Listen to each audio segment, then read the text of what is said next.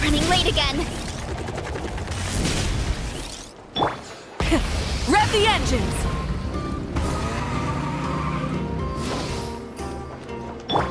Quick as a flash.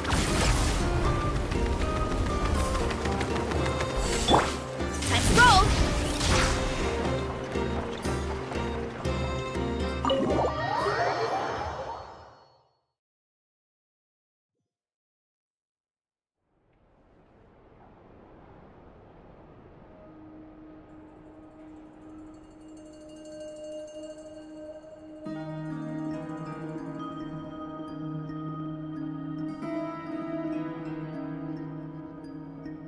Looks like the gang's all here!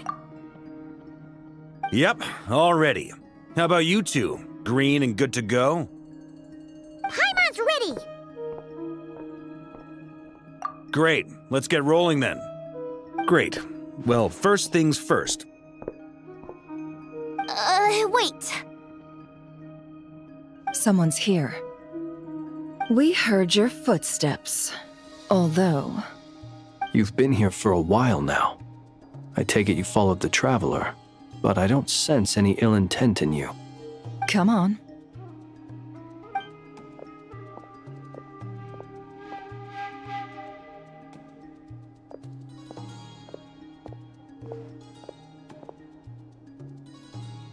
I figured it wouldn't take you long to notice me. I come bearing news from my lady, the Knave. Dottore went through the motions of returning to Snezhnaya, but it was obviously a facade. However, he has not returned to the Kuvaki Experimental Design Bureau, nor has he made an appearance in Nasha Town. Well, in that case, he'll be in his lab way up north. I always wondered why he applied for his own private pad. He was planning this all along. Tell them that Sandrone and I will go on ahead. If they still intend to pursue this matter, they should meet us at the research center in the northern tip of Nodcry. Nice of Columbina's two best friends to think of us. We appreciate the heads up. Our sincere thanks to the Fatui for your aid. Lady Damselette may have left our organization, but at least some of her colleagues remain genuinely concerned for her well-being. Not to mention that the doctor's increasingly cryptic conduct gives us great cause for alarm. We have crossed swords many times before, but it's not personal. We're just on different sides. We don't lack humanity.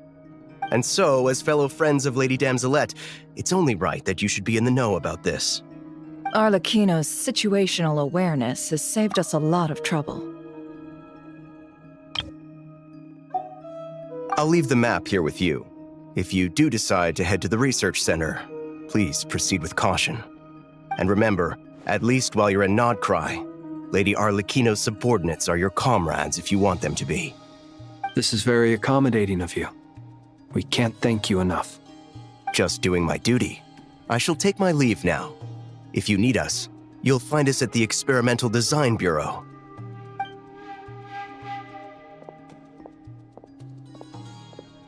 So, the doctors left the Experimental Design Bureau and headed to some research center up north. Marionette seems to think he's been planning this for a long time. But when did it start? Before he even arrived in Nodcry? It seems his loyalty to the Tsaritsa is lip service at most. Behind the scenes, he may even be working against her. Whatever his motives, we know that he's decisive and incredibly ruthless. Facing him unprepared would be a recipe for disaster. At this stage, it's difficult to predict his next steps. I suggest we split into two groups. We need some people to stay behind and guard Nasha Town. Well, as much as I'd love to help, infiltrating research labs isn't really my area of expertise. But at least take Cool Your Jet's Ducky with you. It should be some help during the battle. And as for Miss Sinefa, I suppose you will stay to protect Miss Aino? Detecting operational logic. Protect Dino. Priority. High. Just in case, Servarka, I think it would be best if you stayed behind as well.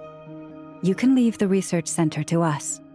I mean, I would have said the Knight of Berea should probably be out on the front line, but okay, fine. Leave Nasha Town to me. Be careful out there, okay? If things get out of hand, fall back right away. Yehoda will be on hand to assist you. In my absence, she can handle any intel gathering work. You got it, boss. You guys make sure to get back here in one piece, all right? We will. Things are moving fast. We'd better head off soon if we hope to keep pace. So, it's infiltrate a secret research facility, or... Yeah, alright. Paimon will help out here instead. Sounds like it's gonna be a pretty intense fight. We all have to bring our A game here. So, anything you need to wrap up before we leave?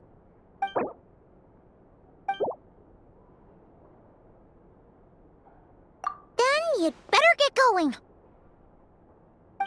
Very well.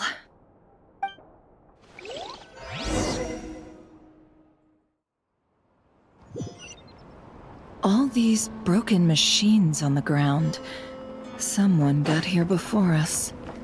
Could it be Arlecchino and Sandrone?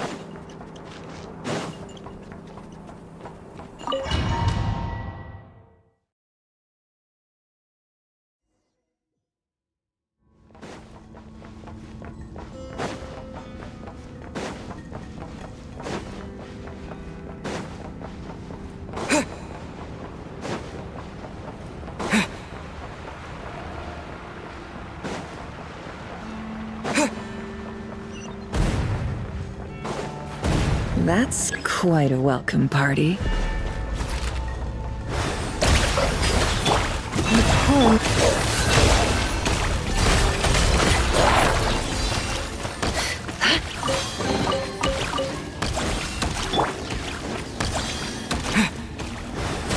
Water jet!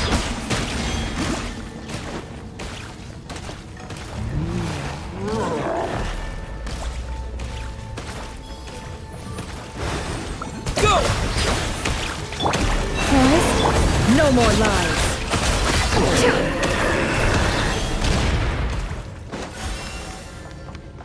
Get back! I said get back! Do you hear me? Why isn't it working? No! Don't come any closer! Don't!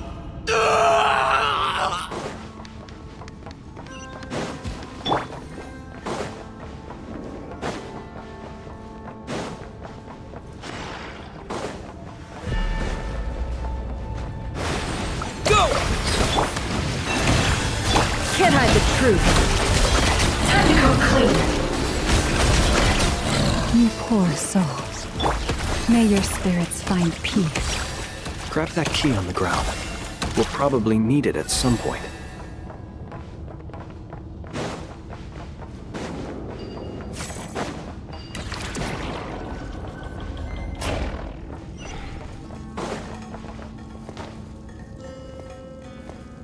Watch out. There's no way through. Let's go around.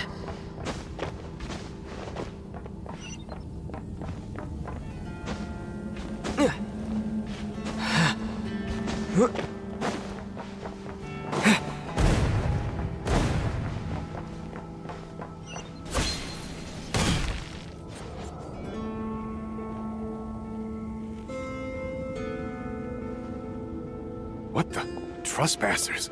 Here? What's wrong with you people? We're looking for the doctor, and we understand he might be here. I see you're fleeing the facility. You looking to settle a score with a doctor? Good luck with that. I don't think you have many chances left. Perhaps. But you might have a chance to live if you start talking. 2 other Harbingers had the same idea as you. They're already inside. But what good is it gonna do? The doctor wouldn't do something like this unprepared. Seems to me that you're not too thrilled about being his subordinate. Also, is it just me, or do I sense monsters nearby? If you'd prefer their company to ours, that can easily be arranged. We need to know what the doctor is up to. Please, if you know anything at all, tell me. This is about more than us versus the doctor. His actions could have consequences for all of Nodcry, and perhaps even your homeland, Snezhnaya.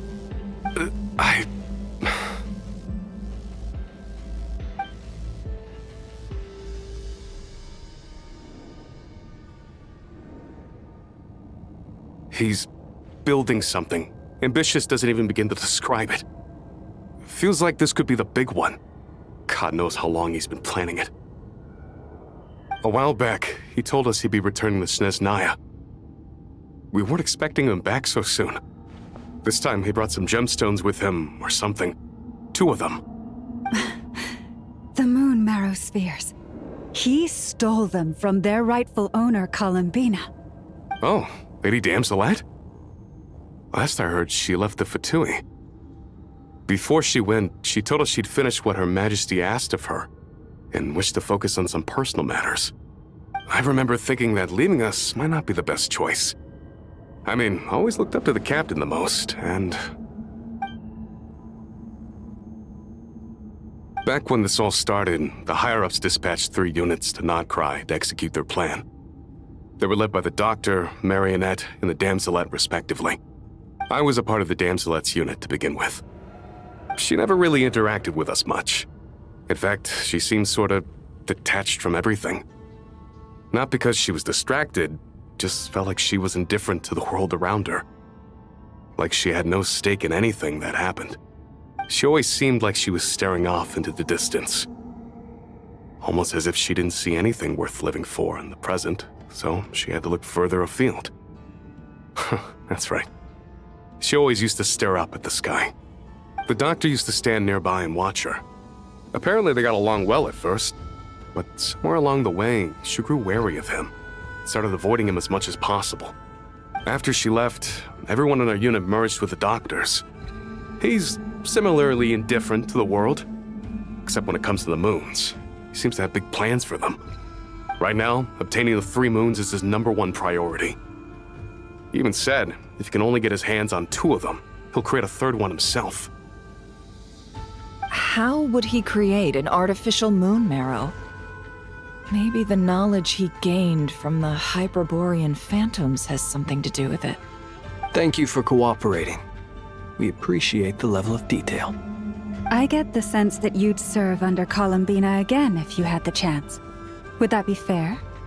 No, she's no longer a Harbinger. As a member of the Fatui, my loyalty will always belong to the Tsaritsa. I'm only telling you all this because I don't completely trust the Doctor. His actions do not align with the goals that first brought us to Nodcry. I understand. We'll do everything within our power to stop him. The Knave's unit is based at the Kuvaki Experimental Design Bureau. Maybe you can seek refuge with them. Well, now we know what's going on here. Artificial moon marrow. He's likely well on the way to completing it. Dottore's technological capabilities are far more advanced than I thought. I fear this could get ugly. Everyone, prepare yourselves.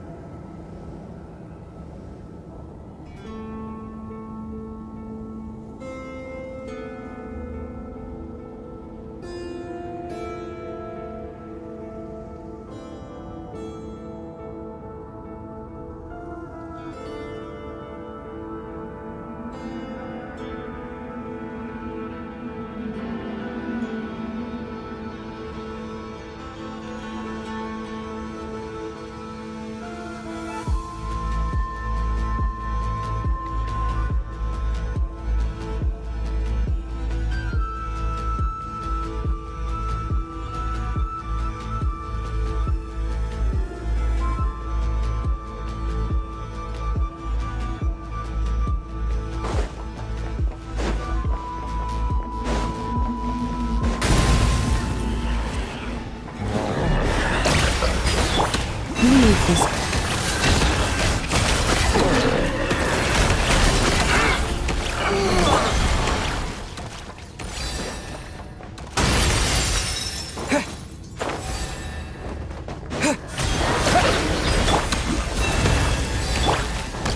It all adds up.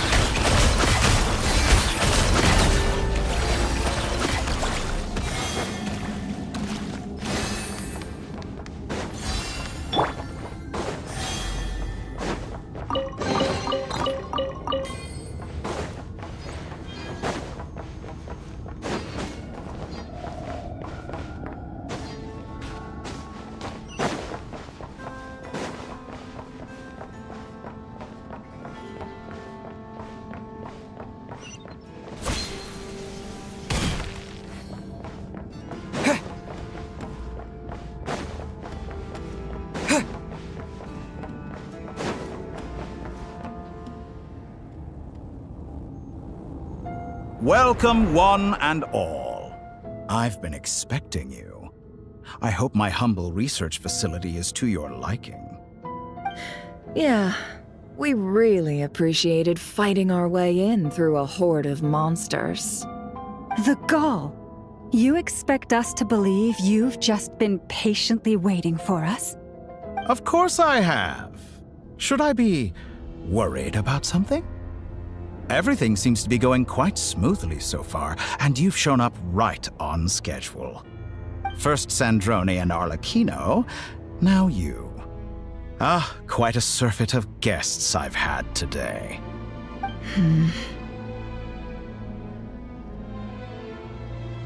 If you were looking for them, I should probably mention that Arlecchino disappeared as soon as she entered the facility. As for Sandrone, why, she stood right here only moments ago demanding answers from me at the top of her voice. Hardly out of character. She never was one for basic courtesy. But I have to admit, I was a little surprised to see her showing concern for someone besides herself. Does everyone you associate with undergo such a change in temperament? Speaking as a researcher, I have to say, it is not a change for the better. It threatens one's ability to remain objective. Well, since you ask...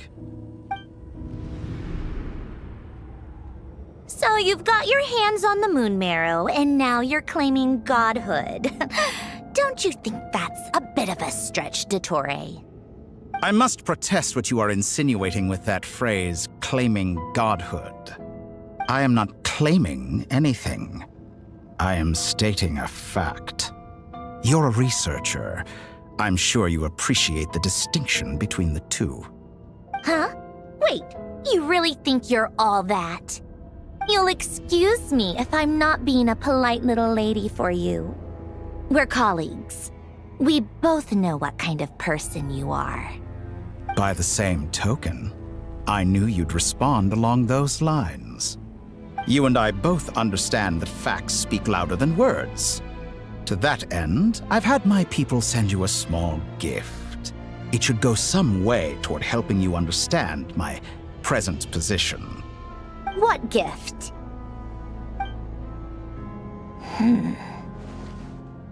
Where have all your troops gone? Who knows? Perhaps they are already marching toward a new world, following in the footsteps of an unknown god. As vulgar and arrogant as you may be, dear Sandrone, I have no intention of taking out my displeasure on your subordinates. They will enjoy equal rights to my own. You sent your people to the Experimental Design Bureau? That's the Tsaritsa's property. Yes, and I am very mindful of Her Majesty's instructions. But you know full well that they do not conflict with my present goals. In which case, all I'm doing is conducting another one of my experiments. Is there a problem with that? Now then, you have a judgment call to make. Am I simply lying to stall you? Or is it possible that every word I am saying is the truth? In which case, your subordinates really are in danger. So now you've turned on fellow Fatui soldiers. You're completely insane. I have set a new rule for myself. Each person gets one chance. Naturally, that includes you, Sandrone. If you wish to leave, I won't stop you. We are colleagues, after all. Scumbag!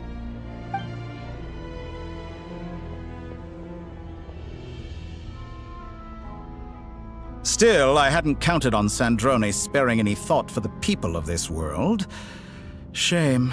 I always found her self-centeredness to be one of her few better qualities.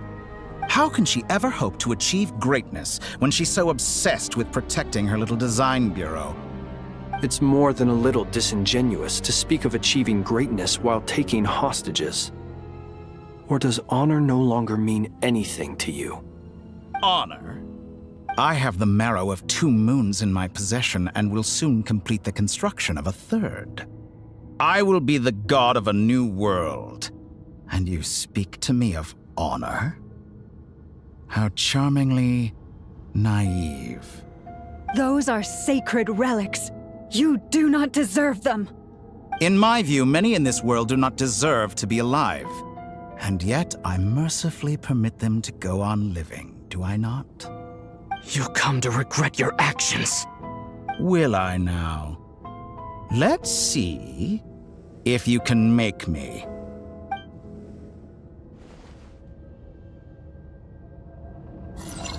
Go! You poor can't hide the truth. It all falls into place. Secret. Yeah! For the everlasting forest. No more Your lies. actions betray your fear of me. Let's see what you're made of. An exact practice. Water jet!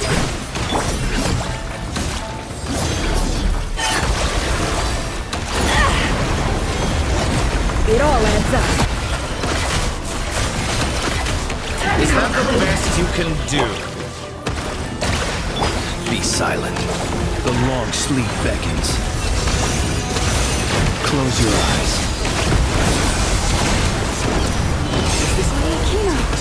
Thanks for the assistance. Arlecchino. They see you as an ally. What a farce. You're clearly here to destroy my research. I'd say your research is more valuable than your life. Am I wrong?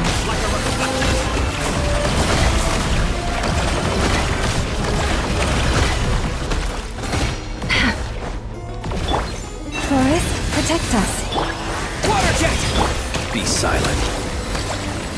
Close your eyes. Fear the dark. Observe. Leave this place. Time to get close. Interesting. For the everlasting forest. Seek within. It all adds up. Is that the best you can do? No more lies.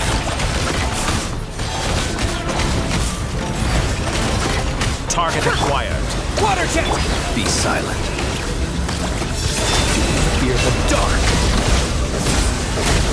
Close your eyes. Be silent. Playtime's over. Your actions betray your fear of me. Forest, the mystery unravels. You won't feel a By thing. the frostmoon of old. It all adds The Torah is too powerful with the artificial moon marrow in his arsenal. Fighting him is futile. Quickly!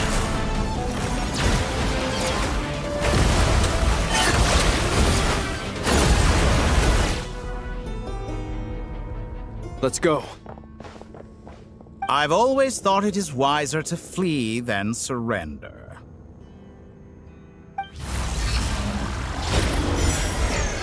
Watch out! What the? Forget about me! You should... Where's the Traveler?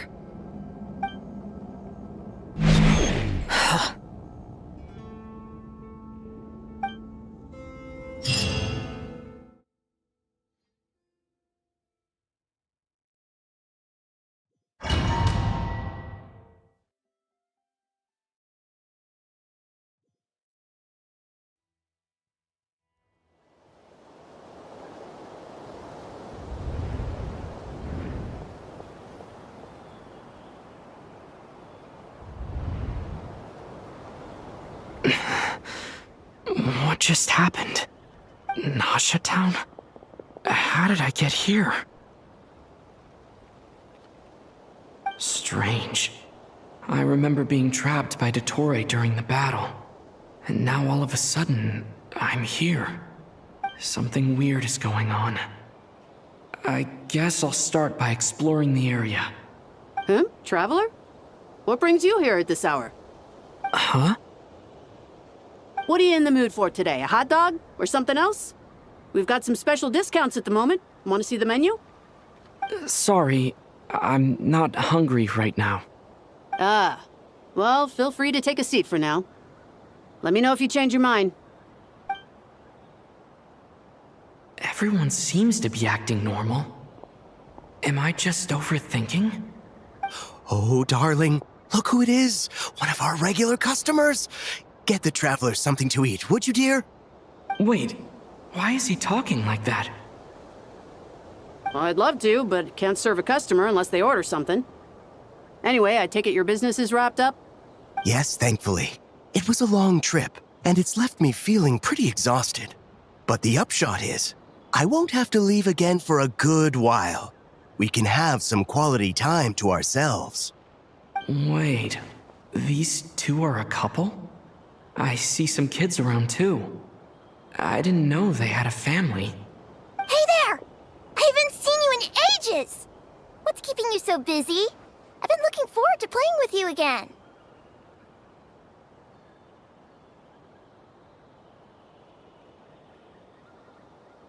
You forgot already? You're silly. Daddy brought you over to our house recently. We had some snacks together. What is she talking about? We've had a lot of customers over the last few days, so we've been real busy. And like my mom always says, some people are more than just customers. They're friends. Oh, another customer's arrived. I better go see what they want. This is all wrong. I never once heard the owner of this restaurant talk about their family. It certainly isn't a family-run business. And that child? I don't recognize her at all. Could this be a false memory? Very good. I knew you had it in you.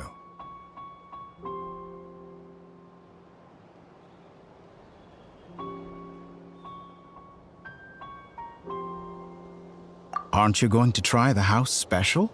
When did he show up? No, none of this is real. You don't seem to like it here. That's fine. We can change venues.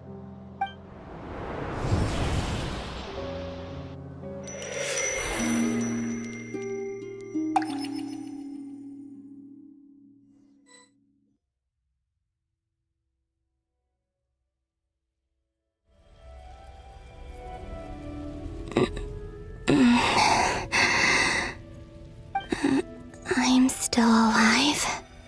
Where is this place? It took all my strength to open the moon gate, and then I leapt into it. So this is the moon's reflection? The mysterious realm beyond the gate?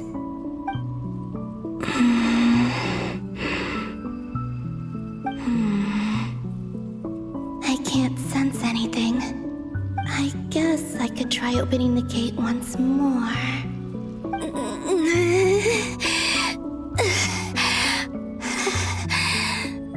No response.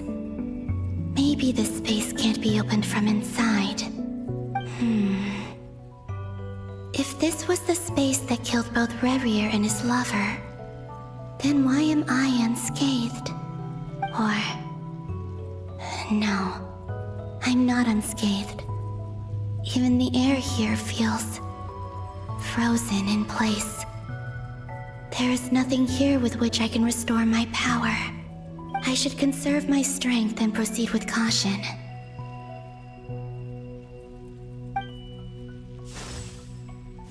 I don't believe Dottori's scheming will stop just because I escaped. If there is any chance that I can get back to the others, any chance at all, I I must return.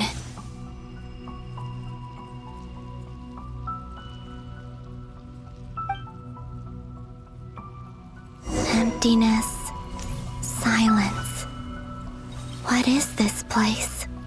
Or maybe the real question is, what is it for?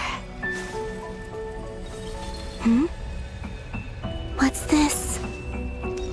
Looks like it responds to my power. Golden. Like Kuvaki. Is it some sort of guide? And why does it feel so familiar? I might as well follow it.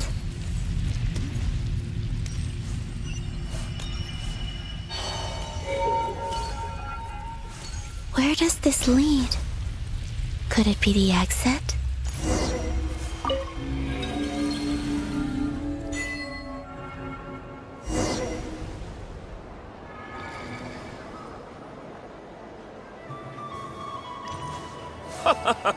Welcome home, Moon Goddess. Is this Nasha Town? But isn't Moon Prayer Night over already?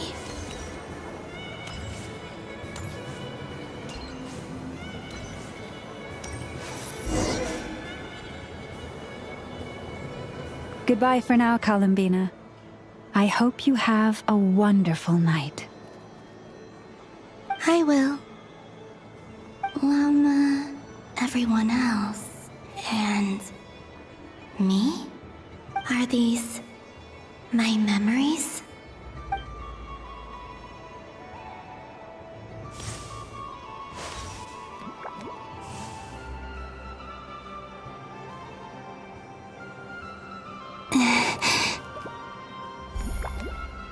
I can't touch them. It's as if we're separated by some impenetrable power.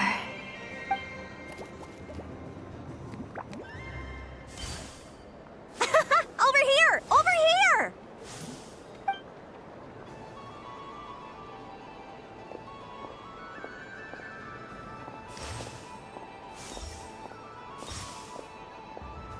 But the people in these memories pass right through me. Just like when I disappeared. If only I had known what would come to pass after that. Even so, I should still take a look around. Just being back here, it gives me the strength to keep going.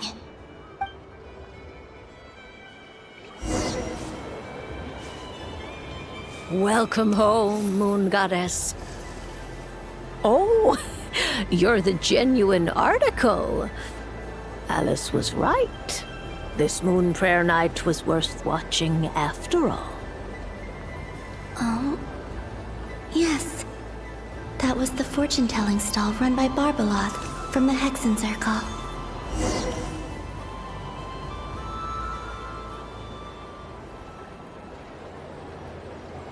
Please, draw the first lunar arcana. This represents destiny and is the foundation for the divination as a whole.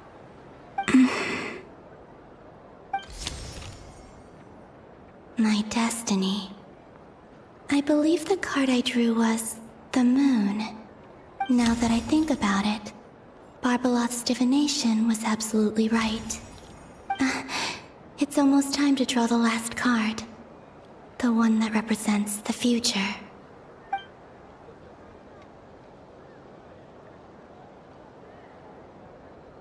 That was the card that popped out on its own.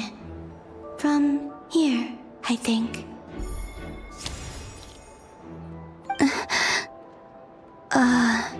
Kuvaki Pulse? What? Fascinating. I've never encountered this before in my role as a diviner. What's going on? Did that card leave the deck? Because of my influence? All I did was try to touch it, and then... Maybe this memory space is not untouchable after all. Are there weak points in the barrier? Or Is it possible that there's more to this space than my memories alone? This card is death. I need to get to the bottom of this. I'll try touching something else.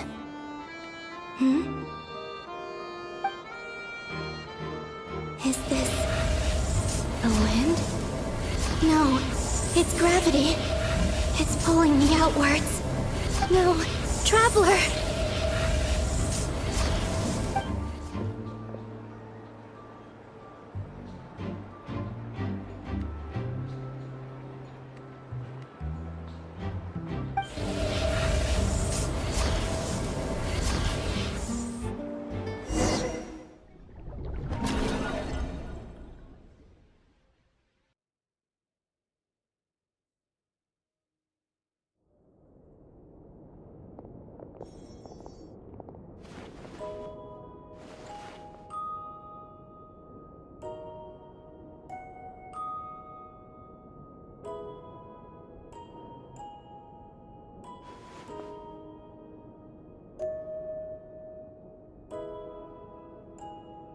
Haimon, listen to me. From the bottom of our hearts, we are so sorry. We completely understand how you must feel. The Traveler is trapped, and we all feel responsible for it. Don't say that! Paimon's not a little kid! You didn't leave him behind on purpose! There was nothing you could do! But... He's all alone in there! What if something happens to him? What are we gonna do then? We've barely spent any time apart since we met. Is he gonna die? We must find a way to rescue him.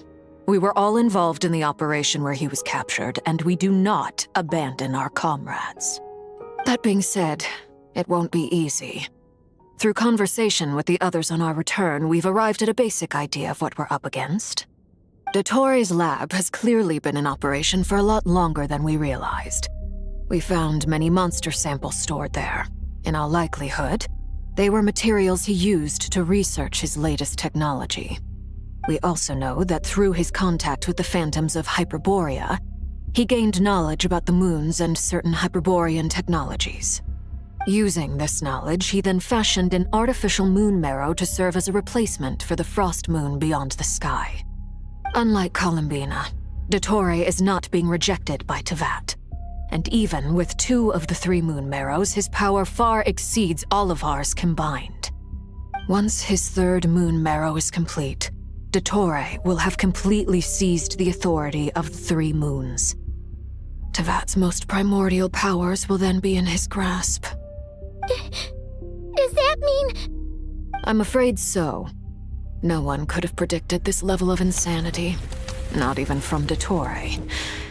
And unfortunately, his insanity is coupled with an intellect and ambition that not even his peers in the Fatui can match. This is dire. Sounds like the world is done for. The 3 moons' authority can influence the very fabric of time and space. I dare not imagine what a monster like him would do with that kind of power. The trouble's already begun, I'm afraid. On our way back, we discovered that part of Nodcry is being enveloped by an unknown energy. We cannot ascertain what is happening inside. I'm convinced this is Dottore's doing. Not that there's any way to prove it. The issue is, we have no idea what his intentions are. The only thing more frustrating than facing down evil is knowing that it will surely come, but not knowing when. The doctor is guilty of numerous crimes in Mondstadt as well. One of our knights, well, former knights, his father was murdered by Dottore. His ideology and methodology are a danger to everything in his path, from individuals to entire nations. He does not feel guilt, even when he acts against his own people. He doesn't see them as his own people, that's why. People like him see everyone else as beneath them. Right. He views other people only in terms of how they can benefit him. That's the basis of all his social connections. Granted, he's hardly the only harbinger to pursue their own interests, we all do, and Her Majesty is gracious enough to permit it. Still, her mercy has its limits. Dottore actions have gone beyond even what the Fatui could have imagined, usurping divine authority to become a god. For a servant of the Tsaritsa, that goes beyond being disloyal. It's treason of the highest order. We can't expect him to heed the Tsaritsa's will once he gains the Three Moons' authority. Even we Harbingers consider him the most self-interested among us. Poor Traveler. Of all the people to get caught by... We have to go save him right now! Please! We gotta find a way! Paimon, I promise you, we are with you all the way. I get how you feel. I do. But it's gonna take more than strong emotions to take down an enemy like Dottore. What we need now is more information. Right. We can't even guarantee he's still at his research center. Before we can think about mounting a rescue operation, we need to confirm the Traveler's location. I'll find a way. Paimon knows, but... She's so scared. If anything happens to the Traveler... He might be the strongest person Paimon knows, but he's still human. He feels pain and bleeds just like anyone else. Then think things through before you stick your neck out. Unless you want to lose your head. Sandrone. Miss Sandrone, you're okay? Put the stuff over there, and be gentle with it. Am I okay? As you can see, I've had to move my whole livelihood out of the Experimental Design Bureau. It's been swallowed up by Dottore's energy field. If I'd left it any longer, I probably would have gotten stuck there. Ugh, Dottore always goes a little loco when he finds a shiny new toy. Not that he'd ever admit that. But this time, he's gone full psycho.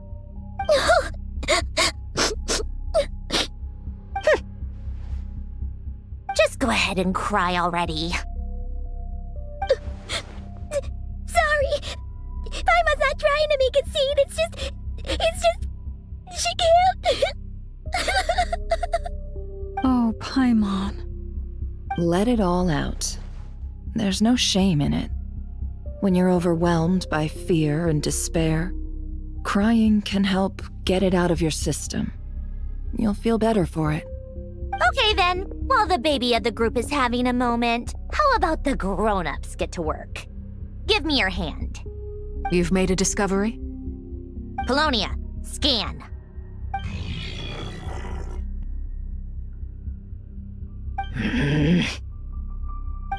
You, hand, now. Oh, I thought you'd never ask, my lady.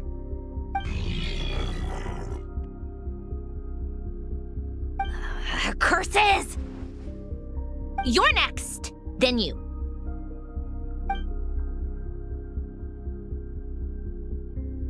Dottore, you son of a... He's done something to us! Everyone who entered his research center has been implanted with some sort of curse. I don't feel anything unusual at the moment. Does that mean it hasn't activated yet? Is there a way to figure out its purpose and what might trigger it? My best guess is Dottore created it using the Moon Goddess's powers. 1 second, analyzing. Ugh! That friggin' maniac! So, what twisted game is he playing this time?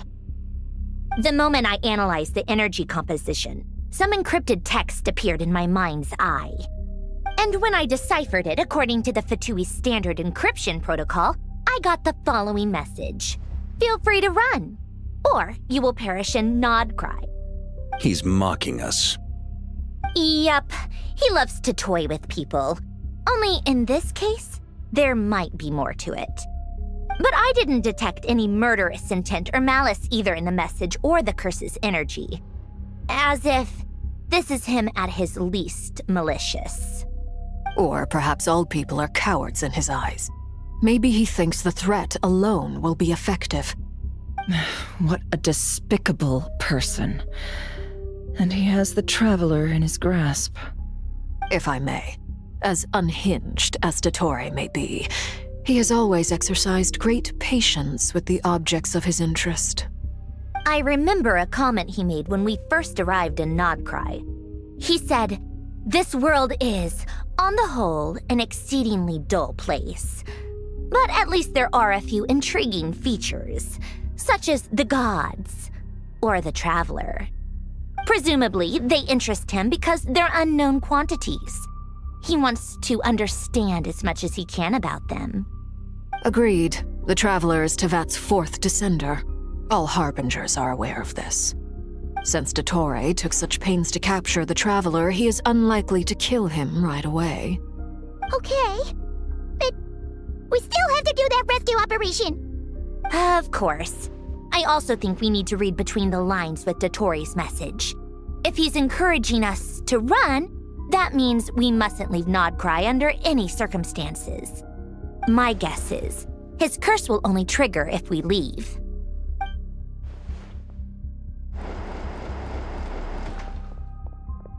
We've discovered multiple energy fields. Albedo is still attempting to analyze their structure. He told me to report back first.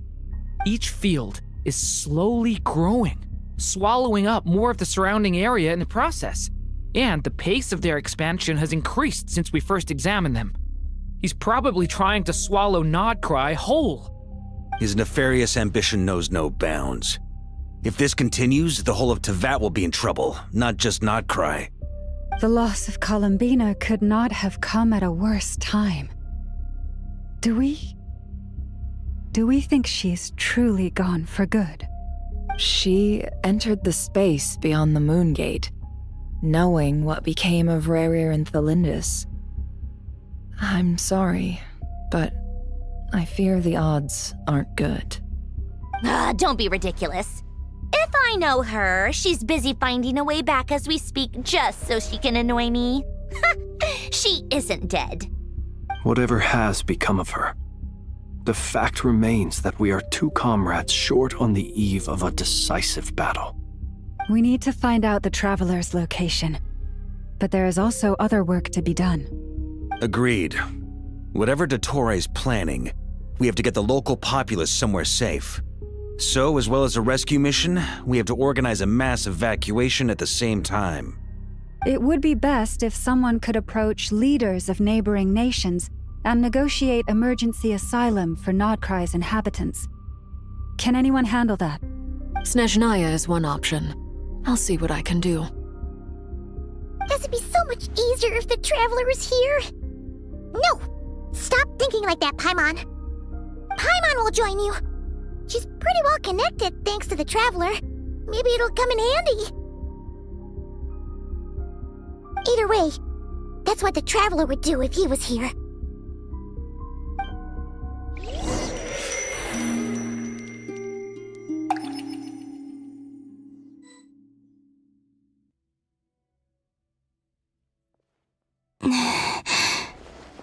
Back here again. That gravitational force that pulled me back. Is this where it came from? When I saw that memory of Moon Prayer Night, I think I influenced reality. Was it just a coincidence? Or if only I could have sent the others some kind of warning on Moon Prayer Night. Maybe we could have stopped Dottore. I feel so heavy. Does entering that space consume a lot of energy? Well, even so, I have to keep moving forward. Back to emptiness and silence again. I should try and find my way back inside that memory.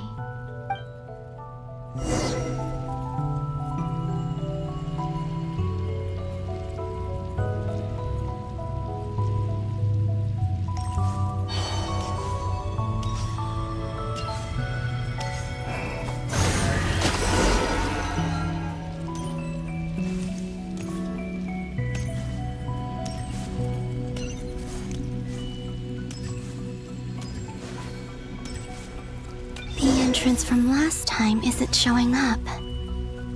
What am I missing?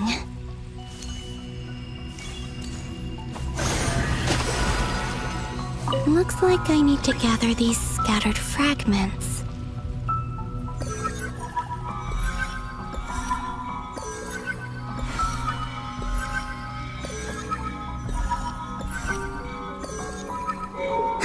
It worked! Hopefully I can stay inside for a bit longer this time.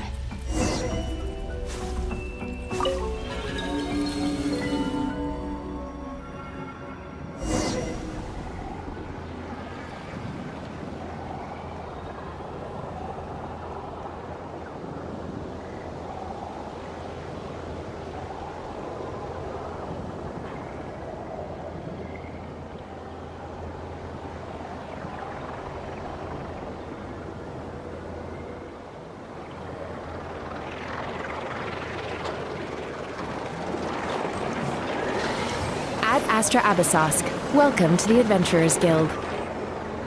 What? This doesn't look like Moonprayer Night. Extra, extra! Latest issue of the Nausea Express! I don't think I've ever been here. Maybe this space isn't comprised of my memories after all. There aren't any festive decorations around. Is this Nausea Town after Moonprayer Night ended? Did Dotori's plan not affect the town? Or is no one aware of what happened because he used the Three Moons' authority? Let me see if I can influence anyone else. So, what do we do next? Wait, that voice. Paimon? The most important thing right now is to find that mage. Lauma the Traveler and Mr. Varga are here too. I'd better go pay the Fatui a visit. Traveler!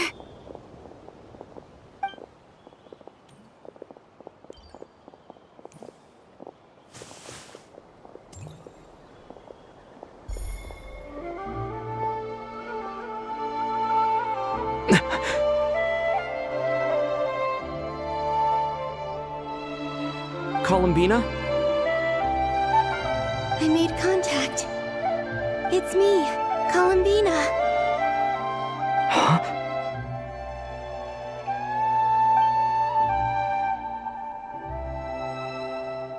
Traveler?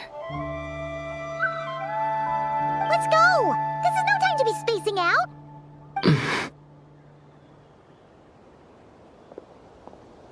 Huh?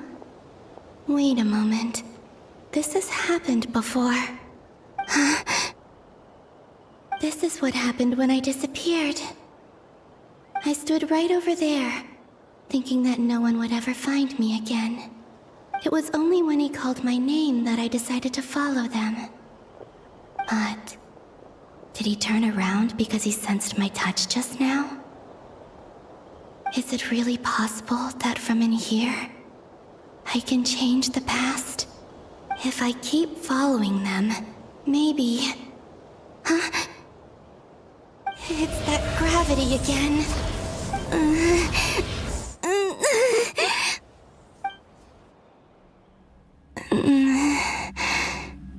Every time I influence reality within that space, this force intervenes and pulls me back. It's as if it's trying to stop me from leaving.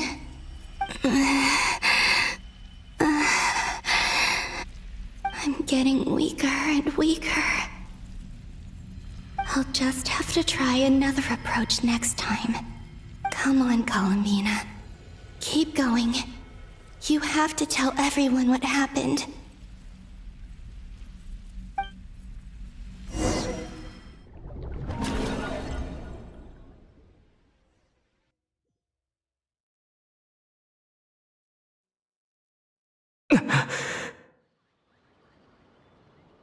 Suddenly, I've been plunged into darkness. Alone. It feels strange. As if something has grabbed hold of me. Is Torre now powerful enough to interfere with space itself? Look at you, standing so still in total silence. I almost didn't recognize you. Hello there, traveler. He seems to be in a good mood. Wait, what's that behind him? Ah, so you noticed. This is the completed Trilune. 2 primordial moon marrows and 1 artificial specimen. You are wary of it. Good. Maintain that reverence. You performed well in that recent battle. Brave and reckless as always. Courage is the sign of a true hero, and impulsiveness is the hallmark of those who strive to advance. I say this not to belittle you. Most creatures are far more timid by comparison. 3 moon marrows? Does that mean the artificial one is now complete too? Well spotted. What do you think? For a replica I built myself, I dare say it looks the part. Dottore, are you planting illusions in my mind? I have no interest in fooling your eyes. On the contrary, I hope to show you the true essence of all that you see before you. Is this not a beautiful city? People live in peace and find joy in their work. The streets are safe. People can even leave their doors unlocked at night. You might say it is the Elysium everyone dreams of. All available data indicates your values and worldview conform with the mainstream. This kind of society should be quite to your taste. False beauty is deceitful. Lies are to no one's taste. I wonder, is it your moral standards that are too high? Or your expectations of reality? Answer me this.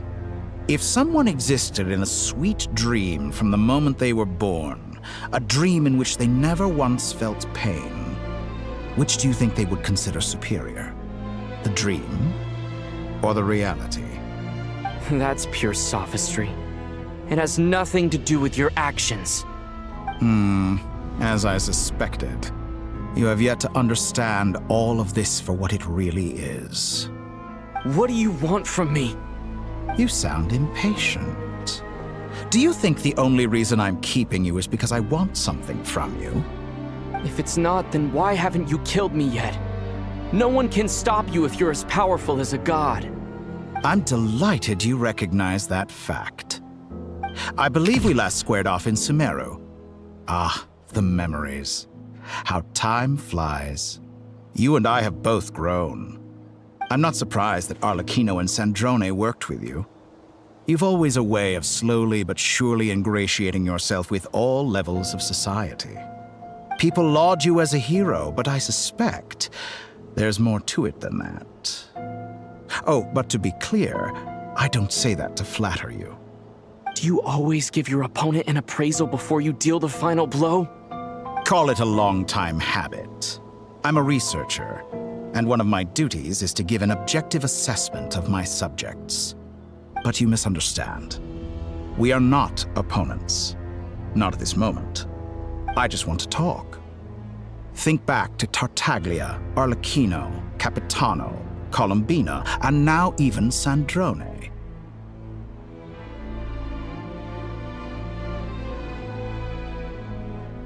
You've worked with each of them in the past. I believe you can work with me as well. What makes you so sure? Well, why not? Should the good associate only with the good and the bad befriend only the bad? I like to think we could have a more mature relationship than that. Surely you don't think all your relationships are grounded in friendship or shared ideals? People come together because it benefits them to do so. If you think of the people you admire, you must surely admit that they have provided some benefit to you. Morality, ambition, dreams. People have plenty of words to embellish the nature of their relationships. But once you break free from those ethical frameworks, you will see that the only thing connecting the two of you is mutual benefit. And that is what I'd like to talk to you about. We're finally getting into it. He's probably been planning to kidnap me for a long time now. But for what exactly? He has the authority of all 3 moons. I won't be able to gain the upper hand in a fight. Best if I pretend that I'm willing to negotiate for now. You say you're a god, but you also speak of mutual benefit. What could a god want that the 3 moons cannot provide? Excellent question. But before I answer, I would ask you the same thing. Gaining Columbina's allegiance was a rare and extraordinary feat. But the Moon Marrows are now in my hands, and I have the edge over her. For this artificial moon is not being rejected by Tevat. Her identity and lineage may have been a thing of glory in the old world, but they were also shackles that prevented her from ever integrating into Tevat. I, on the other hand, you may view me as a thief, but I have overcome that limitation. So what is it that the 3 moons cannot grant you? What stops you from negotiating with me to get what you want? I don't make deals with lying psychopaths. That's quite an accusation. Are you expecting me to get angry with you? Well, this is one aspect in which my personal growth has served me well. In the past, my less mature self might have been disappointed, perhaps even angry, over a small setback like this. Like when you and Lesser Lord Kusanali joined forces to oppose me, for example. But things are different now. Just as the rich do not quibble with the poor, I no longer find myself perturbed by these trivial affairs. Human relationships end with conflicts of emotions and interests. But relations between humans and gods are different. And ours is even more unique. I have ascended to the highest heights and laid claim to unprecedented horizons. And you were no ordinary person to begin with.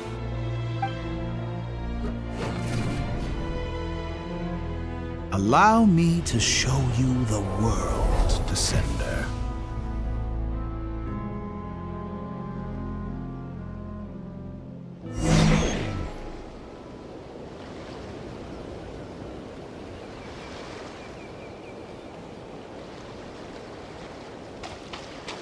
To stand, walk, jump, sit, and lie down.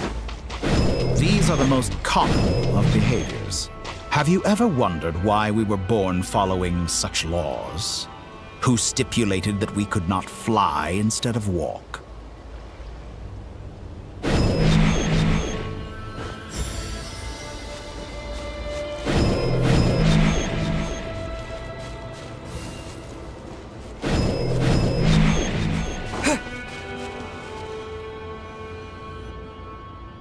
Someone of your talent and experience must surely know of the 4 great rulers who serve the heavenly principles. They govern life, death, time, and space. One wounded by a blade will die from blood loss or infection, and one who falls into a lake will drown in agony. The elderly wallow in solitude, and the solitary age faster. Eventually, new life is born, only to embark on the same path of suffering. These 4 divisions anchor the world and shackle those who live in it. But they themselves transcend its boundaries, squandering the power bestowed by the heavens.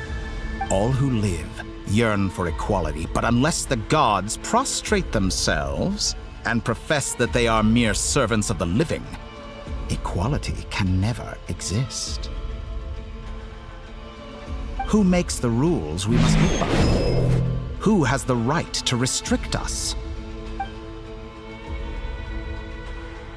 The limits of the body can be rejected.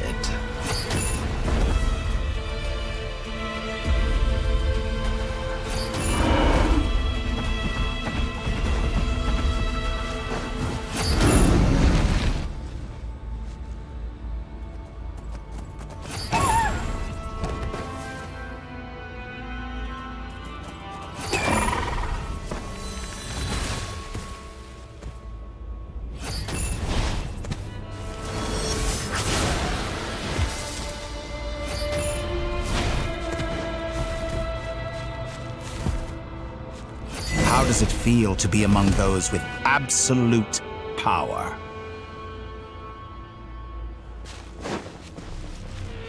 You cannot conceive the extent to which your flesh hinders your mind and spirit.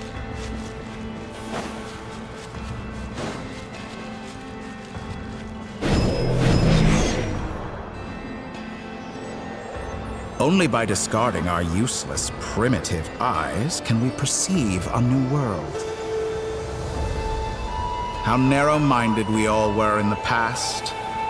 Why should the final answer of the world not be the power that predates those of life, death, time, and space? The power of the Trilune. Through it, I have glimpsed new experimental possibilities. Nature suppressed, authority exiled, souls controlled.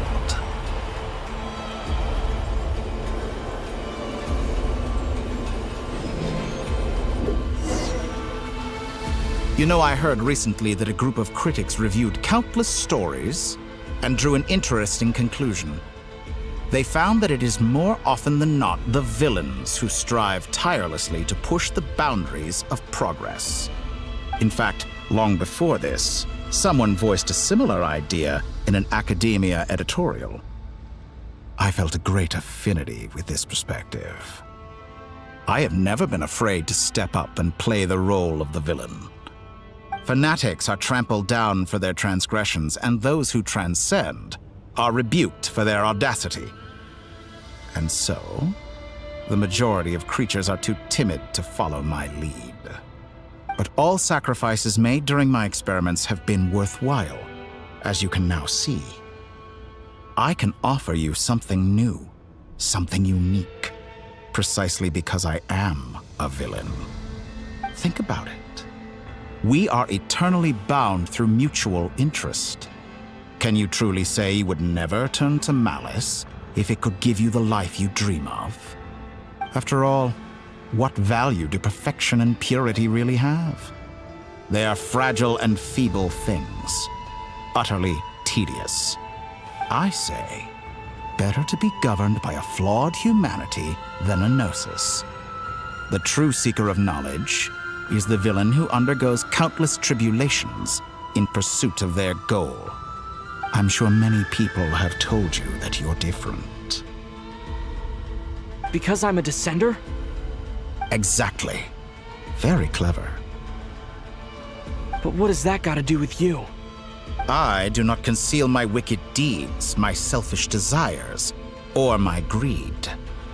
A true researcher must act as I do if they are to understand and speak of the truth. And yet, a knowledge seeker like myself will inevitably grow tired of studying Tevat beyond a point. You have traveled to all corners of the world and met many people. Along the way, there have been moments when you were misunderstood or even became a wanted criminal. And all the while, you have spent your days doing some of the most mundane jobs in the world. You fight and toil, claim minuscule rewards from my friend Pantalone, then you fight some more, winning some battles and losing others as your search goes on. And this cycle continues, with no end in sight. Surely you must sometimes grow weary of being stuck in this same loop day after day. We're completely different. I embrace everything that life throws at me. I am engaged in every step of my journey. How does that make us different? I too embrace what life brings, researching everything that interests me. Think of all the novel things I've managed to create, like the artificial moon marrow. Don't you see? As unique a specimen as she was, even Columbina is not irreplaceable. Take that back! She's gone because of your actions! I didn't say that to anger you. Though admittedly, I don't see what there is to be angry about. Anything Columbina could do for you, I can do better. I know what your ultimate goal is. You wish to walk the path your sister walked, and seek answers from her at the end of that journey, don't you? Someone like you could never understand what it feels like to care about another person the way I care about her. Perhaps not.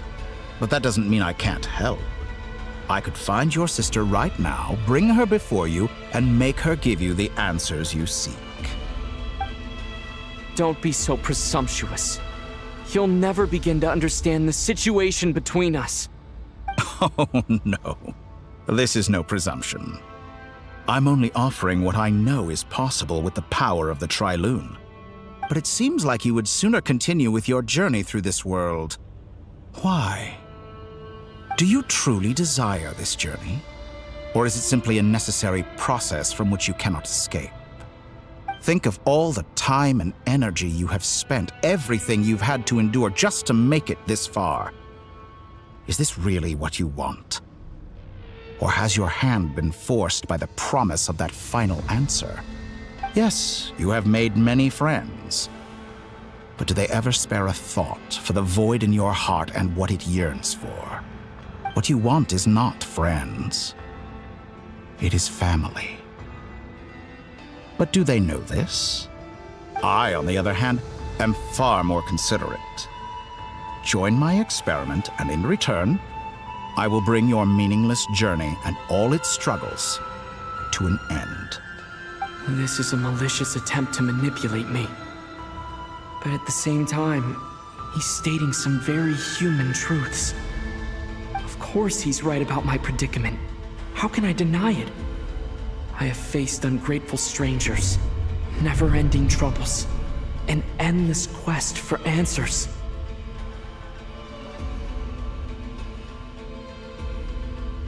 I want to see her. After everything I've been through, words can't describe how much I miss her. How much I want to be reunited with her. Wherever you are right now. Do you miss me too?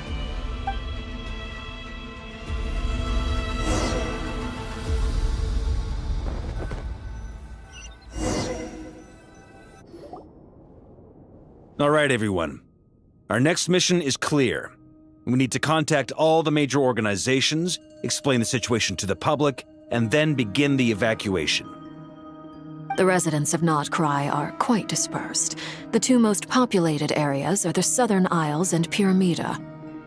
Miss Lauma, I will leave Hisi Island and Nosha Town in your hands.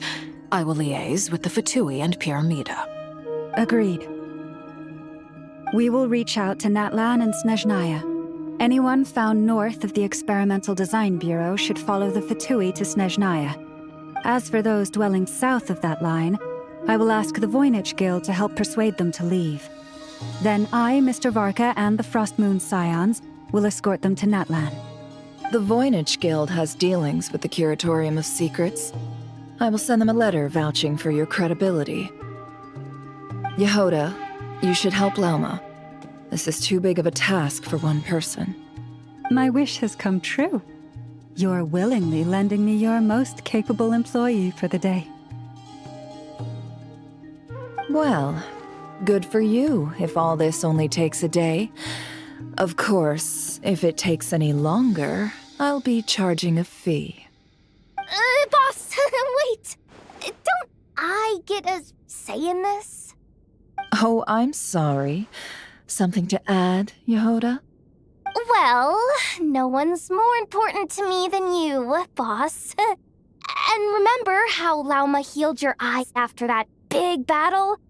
I think that's worth at least 2 or 3 days' work for the Frostmoon Scions. Are you completely incapable of acting in your own self-interest? Or do you simply devalue your own labor? Are you sure you don't want to come with us? Who will see to our other work if we're all busy evacuating residents? Sandrone insists that Columbina is still alive, and we have a traveler to rescue. There's much to be done. But boss, I'm just worried that...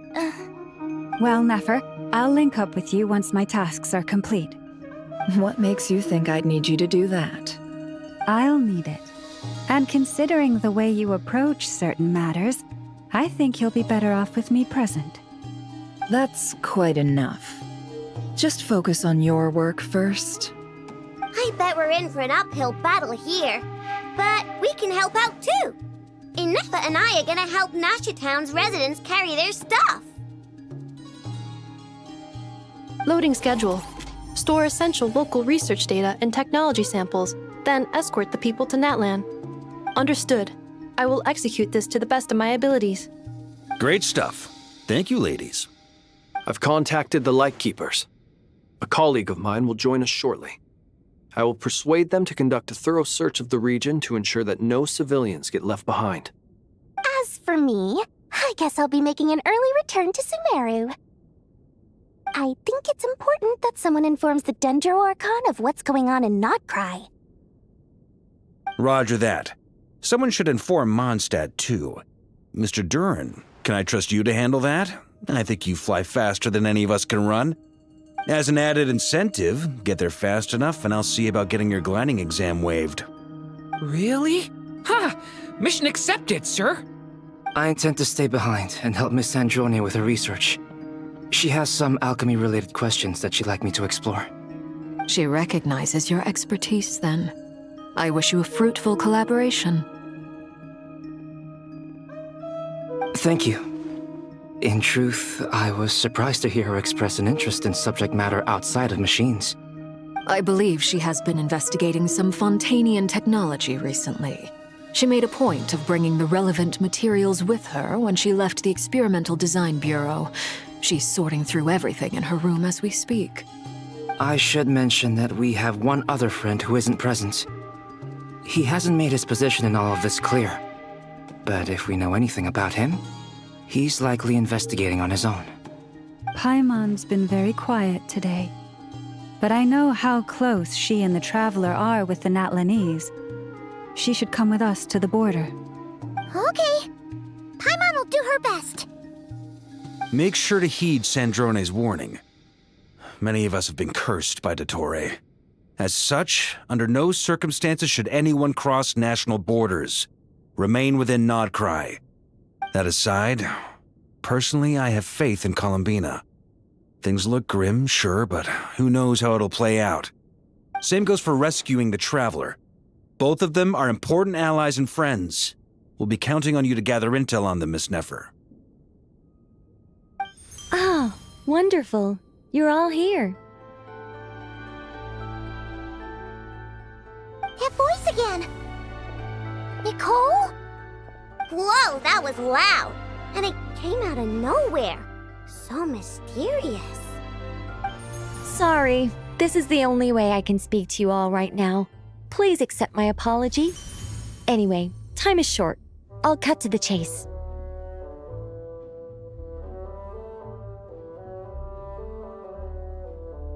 We're still facing quite a catastrophe here at the world's borders.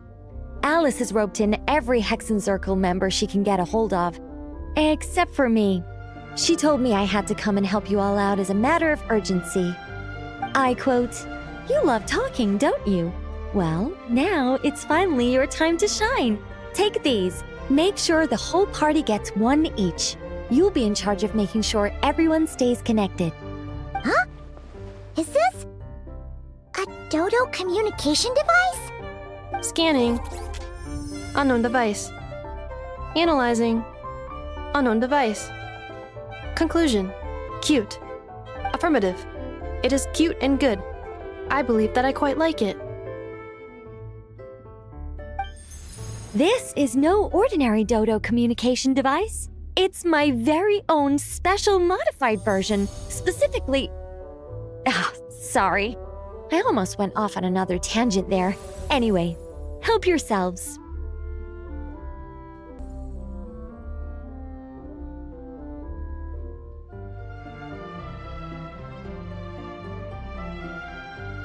It will allow us to communicate over long distances within Notcry. No more worrying about shuttling messages back and forth. What astounding technology. Am I right in assuming that it relies on your personal abilities to function, Miss Nicole? Yes, exactly. Right on cue, Albedo. I'd love to brag to you all about how it all works. But no, next time. Anyway, I'll be right with you all, serving as a communication hub. That's all from me. Head off as soon as you're ready. I'll be staying here to keep watch, and I'll be sending you my blessings.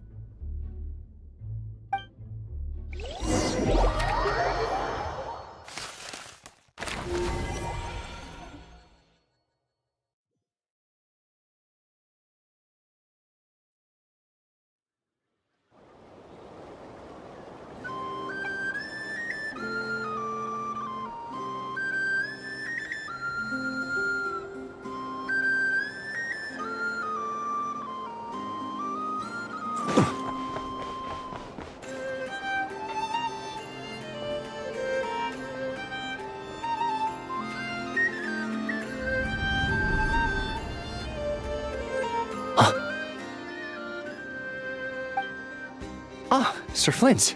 Perfect timing. I just arrived myself. You are most considerate, Master Ilua. But in fact, I know you have been sitting here for quite some time. If you saw me, why didn't you say something? I was curious to see how long you could sit still for. Also, shouldn't you have managed to sense me approaching? That would be a first. You always seem to appear out of thin air without making a peep. Also, how many times do I have to tell you not to address me as master? I don't qualify. I beg to differ. Why should a young man so well versed in social graces as yourself not be worthy of that title? Please, Lord Flint's... Sir Flint's. I'm begging you, don't flatter me into complacency like you do with everyone else. You understand me better than most. My newest acquaintances tell me I love complimenting others. What do you think? I think they don't understand why you do it. You just love puffing people up till they're a big, happy ball of hot air that floats away into the sky. In all sincerity, I can only hope that they bring good tidings when they come back down to Earth. Is the situation that bad? We just held a strategy meeting. Let me fill you in.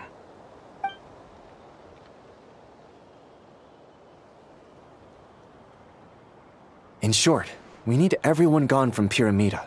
We also need a team of Lightkeepers to scour the more remote regions of Nodcry for civilians to evacuate. I only hope we have enough personnel. We do. Old Man Nikita will definitely help, and we can recall anyone out on patrol to focus on this instead. Good. I'm sure you and the others will make short work of this. Now, don't forget, once you've completed this task, make sure you and the rest of the team evacuate to either Snezhnaya or Natlan as well. Flint? If you've got something to say, Master Ilua, why not guess what I'm thinking right now? You mentioned that you have something else to deal with later. How difficult is it going to be? I doubt it will be easy. I know you're a Lightkeeper, and it's your duty to protect others in times of crisis. But I have a feeling that you'll be walking into grave danger. However bad things have gotten in the past, Nodcry has never faced a mass evacuation before. But from the sounds of it, you don't intend to come with us. I don't mean to pry, and it's probably none of my business. But whatever it is you're intending, you don't have to go through with it, you know. I've been afflicted with some sort of curse, and I'm told it may well trigger if I set foot outside of Nodcry. As such, I cannot leave. I have to act, if for no other reason than to fight this curse. What? No. Why? Why would anyone want to curse you? There are plenty of people out there willing to trample over others in pursuit of their own goals. Frankly, Sir Flint, I am furious. You're making light of what is an incredibly serious situation. Indeed I am. And? And what? I told you, I'm furious about this. Nothing I can do about it, I'm afraid. Things happen, and we just have to deal with them. If you find yourself feeling angry, Perhaps start by drinking a big glass of water. Hey, you mean you're completely unmoved by my anger? I'm devastated. Then allow me to express my sincerest regret. Come by the lighthouse sometime. We'll catch ourselves a few fish, have a little barbecue, play some cards, and bask in the sun. Maybe I need to spell this out. Lean in a little, Flint. Oh my, this doesn't bode well. Word is that you were caught up in a real horror show recently. People were amazed that you returned safe and sound. They've been debating whether you're even human. I've returned safe and sound from plenty of crises. When you say people, do you mean other people? Or do you just mean you? Fine. I'll be frank. You're not human, are you? Heavens. Now that's a horrifying thought. You know what? Forget it. We'll revisit this once it's all over. A sound plan. Albeit a little ominous sounding. Just promise me you'll come back in one piece, all right? For you, Master Ilua. How could I refuse? Also, please pass my regards on to our colleagues. Tell them, thank you all for your assistance. Please put safety first as you proceed with the operation.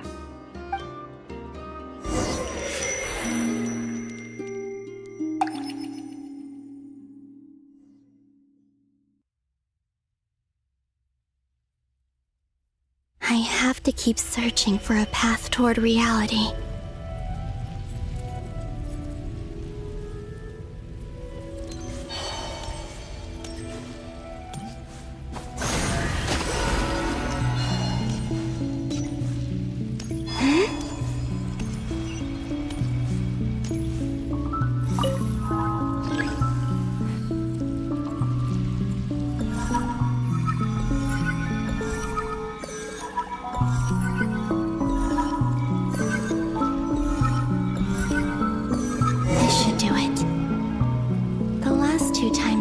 Influence reality in this space.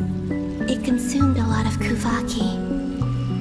I'll try and be more careful this time. I need to leave key clues behind using less power. I hope everyone still remembers what I said on Moon Prayer Night.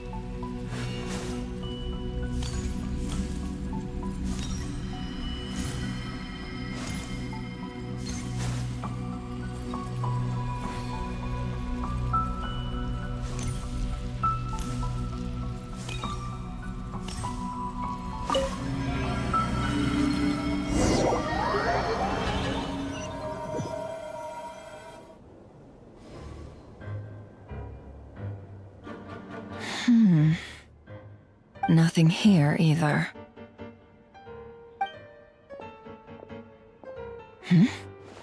Flint's? Ah, Miss Nefer. What are you doing here? Unless... I just spoke with Itlua about arrangements for the search and came for a walk nearby. As for you, why would... It appears we think along similar lines. And neither of us likes to accept things at face value. As well as figuring out how to gather intel on the Traveler, I wanted to confirm some of my own suspicions. Also, we'll need to bring a lot of force to bear against Ettore, even if we're only looking to rescue the Traveler. We can't leave anything to chance. You don't think Columbina perished either, do you? I'm merely considering the possibility that she survived, just as you are. How much can we really know about a deity like her anyway? Do you remember what she said on Moon Prayer Night? About using moonlight to send messages to us? Of course. I think that's why we're both here. Where have you checked so far? I've been focusing on the outdoors. Anywhere the moonlight shines. I checked most of Nasha Town, but didn't find anything.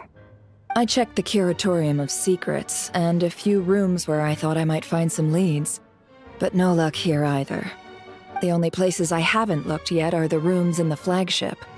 But process of elimination isn't the only thing that brought me here. Oh, really? What's your other reason?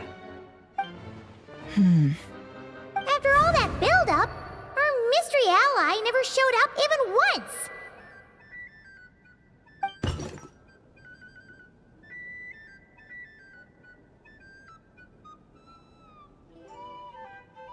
Huh? Am I imagining things?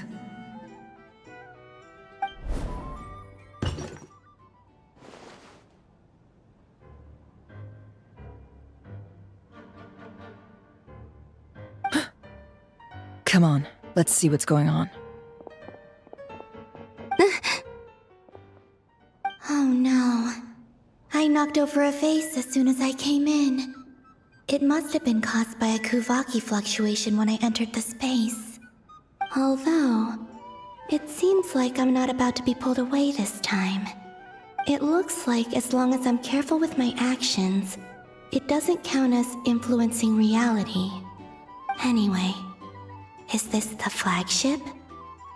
The Traveler mentioned that's where he was staying. I only went into the lobby last time, so I've never actually been here before. How does this space work? If nothing else, I can now be sure that it is not simply memory. He mentioned where his room was. I think it's this one.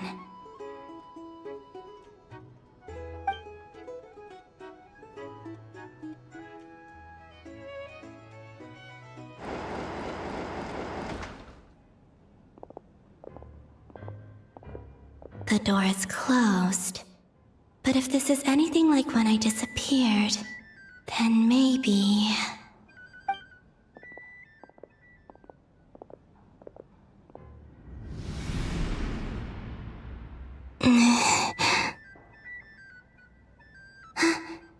I'm in. He and Paimon aren't here at the moment. I hope he's okay. I wonder what happened to him after that battle with Dottore. Best not to dwell on that for now. I need to try and leave them some clues.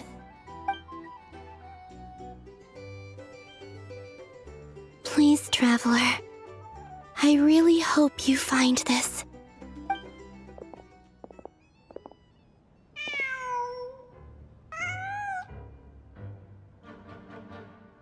Huh. Just a cat. Nothing else here strikes me as noteworthy. Didn't you stay here for a couple of nights once? Before Rayen showed himself, yes. It's also where the Traveler and I first met. Did you notice anything unusual during your stay? I remember thinking how much noisier the flagship is at night compared to the graveyard. Other than that, no. The Traveler and Paimon were most congenial neighbors. This is where they've been staying, yes? Over here? That's right. I wouldn't usually condone breaking and entering, but we can make it up to them later. Focus now. I have to write a message on the wall using Kuvaki, just like I said on Moon Prayer Night.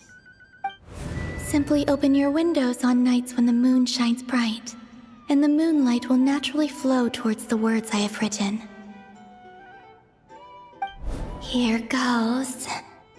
I'll need to carefully control my strength.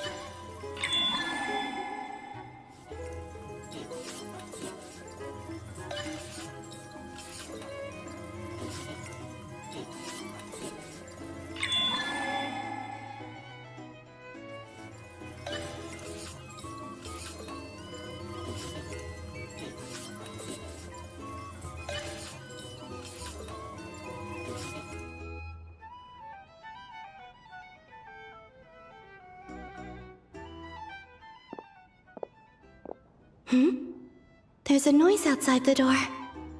Is he back?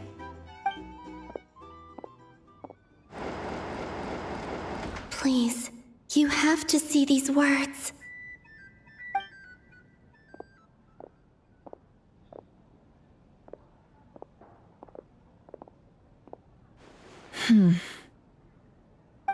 Well, do you sense anything? Unfortunately, no. And this place was our last chance. Not necessarily. We've only looked in Nasha Town so far. Miss Columbina said she would leave messages at her friends' dwellings. It's still worth checking where Miss Lauma lives and where I live. Let's try and make some time to look into those then. Wait. What are you waiting for? Oh, Paimon might have overeaten slightly. What's that look for? This is a victory feast. It's normal to eat a little more than usual. The Traveler in Paimon. It's really you. But why are they talking about a victory feast? Huh. You worried Paimon sick while you were out there fighting Rayen, so this is your chance to make it up to her, alright? Wait. So this is the night after the battle against Rayen? How did I end up here? That's quite a long time ago now. Wait. Time. That's it. Every time I've entered reality within this space, it's been at an earlier point in time. Every one of those points has been before I fell into the moon's reflection. And everything I've done to affect reality really did happen in the past. Does this mean that within the moon's reflection, time flows backwards?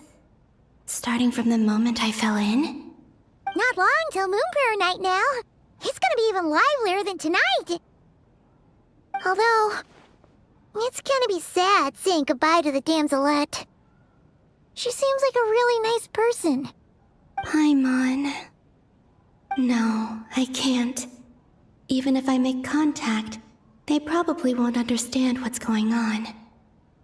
And in any case, I'll likely get pulled away again if I do. Instead, I have to find a way to get them to notice what I've written using the moonlight. Wait, even I hadn't thought of doing that before Moon Prayer Night. They'd never conceive of that possibility. Is there truly no other way? Don't lose heart. We'll find a way somehow. Huh? Oh, you say that, but the Frost Moon is beyond the fall sky. If we wanted to go visit her, how would we make it through to the other side? We might not have all the answers now, but I'm sure we'll find a way one day. Huh. Guess someone's gotta be the optimist. The present. The future. That's right. There are still things I can do. What's your plan? Flint's, when you were staying next door, did you ever open the window? No. The rooms here are dark and damp, and there's such a buildup of dust on the windows that the moonlight can't even get in. I didn't think it was worth the trouble. The moonlight? I think I see where you're going. One moment. I'll see if the owner is available. Don't bother. Time is of the essence.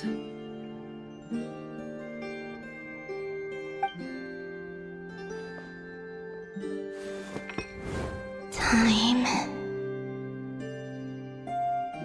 Even if no one sees what I've written at this moment, maybe someone will remember what I said after Moon Prayer Night.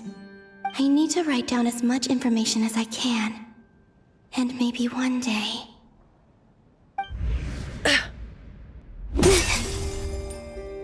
Huh? What's up with you? You can't even hold your cup steady. Are you getting tired? A little. You should probably hit the hay then. You've had a really tough couple of days for you.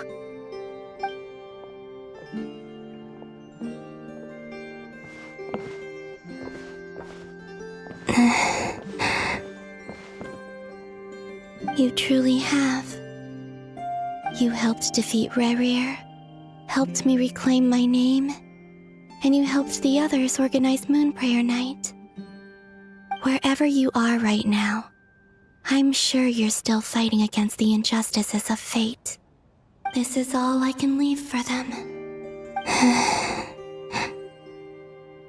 How I wish I could stay here, but it's time for me to go. I hope to see you again in the next time, and if the opportunity presents itself. I will surely return to your side. Huh. Columbina. She's alive. Not only that, but she's left us an entire wall's worth of clues. She even wrote down what would happen on Moon Prayer Night. It's just a shame we found it too late. I am here. Time in this place flows backwards. I am constantly moving forward. It sounds like she's found a way to influence the past using Kuvaki. But her future is our past. So, these words have been here ever since we defeated the Rayen of Solnari. We just never discovered them. Which came first, the chicken or the egg? Do you ever mull over questions like that? Only when I'm in a good mood and at leisure. Well, I never do. Everything that has happened already belongs to the realm of fact. As a business person, and especially an intel broker, what I do is extrapolate from those facts to try and read the future. An admirable philosophy. It's a means of survival. Let's go. We have a wall's worth of clues to share with the others.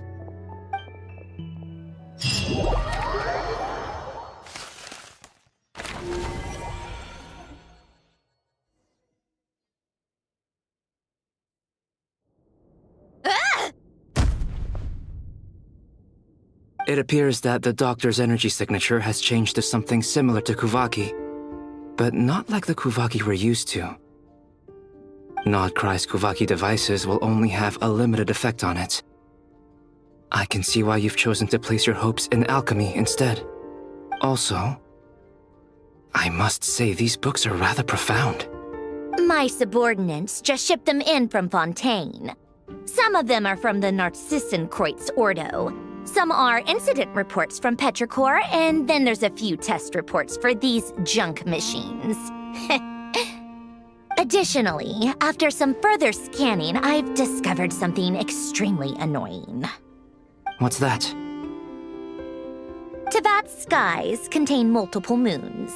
A long time ago, when I did my first scan, I detected 3, just as the legends say. But when I checked again just now, I detected 4 moons. So there's one extra? Yeah. Originally, I thought that if I could still find 3 moons, that would at least mean Columbina's still alive. But then it occurred to me that apart from the frost moon, Tevat's moons are just husks.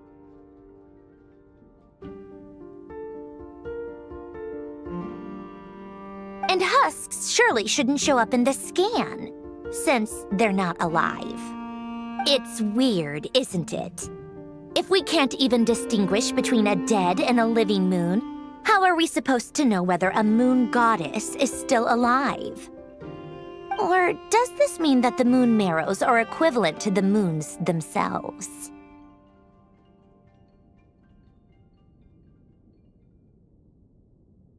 It's certainly possible. In which case, the 4th moon you detected may be Dottore artificial creation. So he wasn't bluffing. He really built his own moon marrow. Ugh! I'm so mad right now! It's easy to get overwhelmed when you have too much on your plate. Maybe you need to relax. Perhaps try going for a walk, or simply take a few deep breaths. Nothing can calm me down at a time like this. I need more time, and I need progress.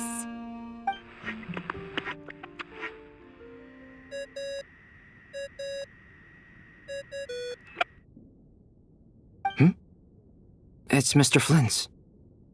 I really hate that ringing tone. Ugh. First the 4 orthants of the Narcissenkreuz, then Moon Marrows. Now what? Oh, sorry if we're disturbing you. Might I ask what's troubling you? What do you want? We're busy. Are you still at the Curatorium of Secrets? Yeah. Look, everyone else is still out, so there's no hurry. Plus, I'm busy, so I would appreciate if you gave me some space. Even though we have crucial intel to share? Fine, I'm listening. Do you intend to share it via the Dodo communication device? Ordinarily, I would, but this is a unique situation. I think it's best that we discuss it in person. See you at the Curatorium.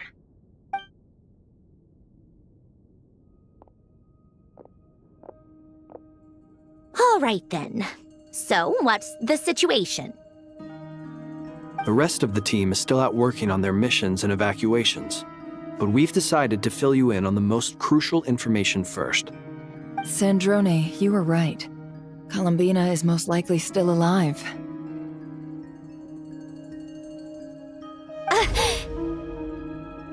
That's the best news we've received in a while, by a long way.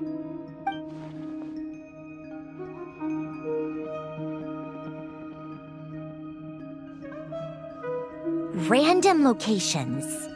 Appearing in reverse order? Are you serious? So not dying isn't enough for the Moon Goddess, huh? She has to show off too. Anyway, does this mean we can deduce her condition from the Moon Marrows? Miss Sandrone, there's nothing wrong with simply admitting that you're happy to hear the good news. I'm not. And she's the least of our problems. We're facing a huge crisis. If she can't control the flow of time in there, she's just gonna keep moving backwards. Different points in time won't intersect, and she'll never find a way out. Let's say life begins with a drop of water. When did time begin? The moment this planet came into being? No, that's not right. Her final destination would be the moment at which the space she is in was created. But it doesn't seem like we can influence that space from the outside world. So how can we help her? Also, if she's alive, Rayen and Thalindis might be too. But as far as we know, neither of them have come back out. That space may not have an exit at all.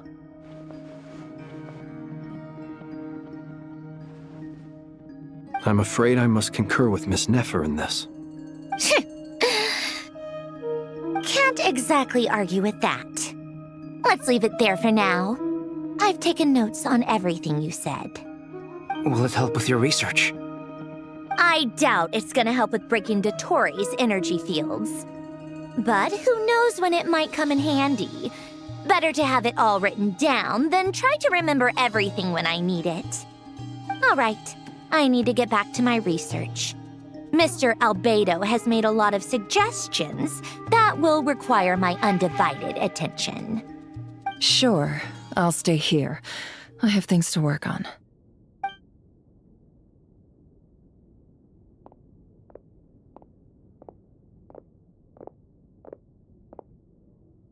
Paimon, are you there? Oh, right. She went with Varka to Natlan, didn't she? Good thing we've moved her and the Traveler's luggage in here. Speaking of the Traveler, where could they be? There's a note from Paimon. Paimon here. Not in at the moment, but if anyone needs to borrow her stuff or the Travelers, go ahead and help yourself. Paimon won't be mad. Also, Traveler, if you get back before Paimon, make sure to get some rest. Paimon misses you a lot, but Put your help first, all right? How sweet. Well, since you offered, Paimon, don't mind if I do. This is the Traveler and Paimon's luggage. All the items they use day to day are here. It's well organized. I wonder which of them is responsible for that. What do we have here?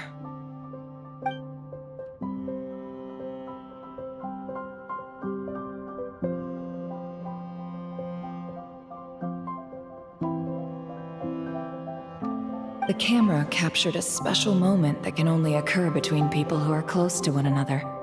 You can really sense how the photographer feels about their subject. I wonder why this picture was placed outside. Is it because Paimon recently looked at it?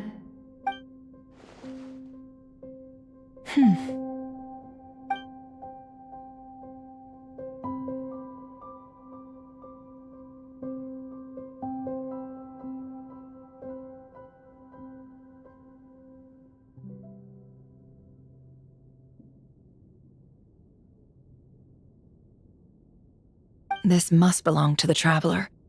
Perfect. I'll use this. Hang in there. We'll find you.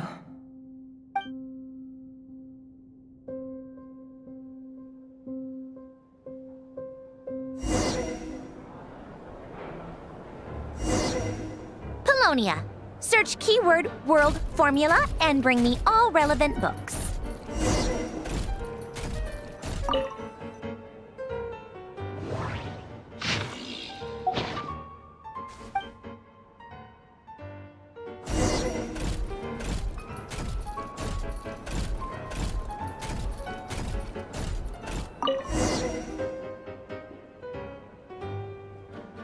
Let's see.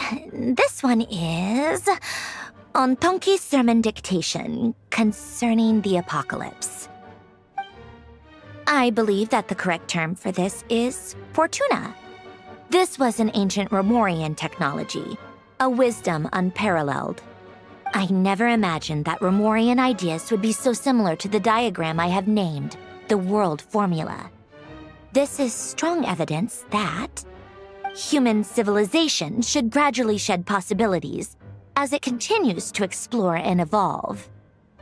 The end of humankind may well be upon us right now. The sparks of civilization shall run out, unless we consider introducing variables from outside the system. Variables. Surely that can only mean one thing. Descenders? Dottore likely captured the Traveler because of his descender status. But the Three Moons' authority comes from the world itself. Why would Dottore need anything beyond that? Where does this variable factor in? The world formula calculates the fate of an entire world. Introducing a variable would therefore give us...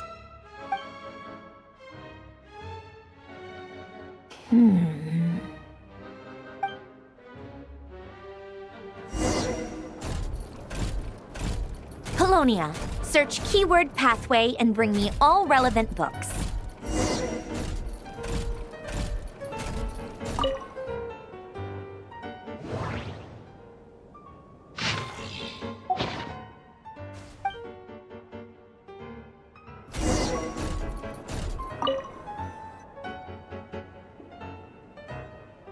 Otonki sermon dictation.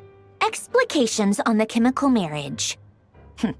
These titles are pretty esoteric. Observe and compute the pathway displayed in the guidance diagram. Deconstructing and reversing its effects could generate potential ideas. So, it's one of Renee's draft lectures. Deconstructing the pathway. I suppose that could lead to a breakthrough.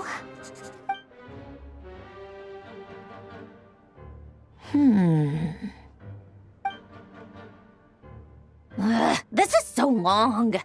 This guy sure loves showing off his knowledge.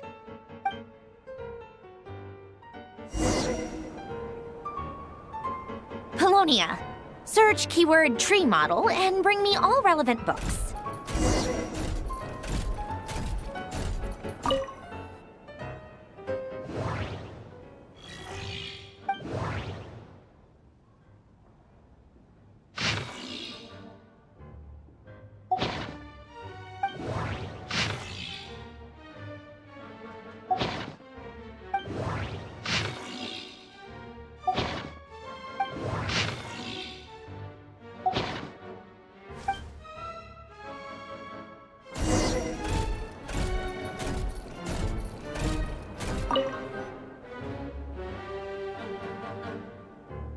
Most of the experimental devices proposed by the Lilia Crucis Ordo are built based on the simple and basic logical structure of a tree model.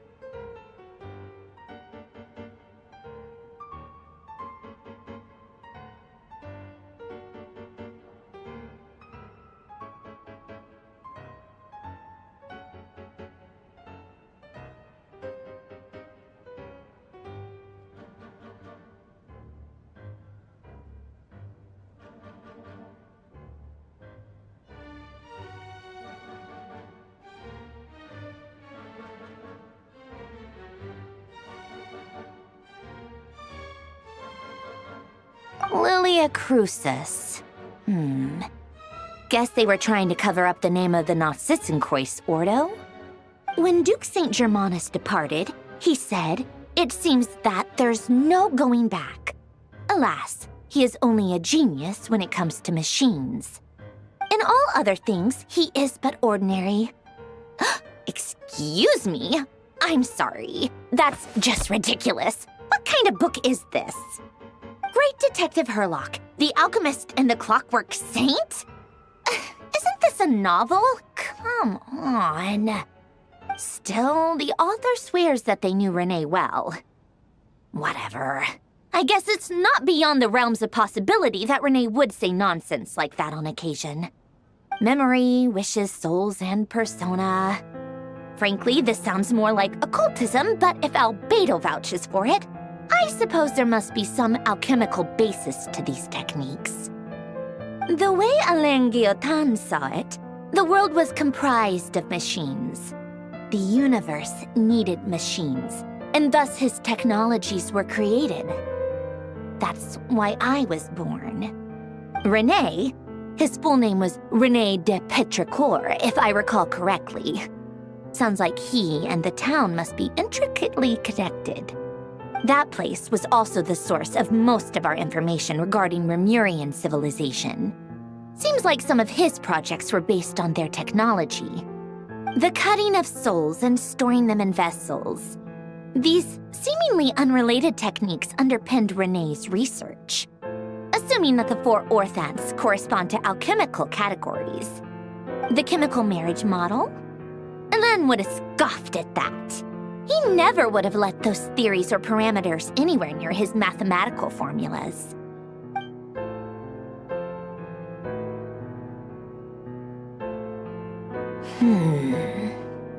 What was Alain's view on Renee? I know he mentioned the name, albeit very rarely. Oh, now I remember. Alain's old notes are here too. They mentioned Renee once. Renee seemed most out of sorts when he spoke to me. A lack of sweet foods has dulled his mind, I should think. Either way, his words are not to be believed. Yep, that sounds like Alain. My subordinates actually did a half-decent job digging out all these materials. Makes a change. Good for them. Some of Alain's old files are completely consistent with these records. He must have gotten them from the Tower of Gestalt. I never knew he got his hands on René's records that early. He may have kept them, but he never even attempted to use them. Didn't believe a word they said. Come to think of it, René's world formula was filled with calculations of constants. That shows he believed that the fate of the world to be predetermined. As for Alain... it's been too long. I forget what he said. What would he have said? A guy like him, fervent believer in machines, but not headstrong enough. The world can be changed. It is worth persevering. Yes, that's how he used to think at least. He created that procedure to save this world. Yet the scale of the world's fate proved too enormous. The result was beyond his ability to calculate. He died having never seen the outcome. And there I was, left behind in the ashes of his dreams.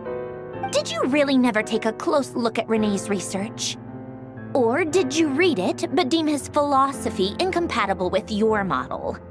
The very thought of trying to incorporate his ideas probably made you feel sick to the stomach. Well, don't worry. Because there's a whole new category of lunatic in town. Next to Dottore, every other madman looks sane. You once asked me what I wished for. Should have asked him instead. He's the one pining for things you'd sooner die than witness.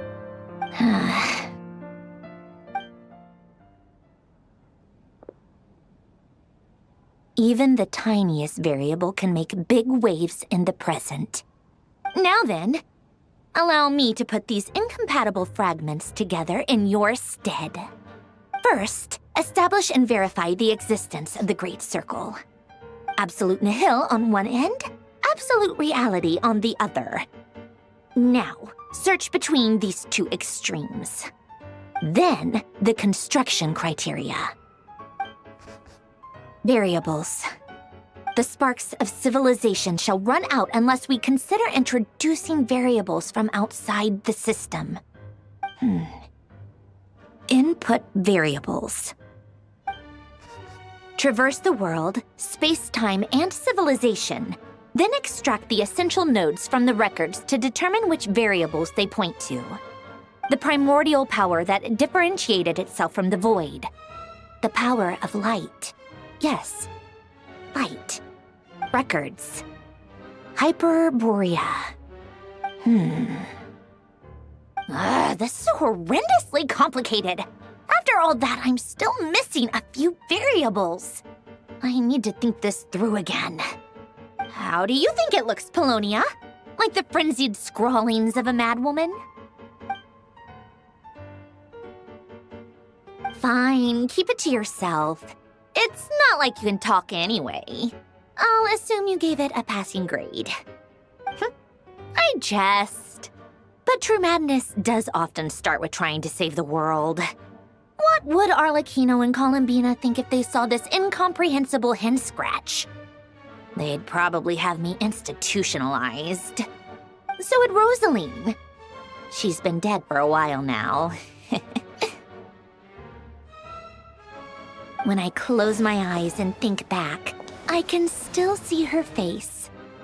And that enormous dress she used to wear. Such a bizarre choice. What possessed her? Oh, and the clack-clack of those heels used to drive me insane. No one's asking me, obviously, but I hope you all know that I never wanted to save the world.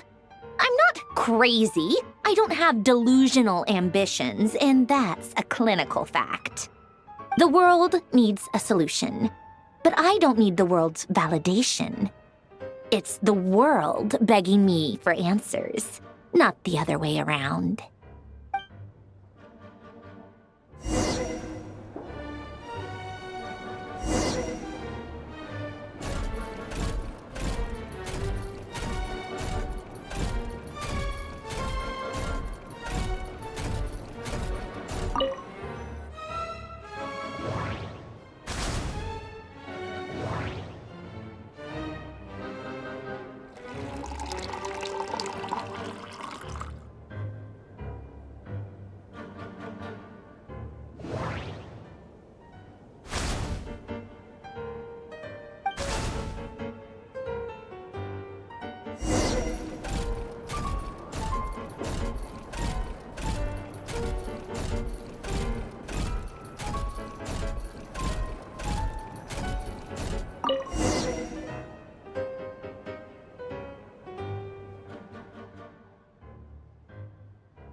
Oh, cookies to go with the tea. Let's see. They must be from that person who brought those documents. I see they're from Hotel de Boer. Something's written on the box. We are proud to present this homage to the Fortress of Meropede's fun-filled mill collection system. Fortune cookies. Have a lucky start to your day. Sounds like a dumb gimmick to me. Be early to bed and early to rise. Get plenty of sun and drink plenty of water. Then things will surely go well for you. What? Are you kidding me? Somehow I doubt that an early night and a glass of water is magically gonna save a world on the brink of existential peril.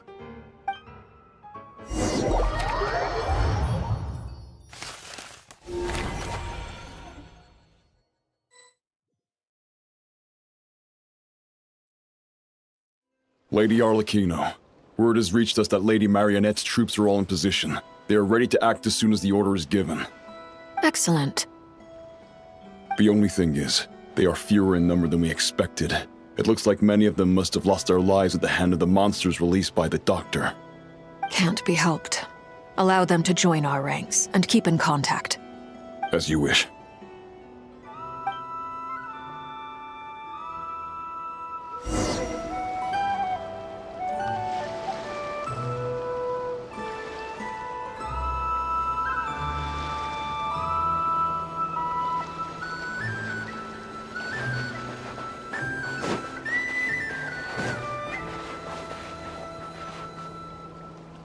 It's been a while, Arlecchino. You look well. Did Dottore really have to build his lab right on the sole path between Snezhnaya and Nodkrai? Had to go on a huge detour to stay out of its line of sight. Sounds like an arduous journey. I assume you've brought word from Her Majesty? Of course, all part of the job. Firstly, the Tsaritsa has authorized Fatui Internal Affairs to review Dottore's case. They will reach a formal verdict on whether he has turned traitor and whether he poses a threat to Snezhnaya. While they're working on that, I've been ordered to come and receive the refugees from Nodkrai. They are nearby. My team will escort you to them shortly. Great. Aside from that, Her Majesty has a message for you and Sandrone personally. Huh? Where is Sandrone? She stayed behind to work since I was making the trip anyway. It seemed sensible to have one person on standby at base while the other came out to meet you. All right, guess that's just how she rolls. In that case, tell her that the Tsaritsa's decree this time is pretty awesome sounding. I think she'll like this one. Still, I wonder what... Wait, what's that? Did one of our troops turn into a monster? Take him out.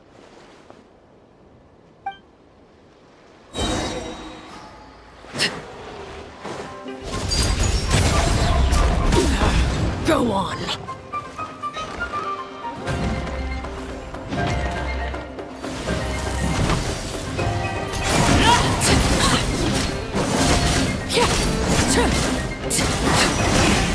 You've gotten stronger, Arlecchino. Nice. Stop that right now. I appreciate the praise, but I am not fighting you today. I knew it. As the moon! Overruled! I can't believe it. He was a living, breathing human one moment, and the next... Another fine piece of work by our dear colleague, I'm afraid. What in the world has been going on in Nodkrai? A lot. But long story short, Dottore stole 2 moon marrows that should have belonged to Columbina, then built a 3rd moon marrow of his own to concentrate the Trilunar Authority in his hands. What? What do you mean he built a moon marrow? People build roads and houses, not moon marrows. What's his next DIY project? He's gonna build a god? You could stand to be less surprised. We are harbingers. The work we are engaged in makes the creation of gods seem mundane by comparison. I tell everyone who asks that you once crossed swords with Rex Lapis while serving as a key supporter for Rosaline's plan. But right now, you're acting like a common adventurer. Thanks for speaking up for me. Those 2 really took me for a ride back then. Then again, surely no common adventurer would manage to get tangled up with them the way I did. That's gotta count in my favor, right? It almost sounds like you wish to repeat the experience. I might have to lower my opinion of you. No. I'll stop talking. Please, go on.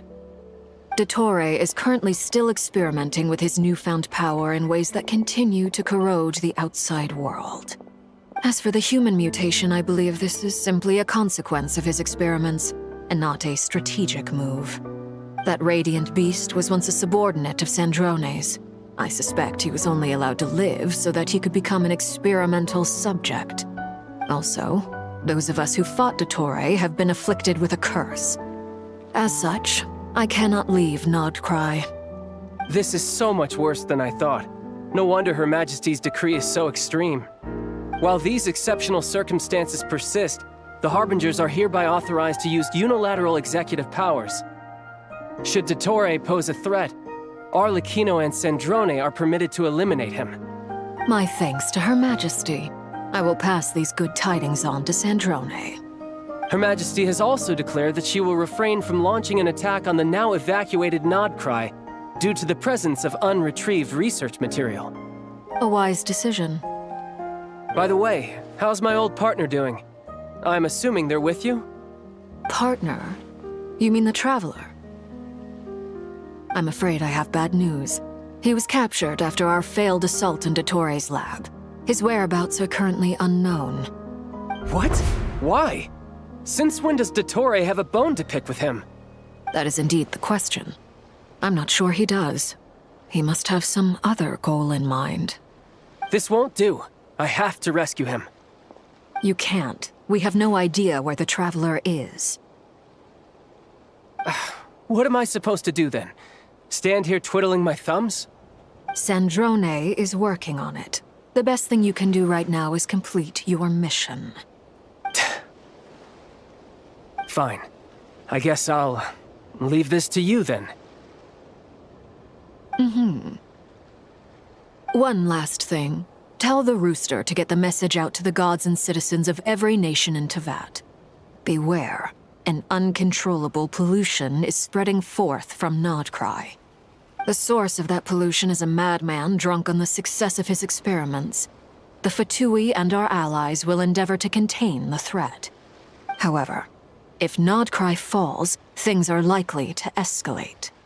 Considering Dottore is one of our own, all Fatui stationed in Nodcry consider it our duty to stay and fight him to the bitter end. Whatever the cost. Hey, don't be too pessimistic. If it comes to it, I'm sure Her Majesty won't stand by and do nothing. I hope you're right.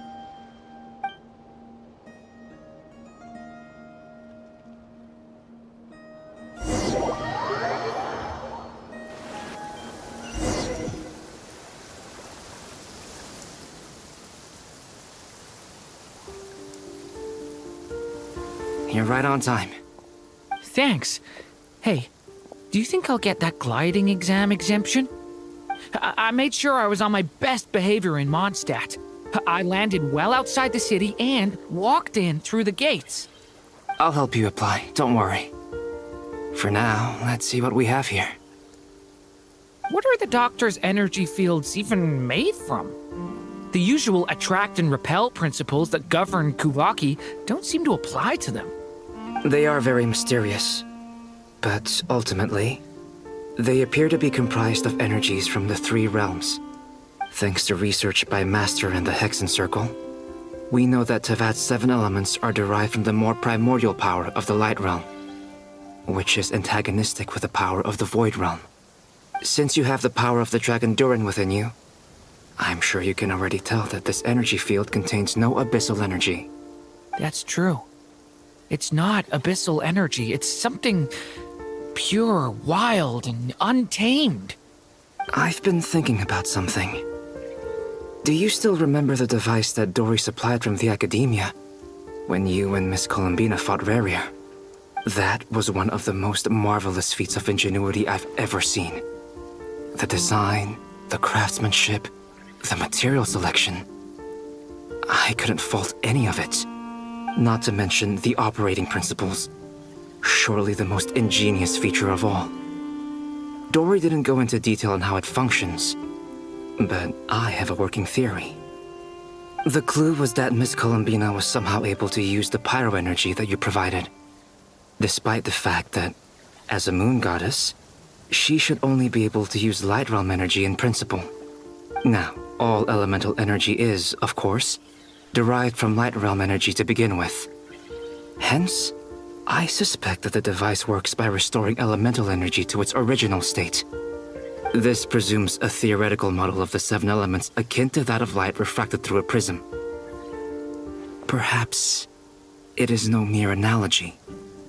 Maybe there is indeed a prism in this model. I almost wonder if the idea for the device was conceived based on direct observations of said prison. It would explain how such an ironclad design concept was achieved. It is at once a masterwork of engineering and a groundbreaking application of the Academia's latest elemental theories. I suspect only Lesser Lord Kusanali herself could have devised such an ambitious technology.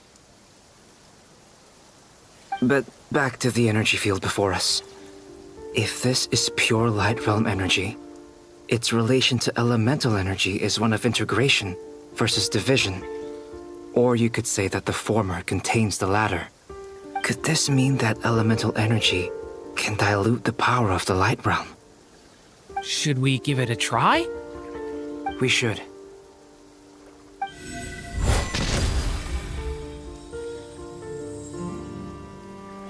Ha!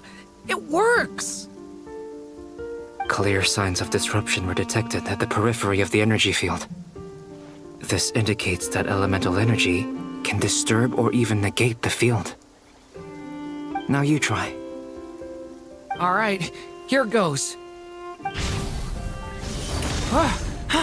It's working! Switch to abyssal energy and attack again.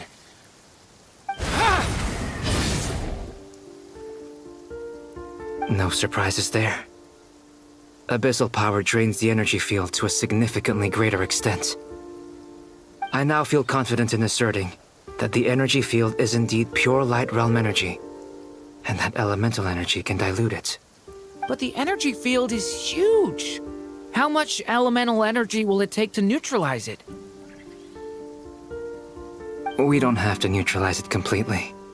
We can try other approaches. That's all for theory. Would you like to continue watching? So you knew I was here. Huh? When did you get here? A while ago. But Albedo sounded like he was working on his thesis defense back there. Back in Sumeru. You can end a person's whole career by interrupting them mid-speech. Very thoughtful of you. I'm truly touched. Could I ask you to lend me a hand? With what? A little test. Try using Anima to unleash a concentrated assault with circular blades, with the goal of breaking through at a singular point. Nice! This time it tore through the field. Tremendous. This is a major breakthrough. Should we go through? We probably shouldn't risk having mutually antagonistic energies in such close proximity. Durin, you stay here and watch the entrance. Hat Guy and I will go in to investigate. Sounds sensible to me. Keep your eyes peeled, Durin. Don't worry, I got this. You two be careful in there. Just give me the signal if you need help and I'll dive right in. What do you mean, signal? It's based on a new alchemical concoction I developed last month. When 2 bottles of it are smashed on the ground together, they emit a blinding burst of light. If it comes to that, remember to shield your eyes with your hat. Glad I asked. Thanks for the heads up.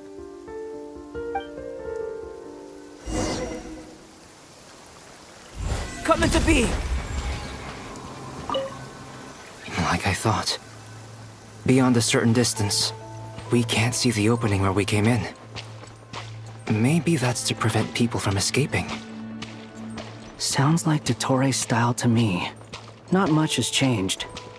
Things are basically the same here as they were before the energy field appeared.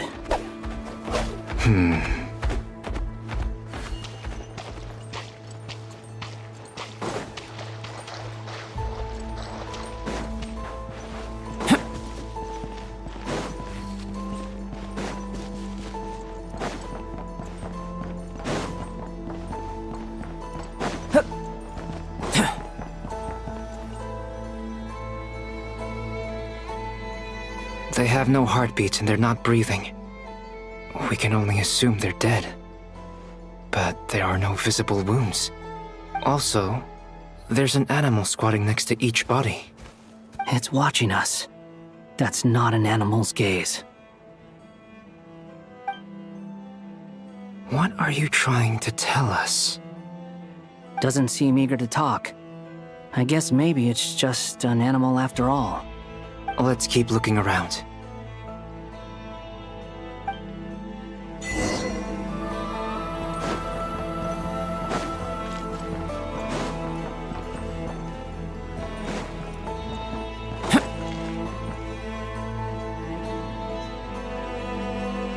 Same situation everywhere. Not a living soul in sight. Just countless bodies with animals standing watch over them. Well, I think we can safely rule out the possibility that they're all pets. Is skirting around the topic your way of showing consideration for other people's feelings? Just being cautious. I don't doubt that you can handle the truth.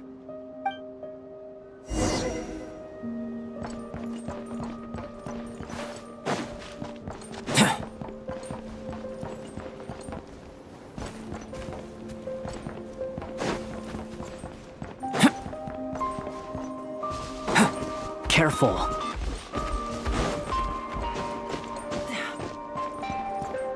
Please. Help us. Please. Help us. Please. What happened here? I don't know. Suddenly, everyone collapsed. Then my line of sight got lower. I still have some of my senses left. I gotta get out of here.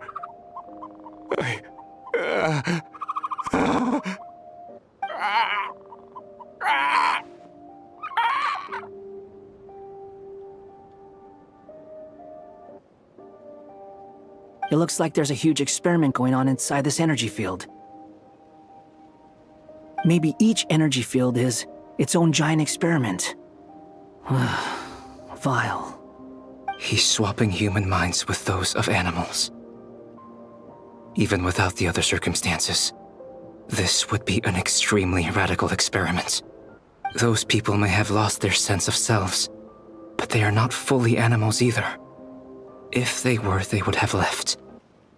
But instead, their instincts are driving them to remain by their dead bodies. We should go. No sense in sticking around here longer than we need to. Agreed.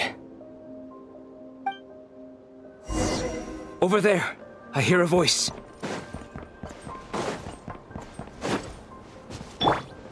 The wind rises.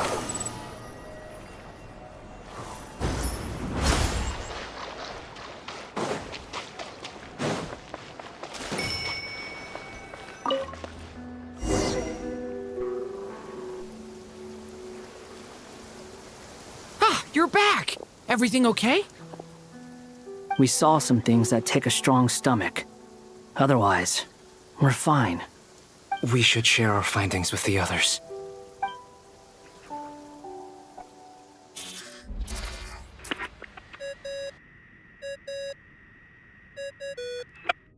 Yes? Who is it? Miss Nefer, it's me, Albedo. We found a way to break through the energy fields. With enough control, it's possible to tear them open using elemental energy. Also, we managed to take a look inside. Dottore is carrying out his cruel experiments on an immense scale. Any residents who have failed to evacuate in time will likely meet a grisly end. Sounds like he's living down to our expectations. Might I ask how things are proceeding on your end? I'm just about to get started. I'll be in touch once I have a result. Understood. Stay safe. I will.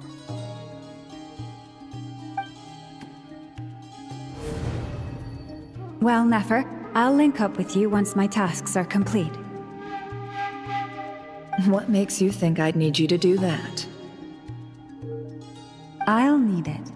And considering the way you approach certain matters, I think you'll be better off with me present.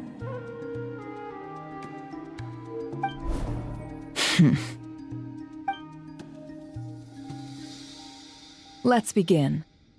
Entering simulation mode. A vast wasteland. Is this the Traveler's inner world? I was expecting something more vibrant, to be honest. Wait, someone's there. What are you looking at? In that case, I'll look at it with you.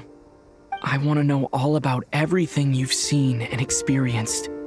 Is there somewhere I should return to? Or should I stay here and be the hero everyone says I am?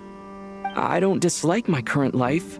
Roaming the land, fighting battles, accomplishing missions, earning a living, looking after Paimon. It's not so bad. I guess the only thing that's missing is that you're not here with me. This is the conscious layer, which contains a person's true feelings. It is filled with both longing and kindness. I suppose anyone who lives long enough ends up wishing for someone who can't be there. Maybe it's the only way we can feel truly alive. Time to delve a little deeper.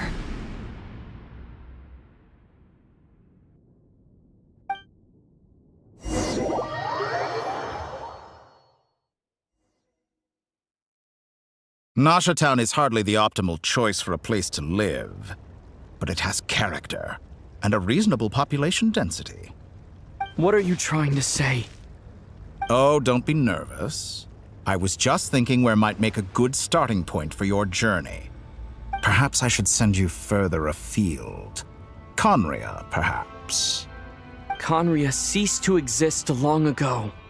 Once again, you fail to understand the possibilities that the Tri-Lune creates. Anything that has existed in the past, I can now recreate. You simply do not wish to see that happen. That might be because you miss your sibling and fear getting answers that you are not ready to learn. But this is not for me to judge. If we are to collaborate, we need to maintain an amicable relationship. In a moment, you will be able to... Oh no. What are you...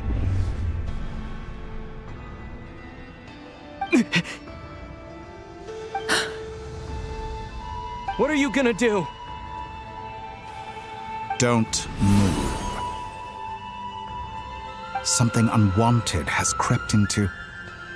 Oh? Gone as quickly as it came.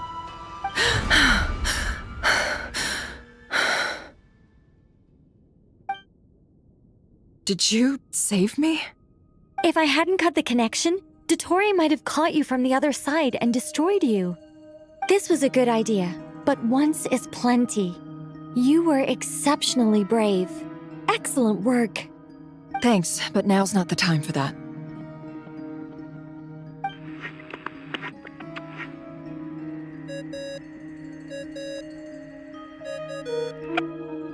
Albedo speaking. I think I know where he is. What is this endless darkness? I can't see anything, even though my eyes are wide open. But why? What happened? Ah, sorry about that. I take it you didn't notice. Just now, a friend of yours took a little peek into your mind. Could it be Nefer? How did she do it? Did she use something as a medium to connect to me? Do you think she's aware of your current circumstances?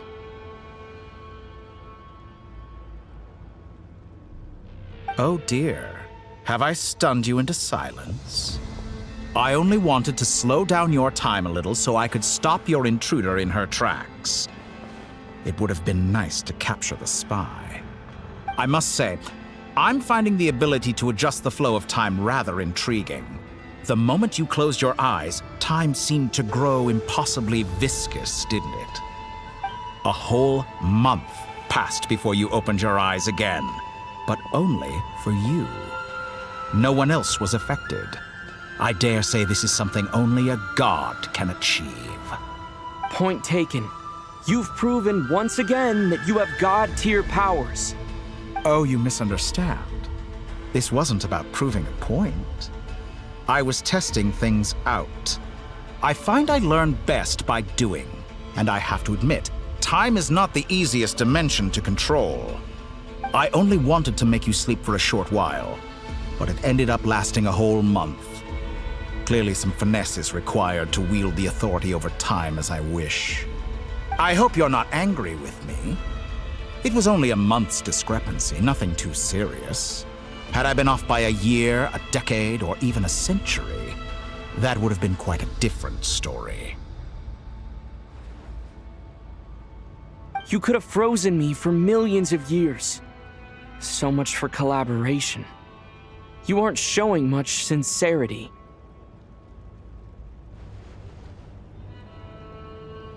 Millions of years? To what end? I wonder if you don't understand humans all that well. They are very pragmatic creatures who understand only that which they can perceive with their senses. If I had you sit here for a week, I imagine people might sympathize.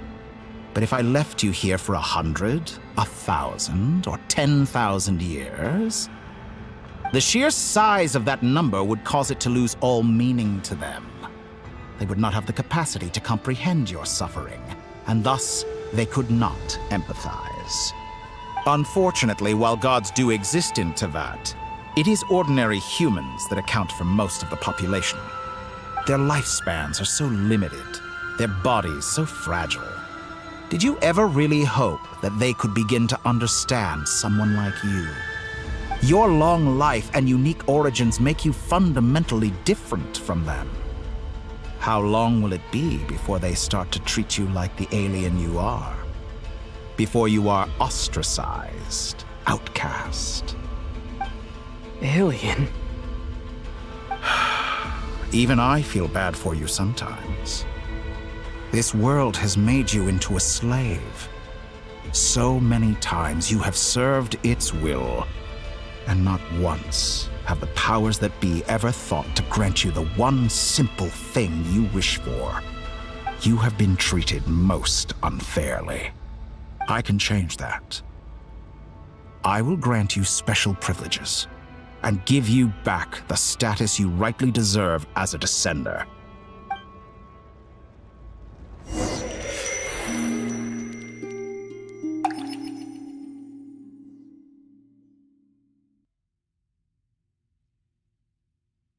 I've entered the past 3 times at this point, but I still have so many questions. For instance, beyond each point being further back in time than the last, what determines the specific locations at which I can make entry? So far, the common thread linking all 3 scenarios is that the Traveler has been present. But it's more than that. I know I sensed something familiar around him. What was it? I'll keep this question in mind as I carry on.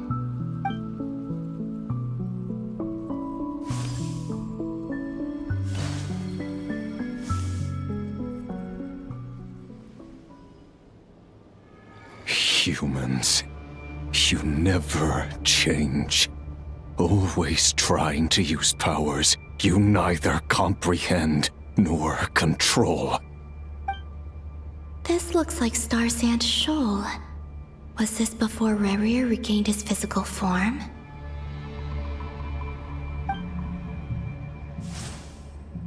You've messed with the cannon again, huh? Sorry, but this round's not gonna go your way. The cannon. That's right. I was at Silvermoon Hall and I sensed an abnormal Kuvaki fluctuation coming from Nasha Town. And right after that, came an ominous power emanating from Star Sand Shoal. My body was once torn into countless pieces and hurled into the swirling chaos of time itself. But even so, my life and will were not extinguished. I wonder if I could try to prevent his resurrection. But how would I do it? What can I do, here and now? Traveler! Behind you! Look at that light!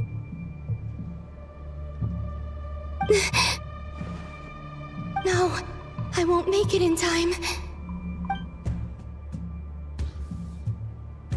He's using the Kuvaki shield, like I taught him. Is he going to use it to block the cannon's beam? He's strong. I'm sure he can manage. but the force released when the beam impacts the shield might lead to collateral damage. Easy Island. The Frost Moon Scions will be exposed to lethal levels of Kuvaki.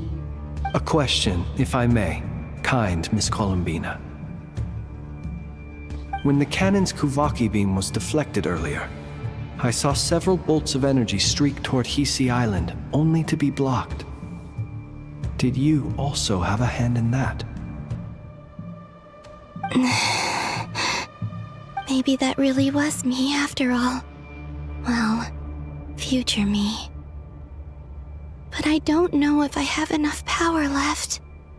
Siki sato pasa sais, niti ipotuftos. There's no time. Osestikos paratini tirantu risuiku, topirtu aithion veraton. I have to make it. Oh, Frost Moon. Oh, great land. Oh, slumbering moonlight of Nodcry. If you can hear me, if you can sense my call, then please, heed me once more!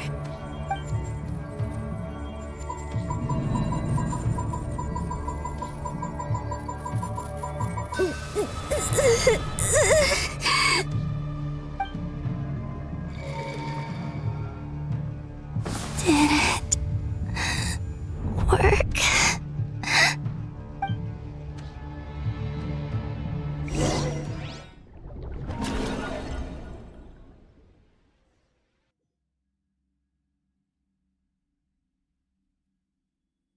Hey, wake up. Hey, did you hear me? Columbina, I said wake up now! Oh, good morning, Sandrone. It's 3 in the afternoon, actually. And could you kindly not use my quarters as your personal nap room next time? But I feel so safe here. And your coffee, right? It's so bitter, but it smells lovely. That's like you were raised by wolves in a forest or something. What did you drink growing up? Grass tea? The Frost Moon Scions certainly led a more frugal existence than the Fatui. Then I'll bet you've never eaten one of these before. It smells delicious. That's because it's a Fontanian recipe. I had a little free time today, so I made a batch.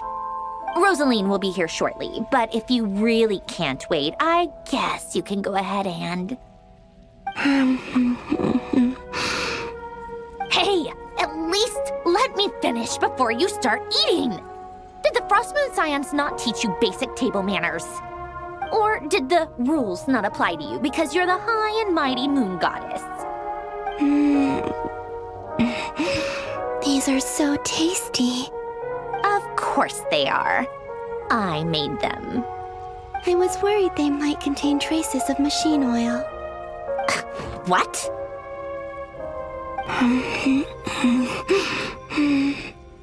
You know, there's something I've always wanted to ask you. Why did you leave your old home and join the Fatui? I mean, I'm sure their food was awful. But there's gotta be more to it than that. Well, life there didn't go quite how I imagined. What were you expecting? You're a god. Your followers are gonna make some demands of you, right? Surely you can just answer a few prayers here and there in return for the free food and drink. How bad can it be? Well, would you help other people just for free food and drink? The doctor told me that you were created by a great mechanic, Lord something Fisher. The Lord Artificer. Ugh, some people can't keep their mouths shut. Oh, Lord Artificer. And didn't he have something to do with the, narcissist? Nazissenkreuz Ordo. Yes, that was it. Nartitzenkreuz Ordo.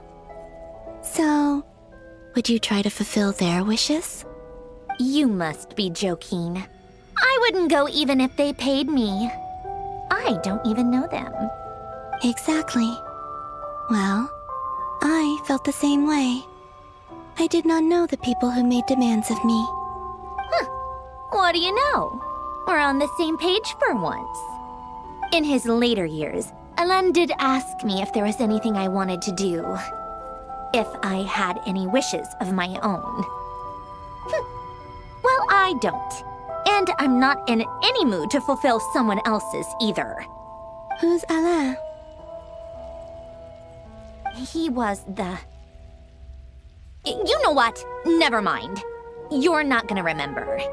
Anyway, the point I'm trying to make is, neither of us is the self-sacrificing type. Let me ask you this.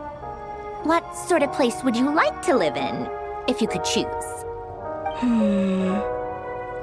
A place where people don't ask me for things I cannot give them.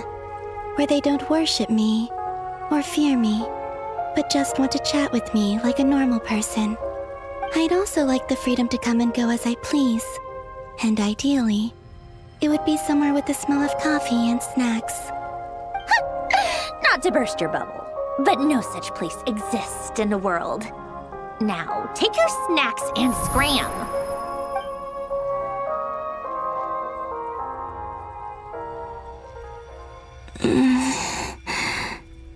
Did I pass out? Of course. I'm back here again. I dreamed of events from my past. Sandrone. Traveler. I miss you all so much. Back there. I guess I managed to harness all the Kuvaki energy on Hisi Island. But how did I do it? Time is flowing backwards here, and I can use that familiar power to enter the world of the past. That mystery ally everyone talked about. It was me all along. I can sense that there isn't much more power remaining up ahead. What lies at the end of all of this? Will time keep flowing into the past? And will I ever find my way back?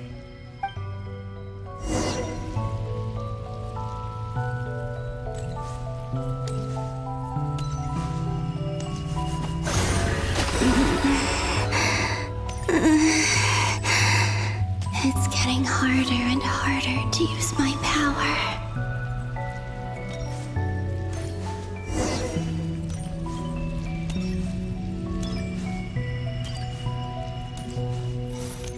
I'm no match for the Abyss in this state.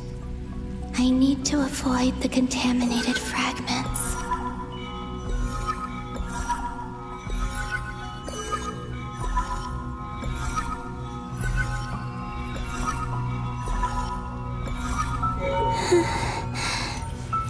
Time to go. I wonder where I'll find myself this time.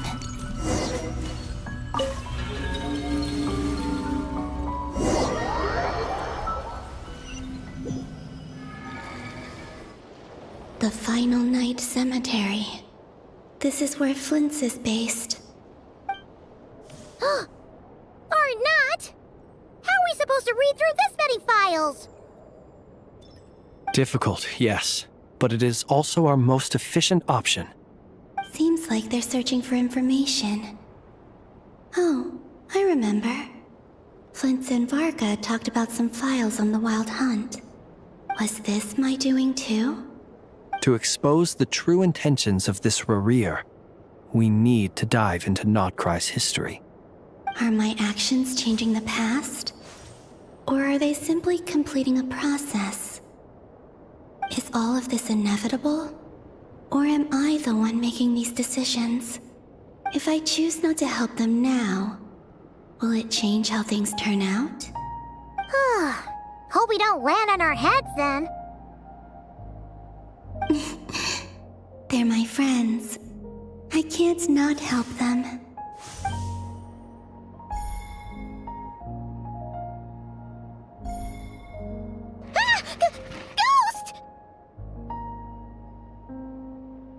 And the other one was... here. Hey! Another file's moving!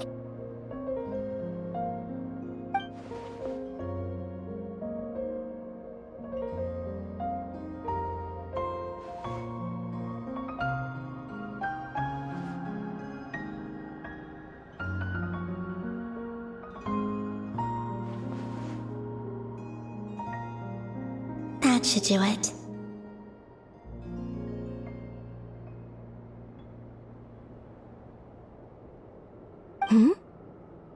Luanatar? You can sense my presence? Wait!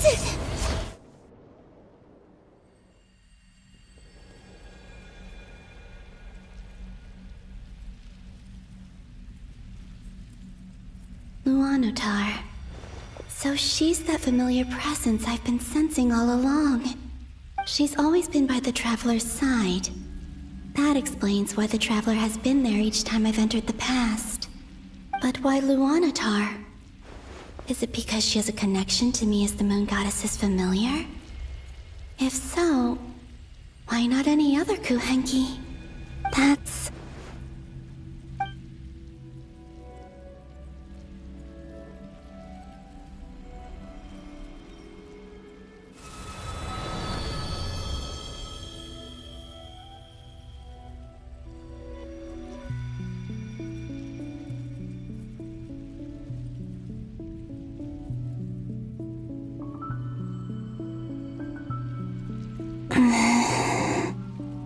I cannot sense any power up ahead. Just a void, stretching out into infinity. This is likely my final chance to enter the past. It's now or never. I have to find a way back.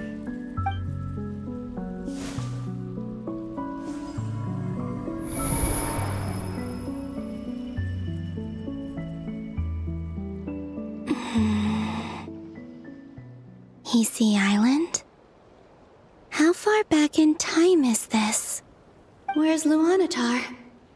I can't sense her presence this time. Oh, seeing Enefa and Aino reunited like that sure was heartwarming. Traveler, Paimon. No, stay calm. I don't have much power left to change things. I don't even have that much time left here. Think, Columbina. How do I find a way back? A way back... to where? Do I go back to Moon Prayer Night? Or to the future that followed? And if I return in my current state, what will become of me then? Dottoro's actions that day proved that he'd been planning that for a long time. He had already seized the power of 2 moon marrows before capturing me. Even if I managed to get back, how can I fight against him when he wields the Tri-Lune Authority? I can't. If I go back like this, I'll be playing right into his hands. I have to find some way of rivaling the power he has usurped.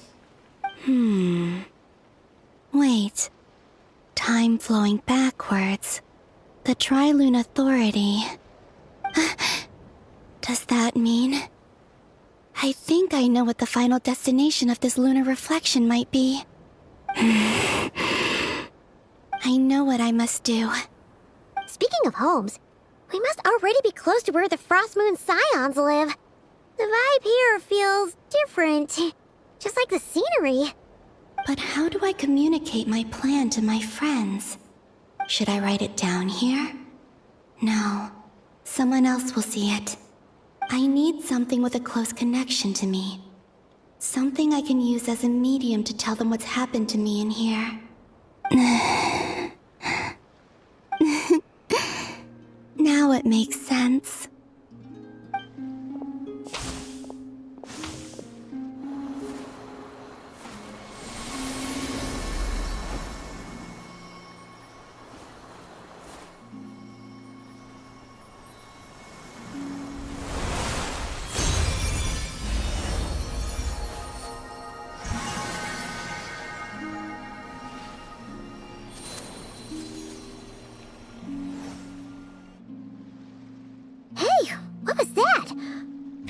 some sort of breeze blew by, and then the petals suddenly turned into...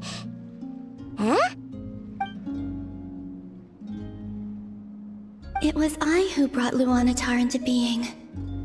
I gave up a piece of my own soul to create her. That's why I could sense a familiar power from the moment I entered this space. It also explains why she's been present in every past location that I've entered. Because we have a deep connection. Hey there! What's your name? And the reason why there are no more gates to the past after this point is that Luanatar hadn't been born then. No wonder I sensed the trace of a blessing when we first met. But I still didn't recognize the soul hidden within you. Back then, I was just a little lost dove. I had yet to become Columbina Hyposelenia. Go on now. We've got stuff to do. Best you find someone else to hang out with. Hey, you scared it off.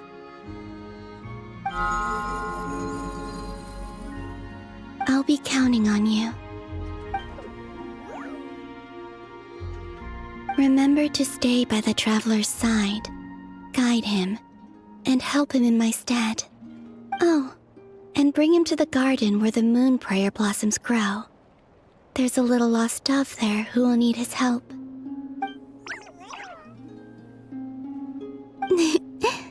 Go on.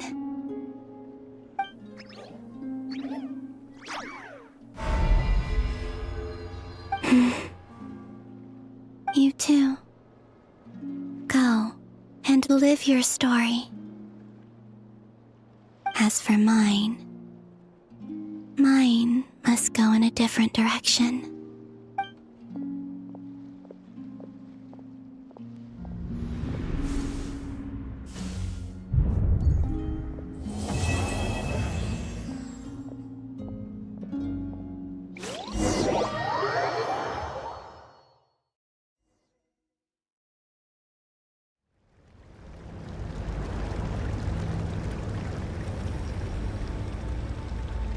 How would you like to experience the thrill of never being held accountable for your actions?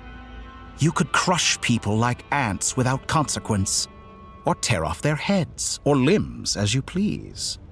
Believe me, such a life is but one small step away. What point is he trying to make? Freedom? But the freedom to kill? To do evil and get away with it? Why would you offer me that? The creation of a world is the ultimate scientific experiment. I have taken my research to the highest level, where I shall be not just a god, but also a servant to many sacred spirits. I shall heed the truth and perform holy deeds. A god's laboratory is the perfect playground, but it needs the right occupant to explore its full potential. Mortals are found everywhere one looks. Not so with Descenders. I'd prefer my first guest to be a distinguished individual such as yourself. And I know you could make the most of the opportunities it offers. So the condition for entering the new world is to take innocent lives. The same dilemma that Rayen once faced. Could I really bring myself to kill others for my own benefit? Rayen did, and look where it got him. Have you made up your mind? I can't do it. Your playground is no place for me. You're putting your hopes in the wrong person. But we both know I'm not quite the hero you say I am either. I have my own reasons for the journey I'm on, and they aren't all selfless. You've grown a lot since we last met. But there are still things you are unwilling to compromise on. This will only hinder you.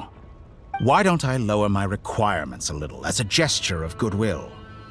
I'll give you a little time to learn to be a less noble soul. That'll make things much easier for you. I really doubt I could live that sort of life. And yet you already sound less defiant than a moment ago. the benefits appeal to you because you can read the signs of the times. Why don't we return to my research facility? Your last visit was so rushed.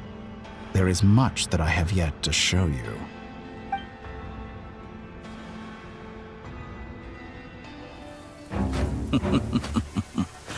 Now to that question, Heroes don't attack from behind. Guess I'm no hero. This is most disappointing.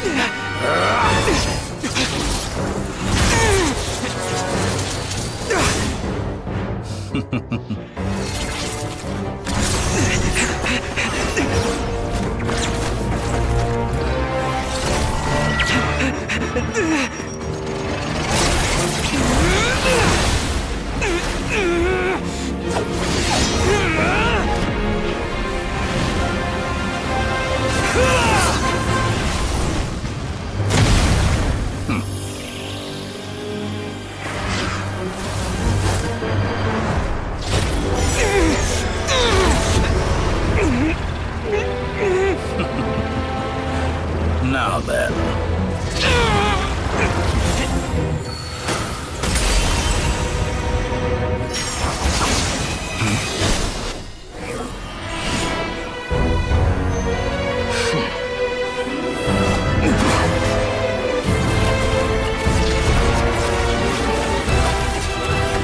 A new face. Interesting.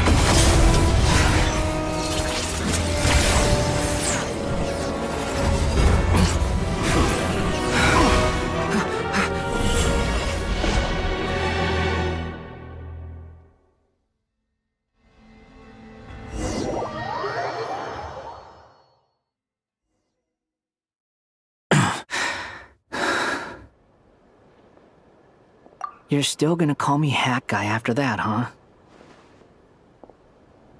I didn't see anyone else in there who needed saving.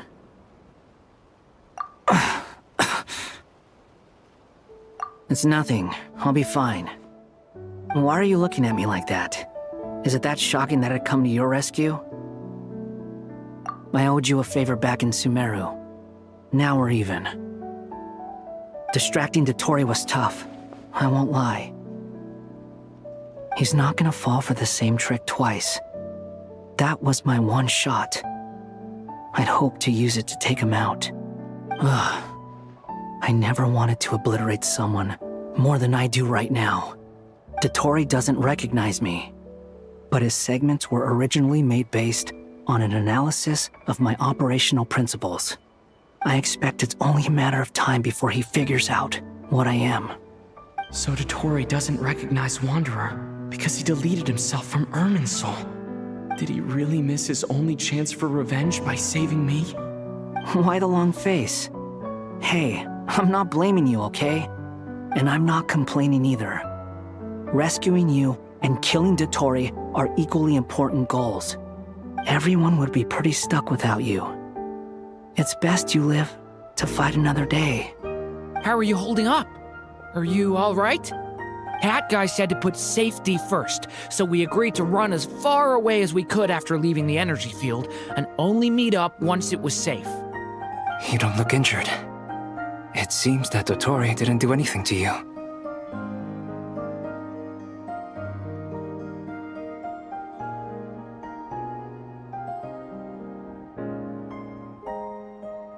All right. Rescue operation complete. Let's head back. There's a lot more work to be done before this is over.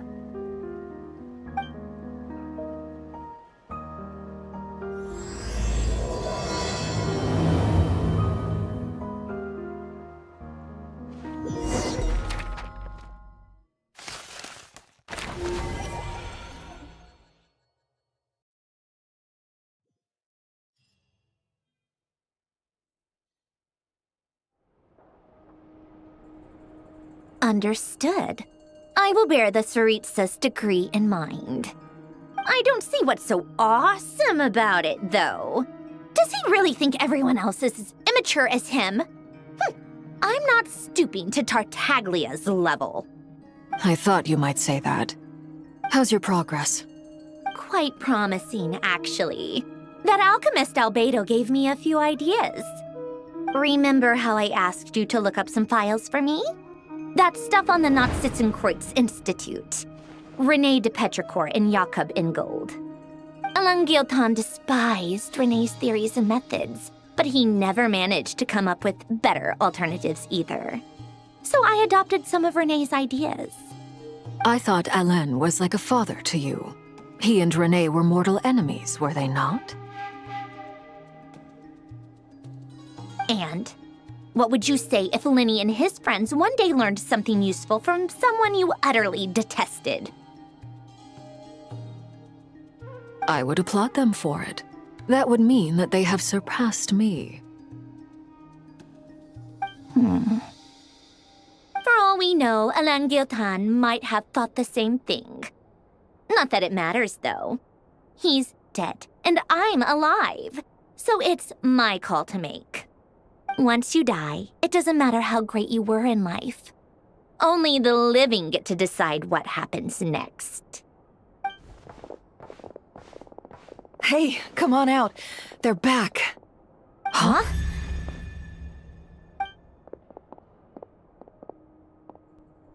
You're back? And your head's still screwed on? And you still have all your limbs?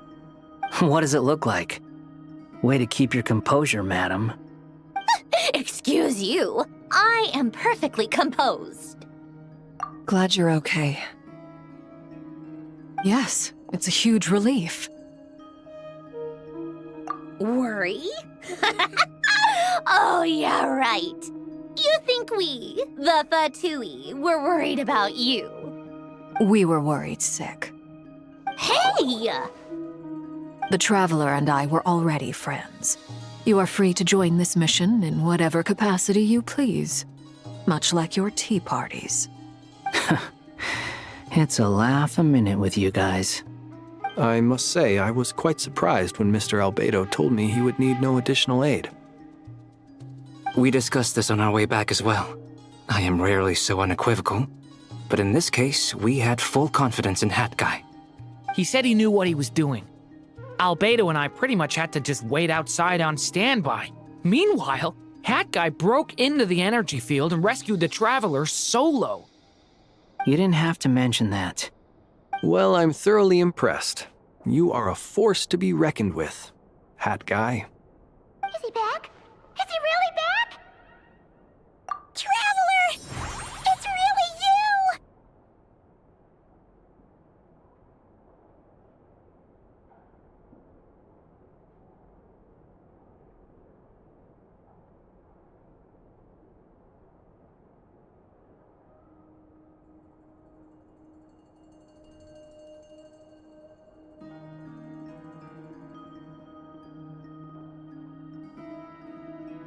Oh, thank goodness!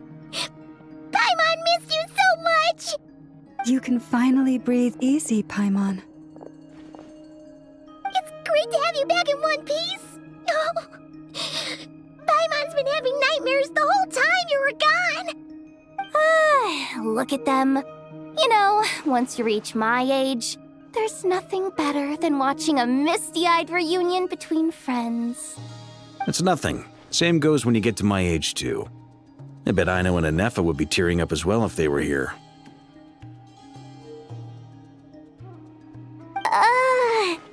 Varka, I'm not sure Anefa can cry.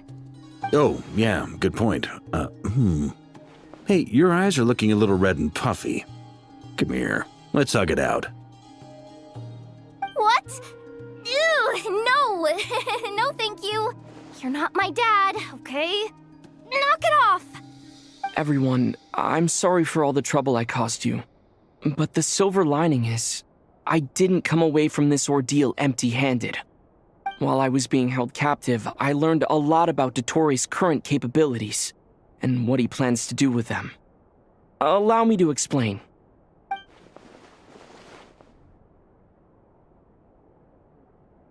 The three moon goddesses were even more powerful than we imagined. No wonder Dottore believes himself to be equal to the gods, maybe even superior. Utter blasphemy.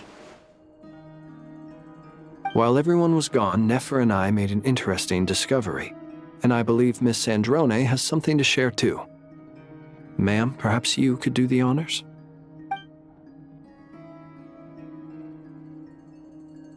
Called it. Getting rid of a pesky troublemaker like her is like trying to clean up after a crumbly cake. It always comes back to haunt you. Our next step is to find a way to bring her back. A place where time flows backwards, with no destination in sight. Surely it must have been created for a specific purpose.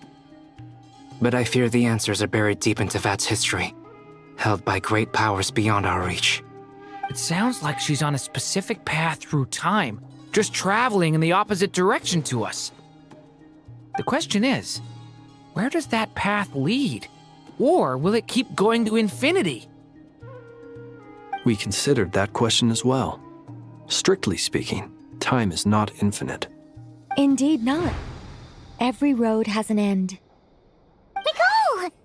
You sure love quietly sneaking in mid-conversation. I do, in fact. It's something I've always done at our mages' tea parties. Quiet, mysterious, and persuasive. You wonder what lies at the end of her road.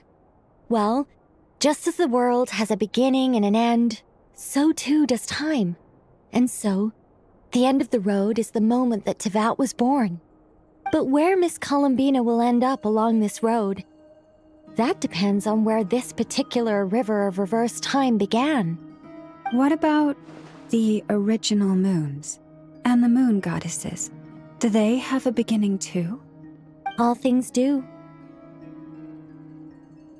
In the beginning, no moons adorned the sky. It was the Dragon King Nibelung who raised the 3 moons into the heavens, and thus were the moon goddesses born. They were shadows of the planet, born to wield Nibelung's authority and oversee the world on his behalf. They were extensions of his will, manifestations of his majesty. But then one day, they disappeared just as suddenly as they had once been brought into being. Nobody knew where they had gone.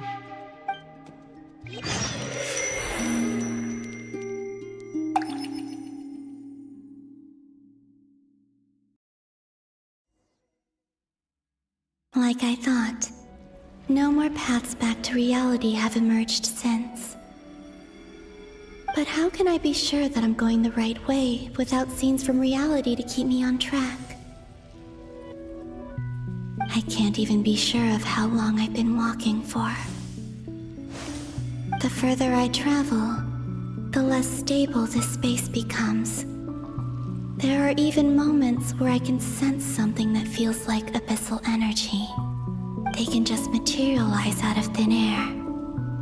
I have to keep my wits about me.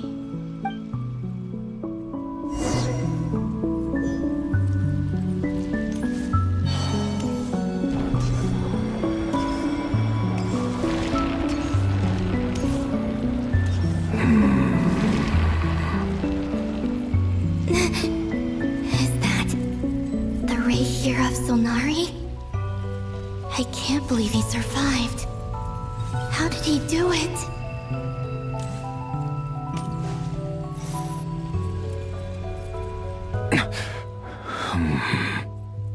You are the moon goddess. But how? Please, there's no need. I'm not interested in fighting anymore. I find that a little difficult to believe. Yeah. Honestly, so do I. The way you used my own power against me was...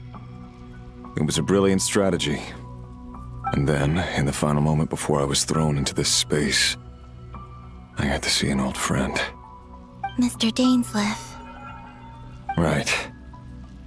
It was so long ago now. But we were friends once. When I first got here, I was filled with hatred, remorse, and rage. How I cursed and devoured. I tore everything here apart. I was consumed by the desire to leave this place and have my vengeance. But to no avail. This is a place with no exit. This is the second time I've entered this space. Though I have no memory of the first. I was torn to shreds the moment I entered. But this time I survived. It must be partly because of this new body, and partly because of all the Kuvaki I absorbed in Nodcry. Are you the source of the abyssal power in here? Not all of it. Some is from when I first arrived here and tried to destroy everything. But there was already a degree of abyssal power here before I entered.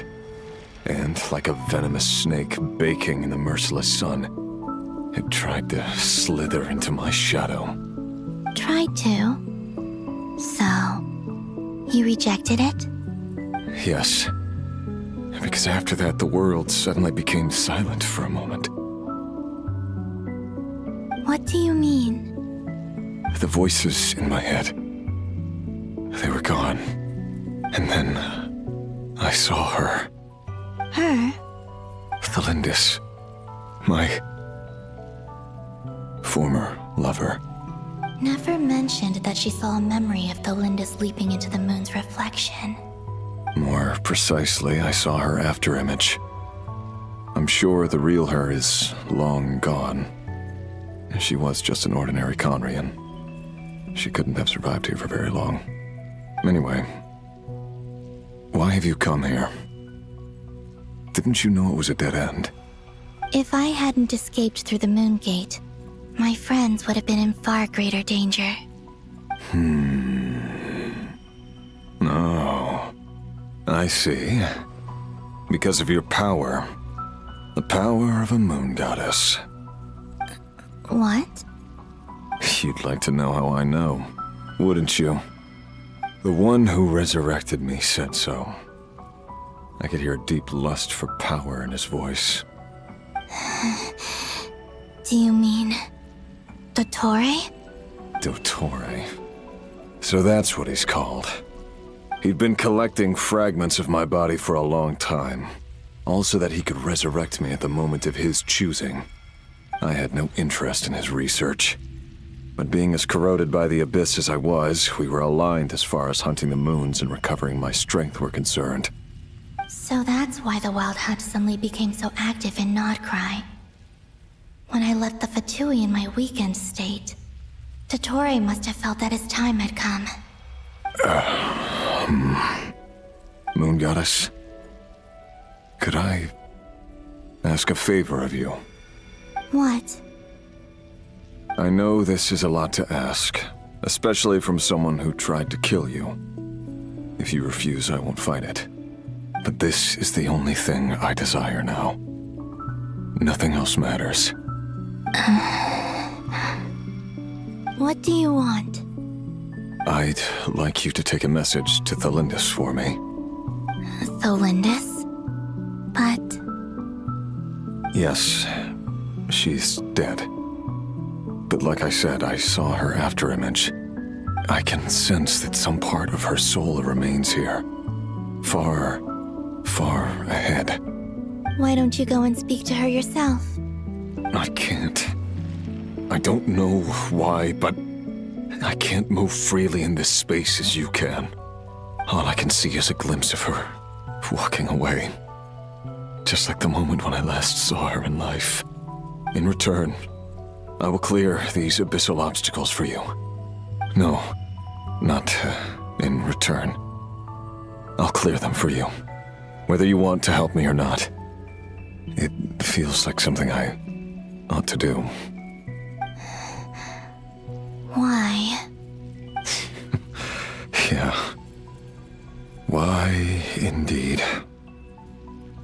I've been asking myself that question a lot recently. Why did I do the things I did? I'm tired of it all. Tired of the person I became. People used me. then I turned around and started using others. I hurt a lot of people. I think I grew tired of it long ago. But I wouldn't admit it to myself. And ultimately, that's how I ended up here. What do you wish to tell her? All of it. My past. My mistakes. Everything that happened after we were separated. Is it okay if I give her the abridged version? Yeah, I'm sure there's plenty you can skip over. Just tell her the important parts. Whatever you think that means. Like the part where you relentlessly tried to kill us? It's up to you. Love demands honesty. But my relationship with Thelindis was built on lies. We hid too much from each other. But after living my whole life in the shadows, I don't want to hide anything anymore. I will do my best.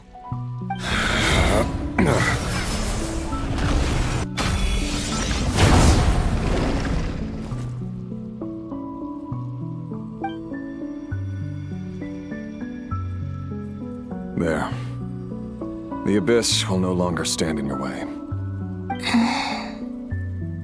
Even though Mr. Dainsliff felt he had to fight you, I think he still regarded you as a friend.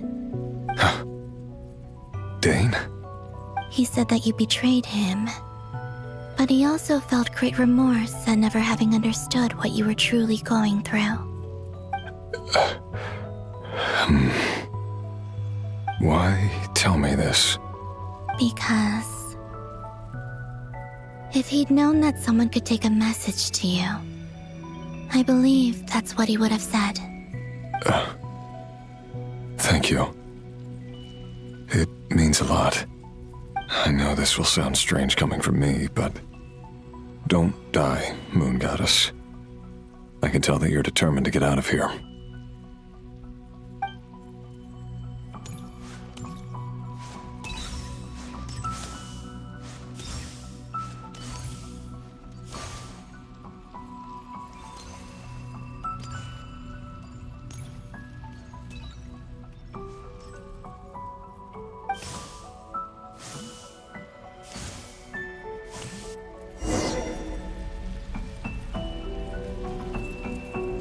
He kept his word. The Abyss is no longer obstructing my path.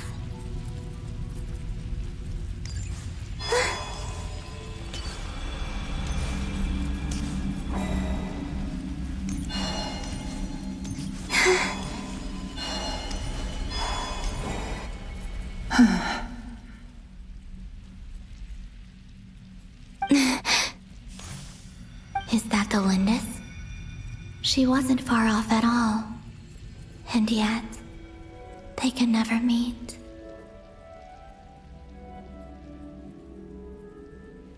Hello, Miss Thelindis. Who are you? How do you know my name? I've never seen anyone else here before. You can call me Columbina. I promised Rayen that I'd bring a message to you.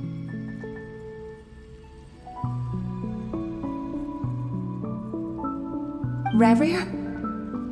My Rayen? Is he well?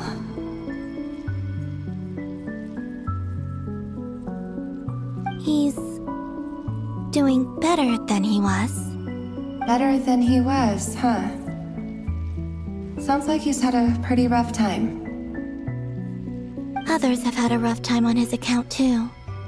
In many cases, their time ran out because of him. And I'm not just talking about the children of the Crimson Moon. So, things got worse before they got better. Could you tell me what happened, Miss Columbina? Are you sure you wish to know? Yes. This is my opportunity to learn the truth. No matter how hard it is to hear, I have to know. I admire your courage. However, time is short. I cannot stay here for long.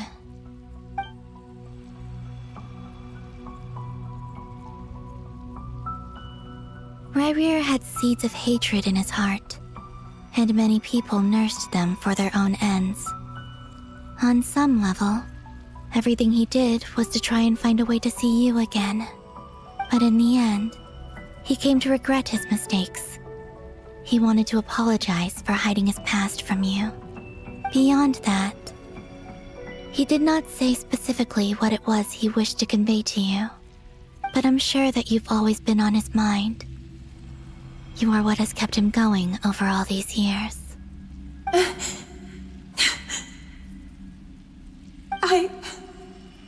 I'm sorry, Miss Columbina.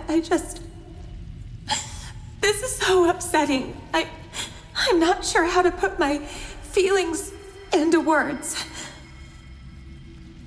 It's all right. I understand. Well, that's everything from me. So, I guess I'll be... Wait. One moment. Time flows backwards here. The road ahead only leads further and further into the past. I know. I intend to reach the end of that road. Without a moon marrow, without the 3 moons' power, you won't make it far. Wait, unless... Are you one of the moon goddesses? You could say that. I see. I often think to myself, if life is like a train ride, why haven't I reached the terminus? Where am I even going? And it's not just me, it's this whole place. Wherever it is, it seems like it's existed forever. It's such a mystery. Where is it going? I must seem so ridiculous. I can't answer these basic questions, and yet I jumped right in here without hesitating, only to be torn apart the moment I entered by powerful energy currents. Only my soul remains now. Thinking back, I was suddenly overcome with fear and terror in that moment. Perhaps I too became bewitched by the abyss. I may have been the leverage it needed to control Rayen. I used to be a researcher at the Universitas Magistrorum in Conria, researching the iridescent moon's marrow. Eventually, I came to the conclusion that time in here flows in reverse. Rayen was one of the Finster King's retainers. With me, he was in an impossible position. It plagued him constantly. I wanted to help him escape his lot in life. I wanted him to be happy, so I thought I'd use this place to return to the past. At the time, I thought I could just go back to the day that the Finster King first found the princess. It was only after meeting the princess that the Finster King started going too far with his research into the abyss. That was the day all of our woes began. I thought I could stop the king from ever meeting her and solve everything. I couldn't kill the Finster King himself, so I had to find another way to save Rayen. That's why I wanted to go back, to kill the person who had brought new possibilities to our realm. I'm sure it was a futile endeavor, but the abyss probably enhances the basest human desires. So I naively hoped I could change everything. But I was simply too weak. Like a speck of dust against the whole universe. Look at me. I didn't even survive the journey here. Not physically, at least. I know I'm never getting out of here. But you're different. You can make it, and I want to help you. I owe you that much. How do you plan to help me? Have you noticed the golden energy that exists here? Based on my past research and my observations since coming here, I believe they carry you forward faster. I can share what I've learned and help you understand the pattern in which this energy appears.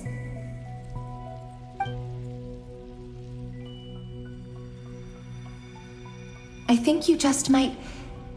Now, I know you will be able to change the past. Also, I've been speculating about where this phase ends. The documentation was scanned, but from what I know of the legends about the moons, the oldest ones seem to begin with Nibelung, king of dragonkind. I have no way of verifying any of it by this point, but if it's true, you might be able to reach that era if you keep walking. Understood. Thank you, Miss Delindis. I'm the one who should be thanking you. If you hadn't entered this realm of everlasting death, what use would my deductions be? Thanks to you, they have some meaning. About Rayen, I'm so sorry. For everything. It wasn't your fault. That's not true. Because we both feared bringing trouble upon each other, neither of us ever told the truth. And that dishonesty sealed our fates. But enough about that. I wish you a safe journey, Miss Columbina.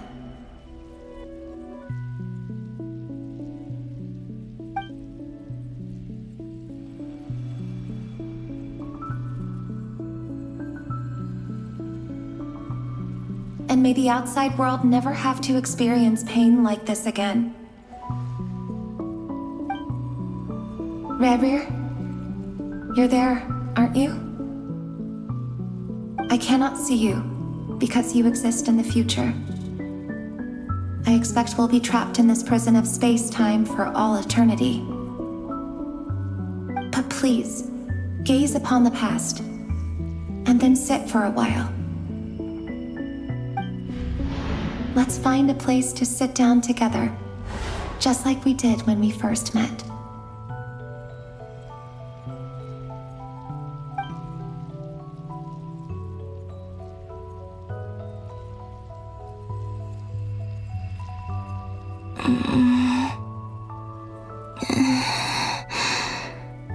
How long have I been walking? How much further till I reach the end? Is there even an end to be found? Everything's getting blurry.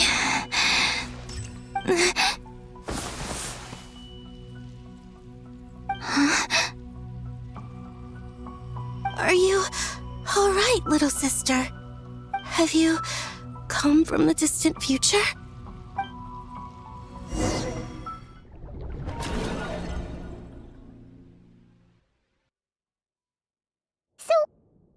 Exactly did the moons just disappear? Shouldn't it be a little harder to get rid of major creations like moons? The world is a vast and ancient place.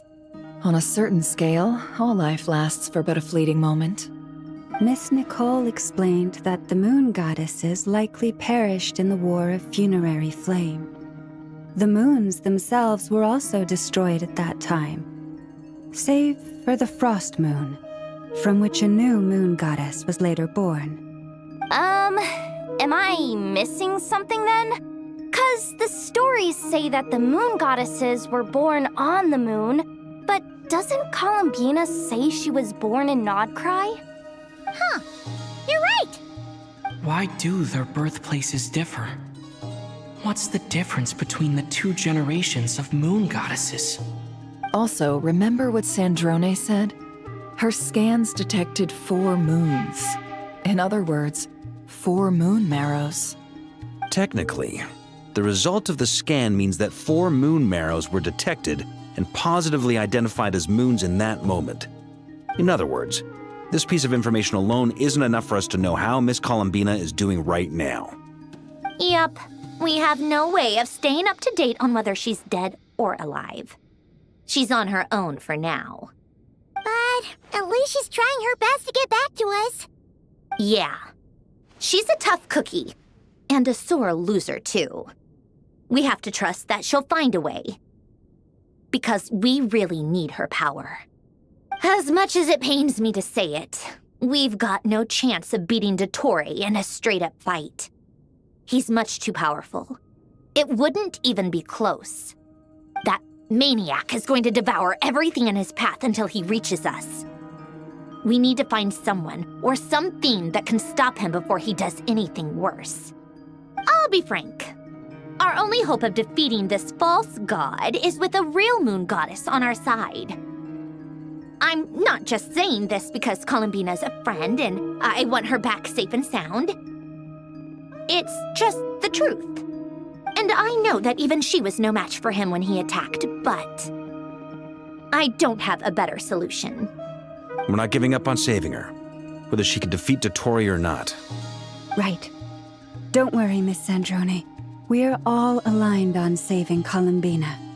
No one's trying to argue that we can only justify saving our friend because it will help save the world. This is about multitasking. We want to save both. So, she's more than just a moon goddess to you guys? Absolutely. Duh! She's part of the gang! And you are too, you know. Yes, I know. You don't need to labor the point. I knew that the moment I came running over with my documents that I was part of the in-group. I mean, if Arlecchino can fit in, I certainly can. Anyway, as for how we get Columbina back, I've been working on it constantly. But I think I'm still lacking certain information about the moon. I'd probably get there if I could continue my calculations, but the problem is, I've run out of computing power. Computing power? You mean you need more energy? No, the issue isn't energy, it's processing power. There's so much data to get through that the whole process has just ground to a halt. That's a tricky problem. René de Petrichor of the Nazissenkreuz Ordo once foretold the fate of the world. But I don't know how he did it. My guess is that he used the primordial sea's power. However, that won't work for me. His methodology was vastly different from my own. What's worse, they're incompatible. And to top it all off, we can't even leave Nodcry. Ugh, this is so annoying. If I'd known we'd run into a bottleneck like this. Well, no, the design bureau's a bust as well. Curse that Dottore! Couldn't have made this harder for me if he tried. Oh, what do we do then? How about we grab a bite to eat and take a break? Maybe something will come to mind after you've cleared your head. You don't get it, do you? I'm trying to calculate the fate of an entire world here. And I need accurate results, not vague prophecies. Where the heck am I gonna find the computing power for that? Ahem. Anyway, time to shelve the discussion on technical difficulties. Being a killjoy isn't very ladylike after all. Either way, we've done what we can. Rest well, everyone. Remember to let us know if anything new comes up. Hat guy? Is he hinting that we should talk outside? Let's go somewhere a little more private.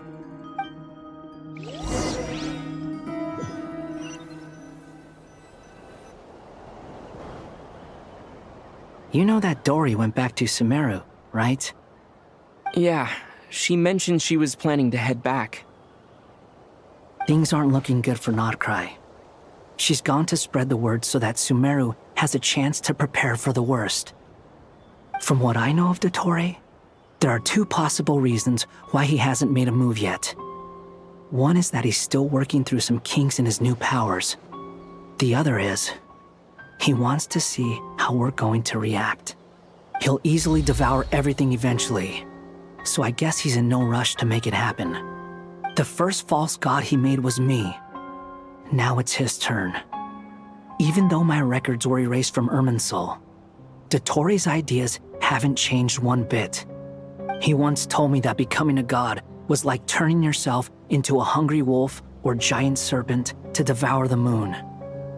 Clearly, he began studying the moon goddess's powers long before he even tried making a god. He's always wanted to get his greedy hands on divine authority one way or another. And in the end, he devoured the moon where I failed. In the desert of Sumeru, there is a chessboard built by King Deshret, also known as Al-Ahmar. I don't know if it was a real game, or if he was just trying to challenge his servants and citizens in some way. But creating games and setting rules, gods do that as a matter of course. That's the kind of power Dottore craves. Now he has the Trilunar Authority. His power is leagues beyond the common people. I don't think there's any point in other nations rushing to the front line. They're better off focusing on defense and hoping they can fend off any threats that spill out from Nodcry. Either way, Dori will inform Lesser Lord Kusanali, and she will contact the other gods in turn. The Seven will have some recourse available. If nothing else, their protection should keep the rest of the world from descending into chaos as quickly as Nodcry has. So on the bright side, even if Nodcry is doomed, your friends in other nations won't be in any immediate peril. That's good to know. But I'm not ready to give up on Nodcry yet. There's a word for people who refuse to let anything go. It's called being greedy. Maybe it sounds greedy to you, and probably naive too. But whatever you call it, that's what gives me the determination to keep fighting. Battles are fleeting, but the will to fight is a long-term commitment. Give up for even a moment, and your resolve will shatter. Why do you always feel the need to do the right thing? No one is born to be a savior. I mean, who's gonna criticize you if you fail or give up? Don't take this the wrong way, but Dottore said something similar to me. I guess the Fatui attracts people who don't believe in saviors. Not necessarily. It's less about belief for me. I just want to know how determined you really are. After all, I don't owe anything to anyone else here. Only you. You look kinda worried. If your arch-nemesis was about to achieve their ultimate goal, I think you might feel a little worried too. That's true. Dottore is about to become an omniscient, omnipotent deity. That's gotta be a bitter pill to swallow. Still, you're calmer than I expected. Obviously. I have to admit that my past self was a reckless fool who misunderstood not only the point of revenge, but how to achieve it. And as much as I want my vengeance, I know I'm not gonna get it by acting alone. If the world's taught me anything, it's to think before I act. Too bad it never taught me any other virtues, though. So, I am going to destroy Dottore, no matter what it takes. So, what's your plan? I'll get to that. First, tell me, what do you think of Sandrone? Just like Paimon said, she's a friend, part of the gang. How much do you trust her? This is a serious question. Think carefully before you answer. Although she's with the Fatui, she has her own values, and she's helped us a lot. If nothing else, she's clearly going the extra mile for Columbina. I see no reason not to trust her. If you say so. In that case, the three of us need to talk. I have some thoughts about her computing problem. It can be solved, but it will come with a cost. How much? If I can afford it, I'll cover it. Sometimes your heroism really backs me into a corner. You know that? Come on, let's go talk to her.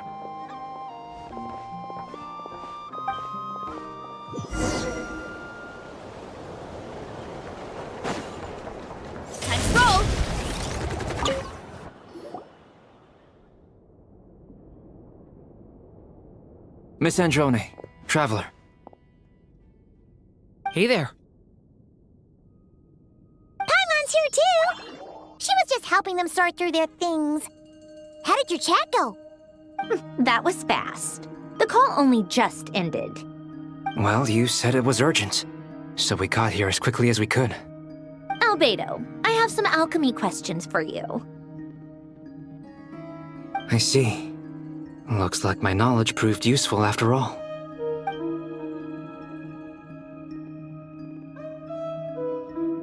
If I might ask, what is the end goal for the modified formula you'll be using? I needed to predict the future of the entire world. But I've run into some teething issues since trying to implement Renee's theory of the 4 Orthants. I see. I'll have a look at it. Still, computing power is the real issue here. How do you plan to solve it? About that, it's been sorted. Oh, with the Traveler's help?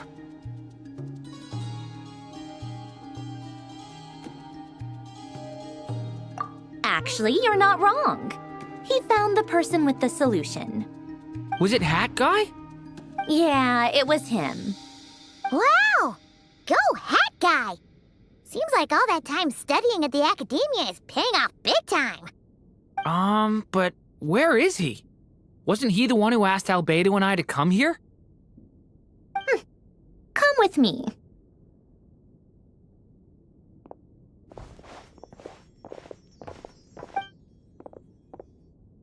Hat Guy?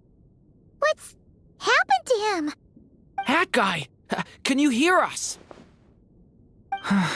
No response. I guess he's in hibernation. Hat Guy mentioned that he was a puppet. It seems that his functions are currently shut down. I presume this has something to do with the solution to your computing problem. That's right. He and the Traveler came to see me. Wait, what? You have a solution? Would you calm down? Why do you always react so hysterically to everything? Excuse me? How would you know? You shouldn't be so quick to judge complete strangers. It's very bad manners. Oh, please. It doesn't take that long to figure out that you have a temper. Where does a mere student get that kind of confidence? I've actually published more papers than you. Not that status counts for much. Even Paimon's applied for academia admission. Huh? Are you serious? See? This is why I can't be bothered to explain myself. She recognizes no one's skills but her own. Okay, fine. I'll hear you out. So, tell me, how do you propose to solve my computing power problem? This world itself is constantly processing all kinds of information. If it's the world's future you're trying to calculate, you need a processing device that's designed to cope with that volume. Easier said than done. Only Irminsul can handle that kind of... Wait, is that what you're suggesting? But surely we can't just plug my formula directly into the ley lines. You should be able to tell that I'm not human, right? Yeah, I noticed. The technology, though, seems pretty ancient. Very different from Pontaine's. It's a completely different system. Conrian, to be precise. I'm what they would have called a puppet. Puppets need an energy source and processing power. The artisans who built them sought out the materials most suited for that purpose. You? Do you mean... The Traveler and I have talked it over. He's willing to vouch for you. So, I'll allow you to borrow my core for your calculations. It was built using wood from a silver-white tree. which makes it a small part of Irminsul. Conrian technology and Irminsul wood. Who in the world could have built you? Are you sure about this? A puppet without its core will cease functioning completely. And if it's left in that state for too long, it might not recover. You could die if you do this. You do realize that, don't you? I can put 2 and 2 together, yes. No need to rub it in. I won't lie to you. This has never been done before. I cannot guarantee your safety. Doesn't matter. I'm prepared for the worst. Did you two actually talk this through? Is he... Are we really considering this? Yes, we discussed it. The bottom line is, he trusts me, and I trust you. Let's give it a shot, shall we? Honestly, I have no clue where this kid even came from. But for whatever reason, he lent me his core to use in my formula. I'm very close to finishing my calculations now, and the core is currently in use. So I'm sorry, but I can only show you a sketch right now. This is what the core looks like. A silver white branch. It certainly matches the legends told about Irminsul. Is Hat Guy gonna be okay? He's not gonna die, right? Right? In theory, he should be fine. As long as we put his core back in time. Beyond that, all I can say is that I'll try my best to avoid risk and make sure the core doesn't sustain any damage. I think I know why you called us here now. Someone needs to watch over his body and make sure it's protected until the process completes. Correct. He said that the only ones he trusts here are you two, and the Traveler. And the Traveler will have other work to do.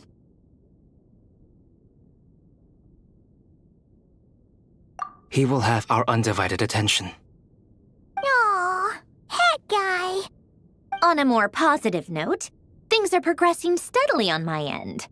I'll call everyone in for a meeting once the results are out.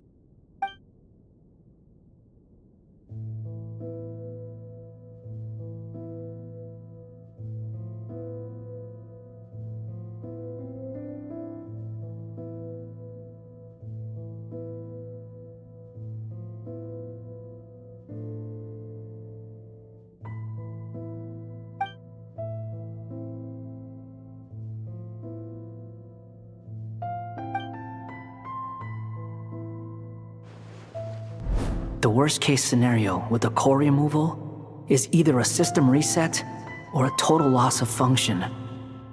But I'm not afraid. A quiet death should have been my fate long ago. A core is completely different from a heart. It's like another vital organ entirely. I never believed it could be a true replacement for what I sought. But in the end, it turns out the core was more useful to me.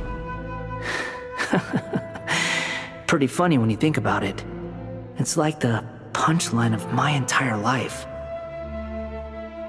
Do you think there's any difference between a puppet and a human? If not, then this would just be another samsara. I have already experienced both a past life and a next life. Part of me wonders whether I'm only capable of making this decision because I've become a real human. What's with that expression? Isn't this a good thing? Sanjuni will succeed, won't she? She has to. She will. We all have to persevere until this is over. That's right. And I'll protect you all until the moment of victory arrives.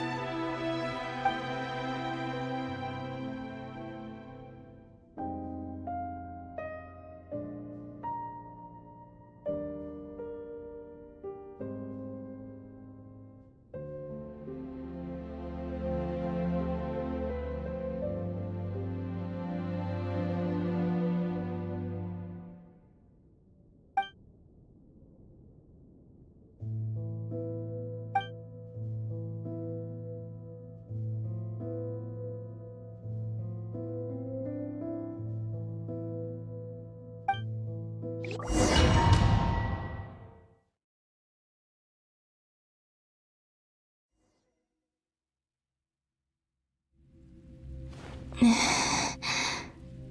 are you?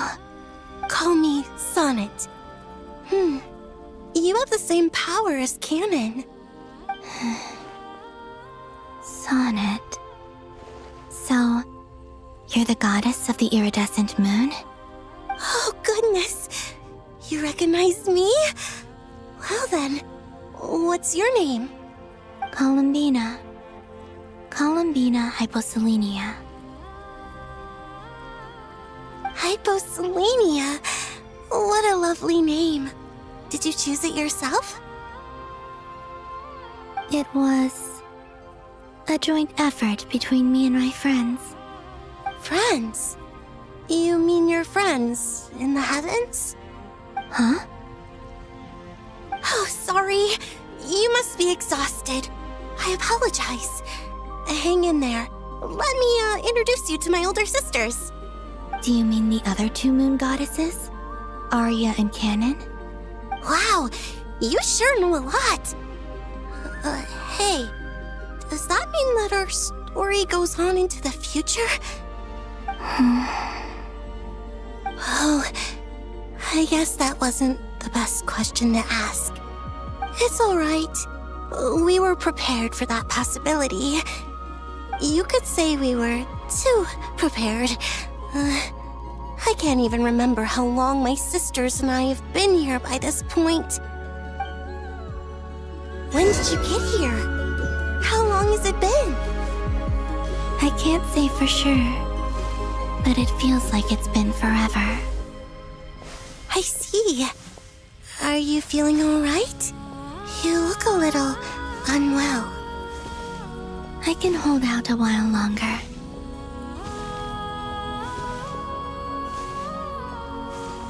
We don't have far to go. The place where my sisters and I are based is just up ahead. Don't worry, they're both really nice. I'll introduce you.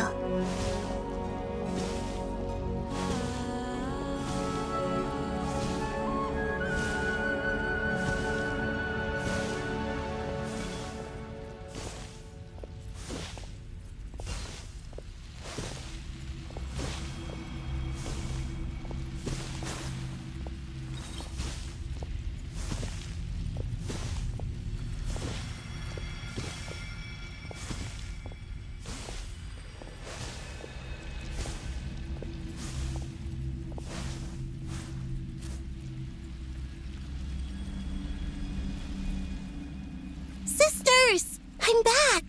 And look who I've brought with me!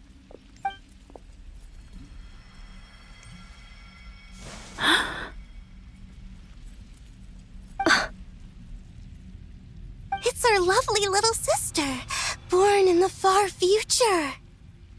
The pleasure is all mine.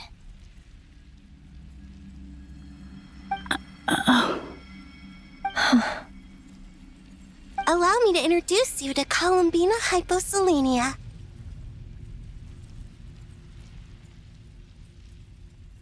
This is Arya, the goddess of the eternal moon. And this is Canon, goddess of the frost moon.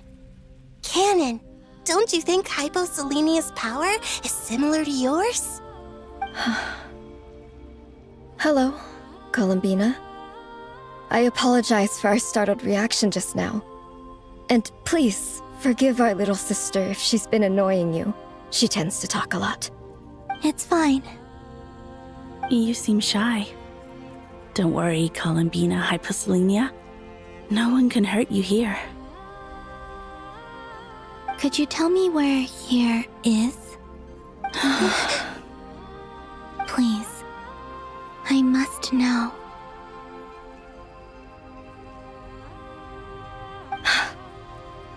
My dear sister, this is where Tevat's original ruler, the Dragon King Nibelung, imprisoned the moon goddesses. What? You're scaring her, Canon. No, I'm fine. Please, continue. Nibelung, Our original master created us in the distant past to maintain Tevat. But he left this world and traveled into the dark universe beyond, to explore worlds vaster still. Day and night, we fulfilled our duty in the heavens, until the day that the first descender arrived. The great ruler of the firmament. The heavenly principles. Is that what later generations call them? I see. But we did not reject them at first, nor did they seem to harbor ill intent towards this world. We coexisted in peace. They were like a guest in our home. Slowly, however, we came to realize that our guest had a growing desire to change and dominate the world. And you didn't stop it? No. There was an order to the rules they set up that Nibelung never taught us. We wanted to know if this order would bode good or ill for Tevat.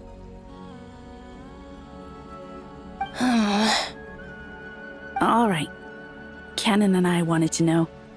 Sonnet was against it from the outset. Later, we discovered that this great ruler of the firmament bore an almost paranoid hostility toward the desire of certain life forms to seek power. Or perhaps they feared them. They would even cast down celestial nails as manifestations of their power, to punish the civilizations of the world below. Only this was far beyond mere punishment. Right.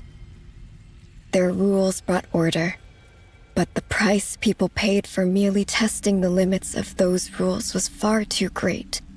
I did everything in my power to help the punished escape catastrophe, but still, too many lives were lost. The ancestors of the Frost Moon Scions were some of the ones you helped. But just when we had decided to take countermeasures, the Dragon King, Nibelung, returned. And so began the War of Funerary Flame. So, that's the name the world gave that war in the future. Well, who won in the end? As far as I know, the Heavenly Principles won, although it came at a great cost. They remained in Tevat, where they continue to rule to this day.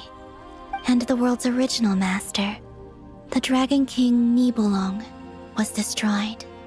And what of the moons? Are there still 3 moons in Tevat's skies? You can tell us the truth, Columbina. We know we are but remnants of a bygone age. We are prepared for the answer. Only the Frost Moon remains. But it has been cast beyond the false firmament by the Heavenly Principles. The eternal and iridescent moons were both shattered during the war.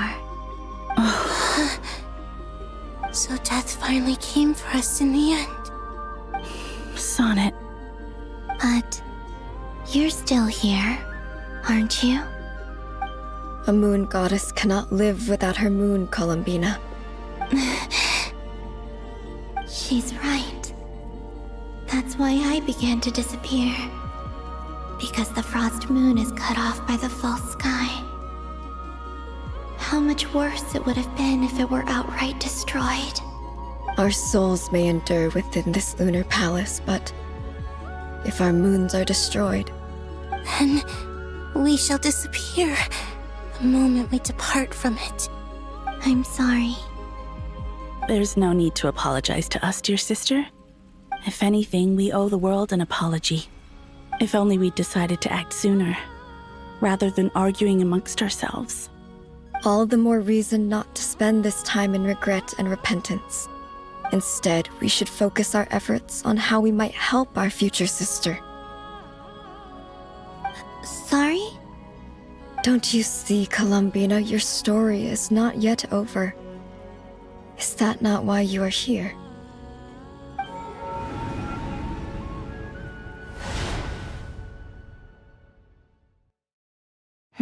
It's done. Initiate numerological array. Continue running primary process. Calculate the world's fate through extrapolation. And identify nodes of potential change. Secondary process, scan for moons. Still 4. The number of moon marrows hasn't changed. Wait, let me think. Is it possible that there's something I've been misunderstanding about the moons all along? Variables. Variables in the world. I know where potential variables within the world come from. So what about the moons? Are there any variables there? Like their life or death, for instance. What if being alive or dead makes no difference to a moon? But that's so strange. Even immortal gods can die. Why would the moons alone be? Wait! I've got it! If alive or dead is considered a variable, we might have had this wrong the whole time. No one ever said that a moon marrow equals a living moon. We just made that assumption ourselves. Initiate secondary process. Scan again, this time filtering out interfering perimeter, moon marrow. I don't care if they're natural or artificial. Get them out of my search results! Why? It says 3 moons still exist in Teyvat, even after excluding the moon marrows. But we know for a fact that 2 of them are dead. Redo the scan. Narrow the results to living moons and real moons. No, scrap that. Narrow it down to moons that have lunar authority and remain alive. Why? Why is it still 3? What is this, Columbina? Has the world lied to us? Or are you the one pulling the wool over our eyes?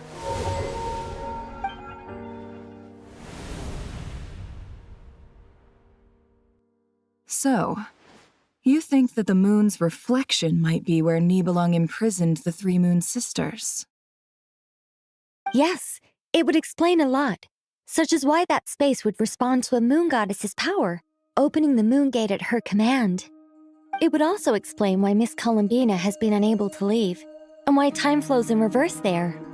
In the messages she sent, Columbina promised us she'd find a way to return, but we have no way of knowing how, when, or where this might happen. The fact that she still has yet to reappear in this world indicates that returning from that place is no easy feat. We cannot afford to simply wait for her. So you're saying, if she could return by her own power alone, she would have done so long ago? Yes, she certainly wouldn't leave it to this late stage when it's so touch and go. I've been giving this some thought, and I've come to believe that Luanatar might be an anchor that she left behind, as a sort of future waypoint. This could also explain why Luanatar is always by the Traveler's side. Sounds like a plausible theory. If that's the case, there must be some criteria we need to fulfill to allow Columbina to return to the present. The question is, what could they be?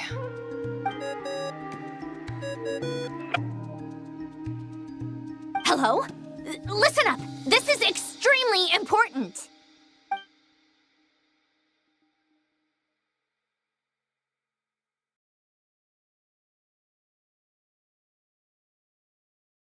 Not only is Columbina alive, but she may well exist in a form unimaginable to us. I'm still unclear on the details, but she's done something truly inconceivable in the past.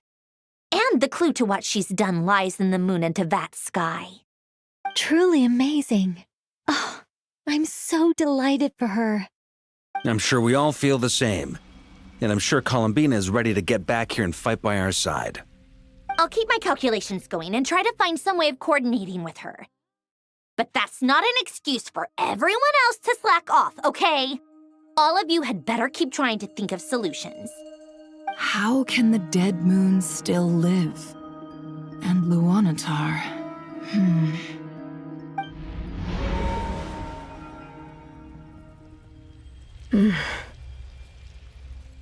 It's hard to believe that's what will happen in the distant future. Our authority is linked to the most fundamental rules of Teyvat. I suppose it's no wonder that many would covet that power. I didn't realize that when you said friends, you meant people who live down in Teyvat.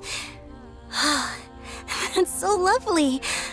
I always wanted to go down there and have some fun. Have you ever tried leaving this prison? Of course. Between us, we've tried everything. But no matter where we go, this space will eventually bring us back here. It's like the center of a whirlpool. Everything ultimately converges here, at the moment when Nibelung imprisoned us. In that case, have you tried using any of those pathways that connect this space to the real world? Sorry? What are those? They're passages through which you can make small-scale changes to reality by using Kuvaki. Or am I the only one who can use those passages? Because part of my soul remains in reality. Kuvaki. What is that? You don't know? It's a unique kind of elemental energy found only in Nodcry, the land from which the moons arose. Oh.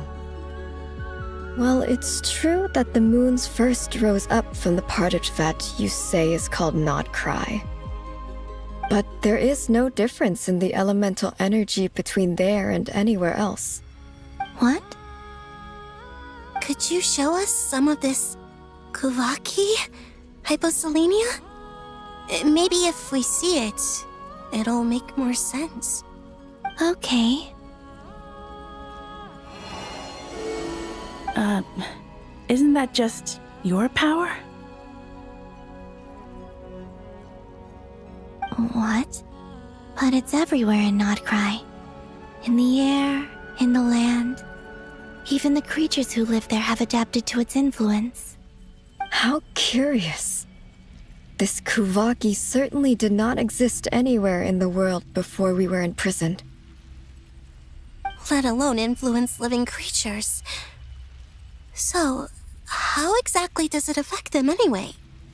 Can they float in the air like us? This is so strange. Why would their reality differ so much from mine? Columbina, you're looking for more than just a way out of here, aren't you? Yes. If I am to help my friends, I will need tri-lunar authority on par with that of our foe.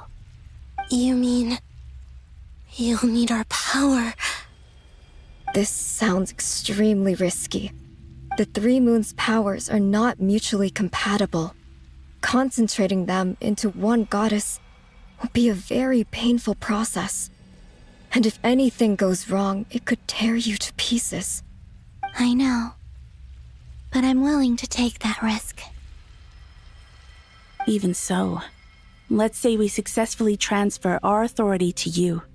How will you take it outside this prison? Nibelung constructed this realm specifically to prevent us from using our powers to interfere in his war. No moon goddess can leave this place alive. What if I don't leave alive?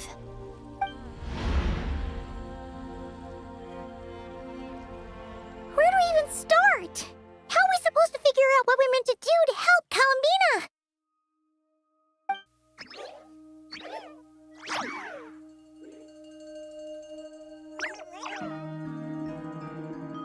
Columbina? What do you need from us? If she really got to the beginning of time in there, how do you think she'd leave us a message?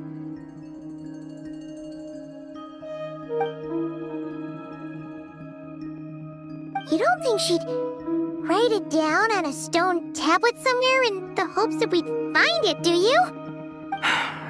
Seems unlikely. Columbina may not talk a lot, but she thinks deeply about issues like this. Let's review what we know. This is the Columbina who fought alongside us against the Rahyr of Solnari, and with whom we celebrated Moon Prayer Night. She knows our personalities, our ways of doing things, even our unique strengths and abilities. So, if she wanted to tell us something from a long, long time ago, what would she do? Oh.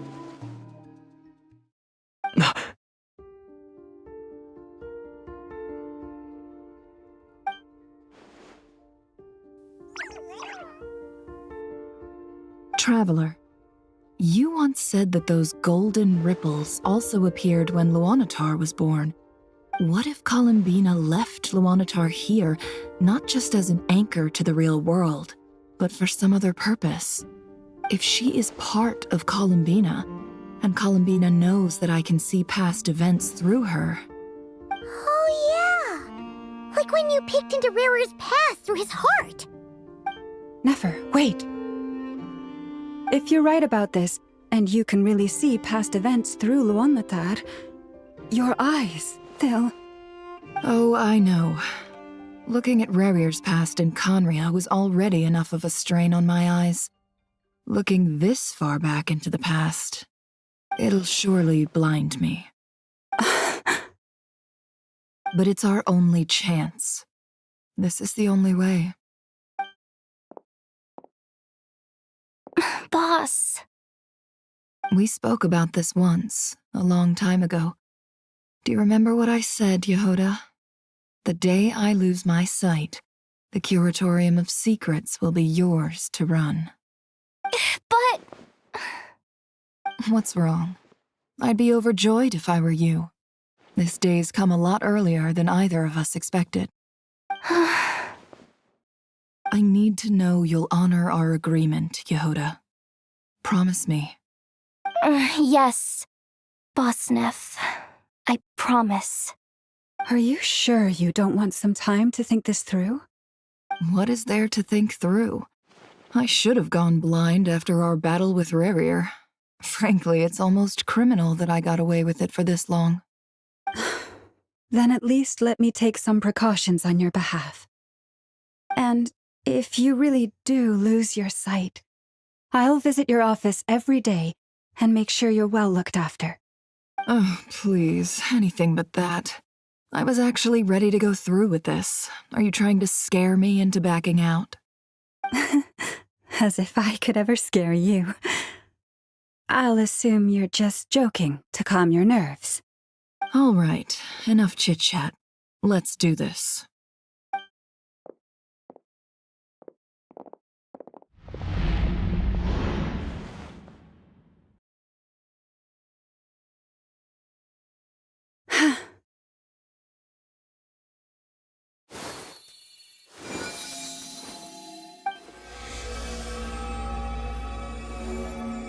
All done. Good. Now give me some space.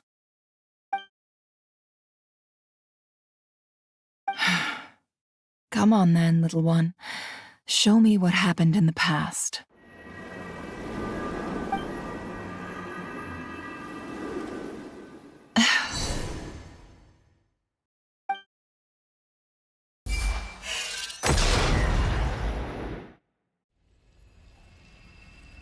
Between the Trilunar Authority, Kuvaki, and the sole-surviving moon, the Frost Moon, I think I might know how to get back.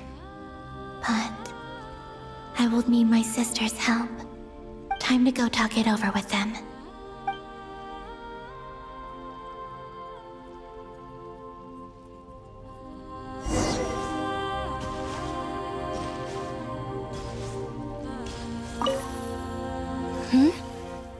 Have you decided what to do? I hope it's not too dangerous. You really scared me when you said that thing about not leaving here alive. Come on, let's go find the other two.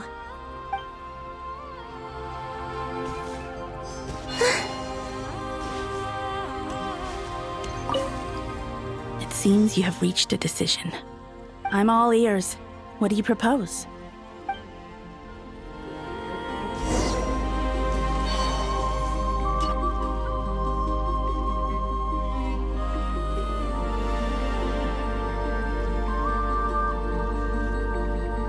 Have Have you figured it out, Columbina? Tell us, how do you plan to leave this place? I intend to die here, in this moment, and then be reborn in the future with the help of my friends. What? What are you saying? How can the dead be reborn? And how will you inform these future friends of your plans? You can't exactly leave oracles. Nothing can escape this place. Not a single ray of moonlight.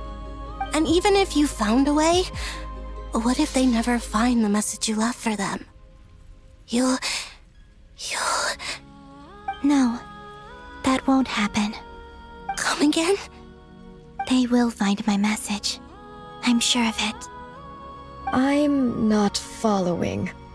How exactly will you achieve this? It's quite simple, really. First, I will leave my soul here.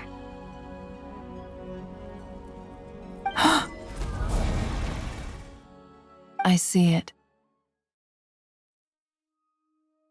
Your soul? You mean your divinity? Yes. I once left a portion of my soul in the future. One so small that this prison barely noticed anything. In this very moment, she can resonate with my soul across time. When the time comes, I believe that she can serve as an anchor to pull my soul from here back to the future reality. Just as gravity connects the world to the moon. Exactly. In the future, where I came from, the moon has been cast beyond the false sky, but I can still feel that it is there. In a similar way, I can feel a connection to the soul fragment I left behind even now. My friends can use it to detect my presence. But how do you just leave your soul here? Is that even possible?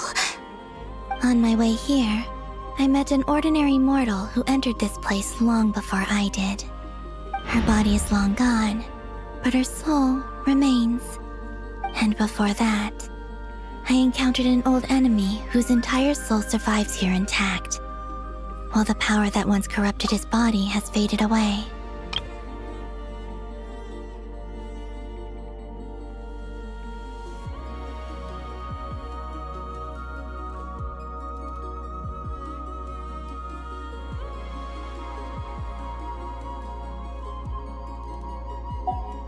So, perhaps this space is specifically designed to imprison divinity and authority, but not the physical body. Still, even if your body can escape, would it not just be a lifeless husk without the soul inside? Wait, is that what you meant when you said you wouldn't leave alive? Yes. I shall turn my body into moonlight and pour it over Nodcry. That power shall protect the land and quietly blend into it, awaiting my soul's return in the future. However, I cannot do this on my strength alone. I would need your help to do this, so I'm humbly asking for your assistance. Oh, dear sister, you need not be so formal. As I said before, we are but remnants of a bygone age. You, on the other hand, were born alone in that distant future, and you have walked a long and lonesome road since then. How could I bear to let your story end here in this dungeon? Don't forget, we are your sisters, your family.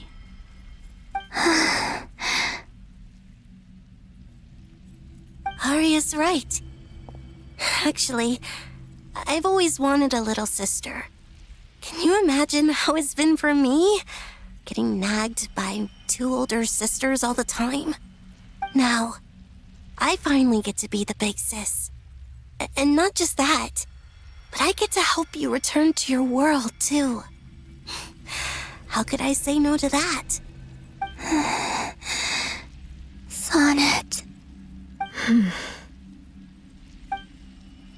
Canon?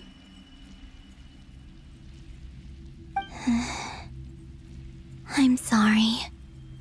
I know this is a bold request. The Frost Moon is rightfully yours, and it remains intact. Oh, no, please, don't misunderstand me, Columbina.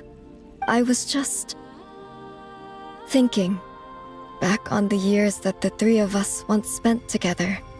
You cannot imagine how happy I am to hear of the future world you describe. The Frost Moon Scions, your lovely, kindly friends. For the three of us, whose purpose in life was to maintain the peace in Teyvat, it is a great relief to know that the people of this world live in such an abundant future. If your plan can save them, and save Notcry, I will gladly give you all that I can. Besides, the three of us have been together since the day we were born. I could never abandon them to live on alone without them. Canon. Still, I do have one question I would like to ask you before we proceed. Certainly. What is it? Why do you cover your eyes?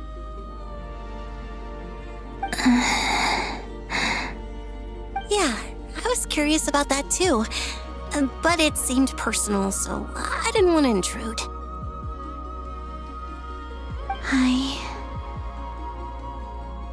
There was a time when I refused to look upon the world. I believed it was full of nothing but lies and falsehoods. I wished to hide my feelings, seal my heart, until I could return to my true home. I see. Perhaps that decision saved you from ever having to see the false sky again. But at the same time, you likely missed out on many true and precious things, like the smiles on your friends' faces. Promise me this, Columbina.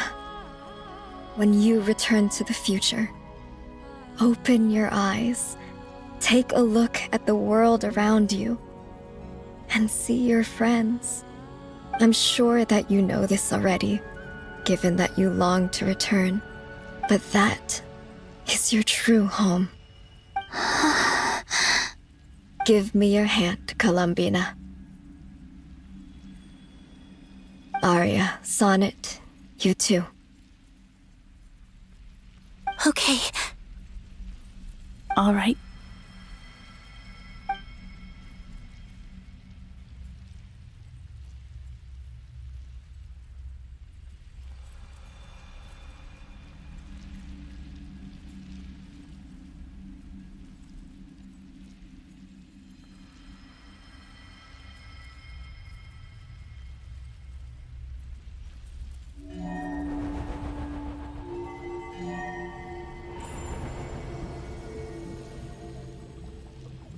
We once were the songs sung for eternity, but now it is you who must continue to sing.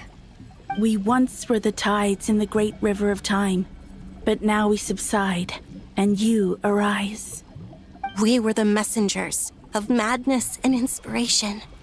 But now, the lies have faded, and your truth must endure.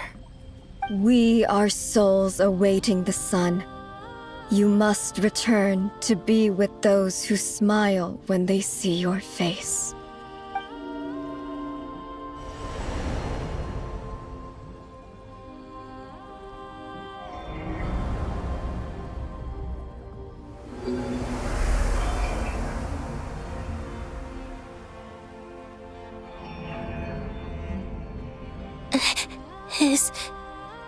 Is it done? Yes. We have transferred the authority over all 3 moons to Columbina Hyposelenia. From this moment on, she is the Tri-Lune Goddess, the one and only moon goddess of this world.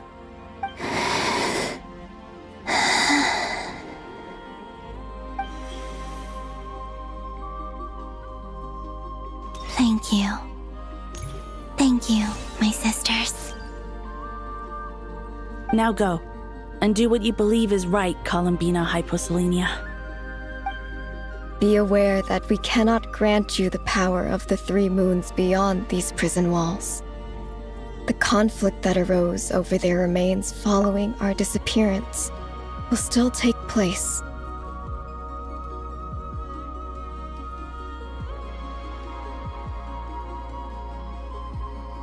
I understand. Sisters, oh, my body. It feels. Now that we have given up our power and authority, our bodies are merely mortal shells. This prison is dissolving them as we speak. It's okay, Sonnet. The end must come for every god, just as it does for every human. That's all this is. The final destination of our lives. Canon and I will be by your side the whole way. We have one final request, Columbina. Could you use the Three Moons' power to send us back into the real world? Now that we have lost our powers, I doubt this space will seek to hold us further. It's just... we would like to spend our final moments together in the only place we ever called home. Of course. Gladly.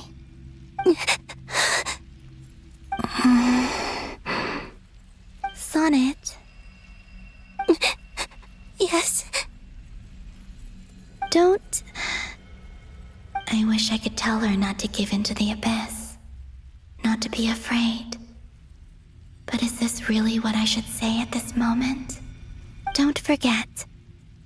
I'm so glad to have a big sister like you.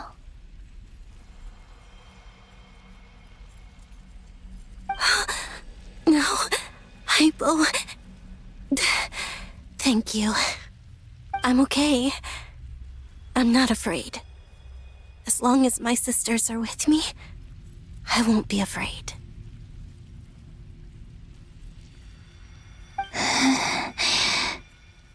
It looks like this is goodbye, sisters.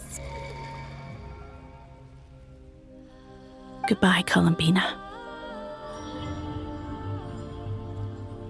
Take care of this world in our stead.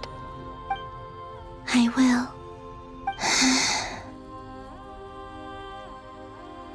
And now, it's time for me to bid farewell to my body, too.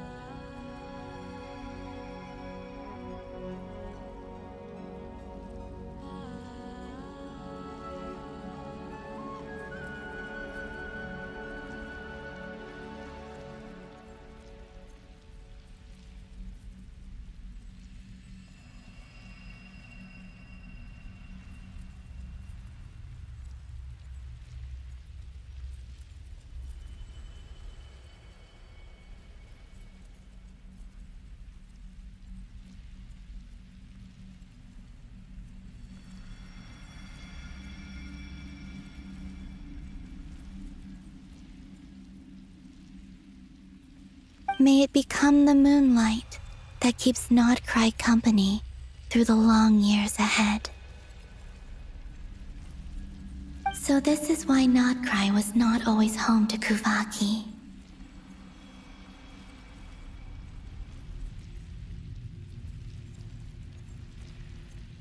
It only appeared after I poured my body out upon this land, and only this land.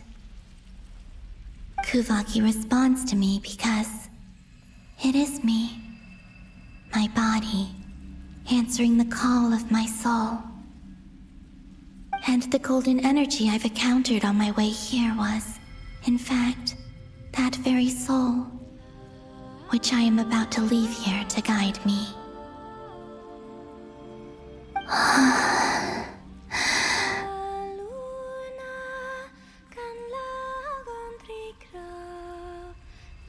O power Trilune, eternal moonlight.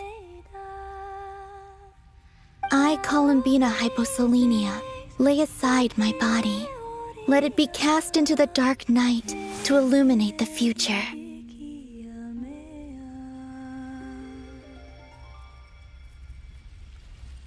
May it be a companion to all who dwell beneath the moon.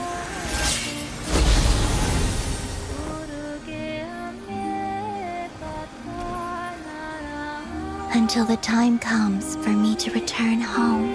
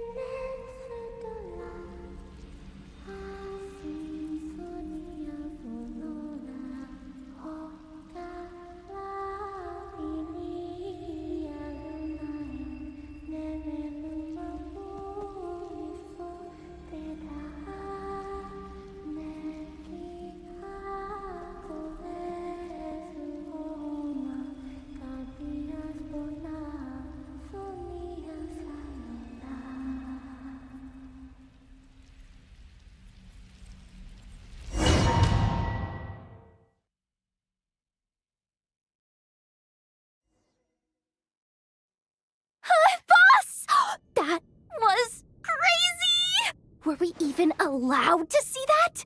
Is anyone? Oh, can you still see? How many fingers am I holding up? I see 2 fingers, and a look of sheer terror on your face. Truly astounding, Miss Nefer. Your eyes have glimpsed the very ends of the world, and yet they remain as sharp as ever. Or is the credit for this miracle due to Miss Lauma? It seems that even time itself is no match for your medical skills. Surely you jest, Mr. Flins. I suspect we have Columbina to thank. She must have realized the immense toll that the ritual would take and purposely set aside some of her power in the past to protect Nefer's eyes when this moment arrived.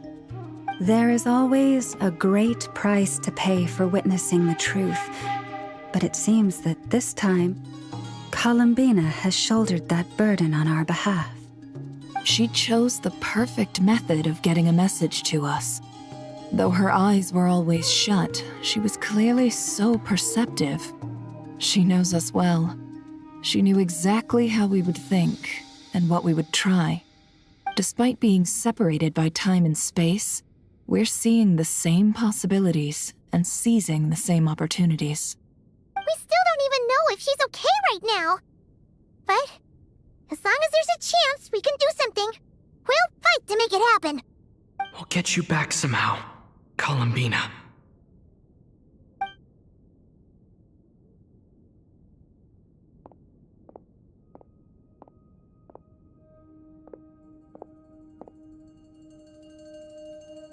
Well, based on the information we now have, let's figure out our next moves. Thanks to these gentlemen, we have a much clearer picture of the situation with Dottore. The civilian population has been moved to safety. so we no longer need to hold back. Miss Androne, how are the calculations going? So far, so good. I'll keep seeing how far I can push the system, though. Can't have Hatman being powered down for nothing. There's still a long road ahead. Where should we begin?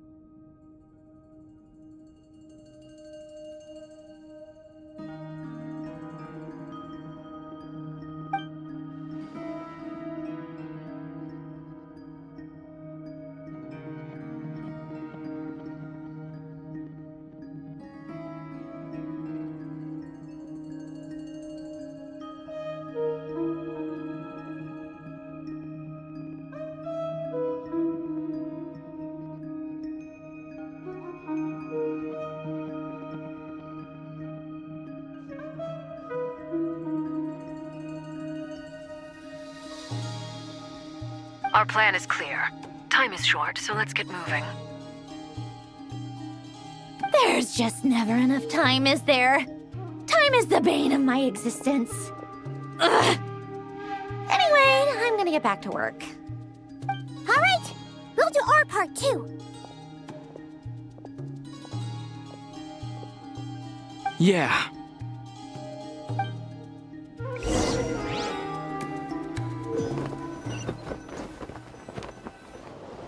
Albedo's theory says that elemental energy can dilute the light realm's power, but I'm no expert in building elemental defenses. Sounds like something out of the advanced elemental theory section of the library. Whew.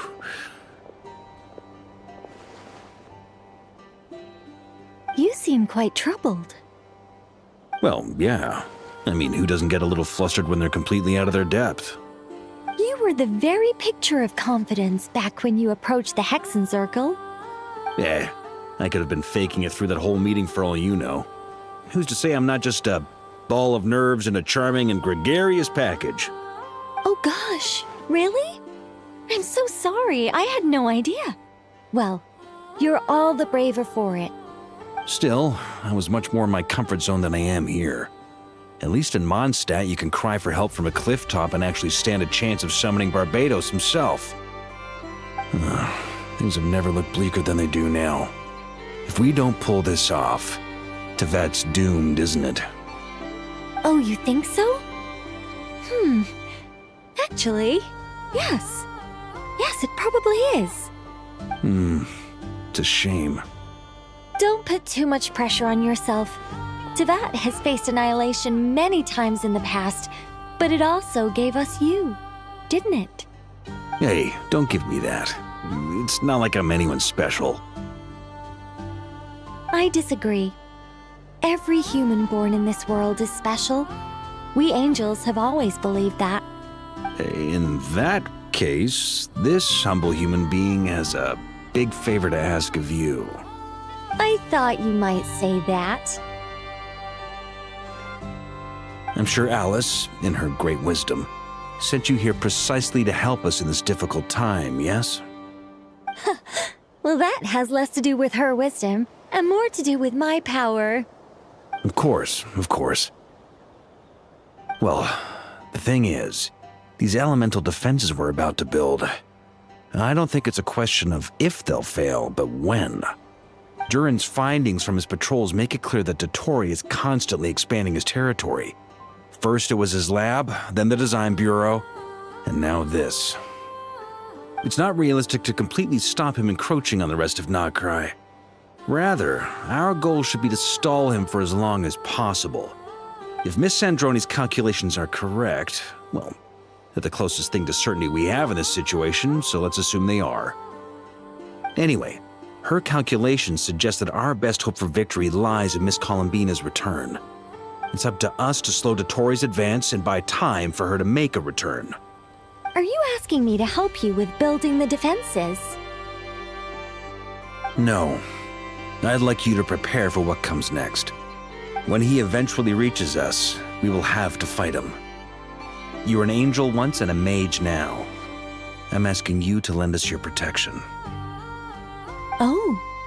Can I take it that you're triggering the terms you fought for during our three-way talks? Well, technically those terms were about protecting Mondstadt. But if you're happy to agree to the change in location, then yes, let's do that. You're cashing in on this much sooner than I'd imagined. Well, yeah. The way things are going, I might not get another chance. Very well. The mages have heard the knight's plea, and we will respond. To tell the truth, Alice and I had already discussed how we might help you all, so I didn't come empty-handed. I always like to be prepared.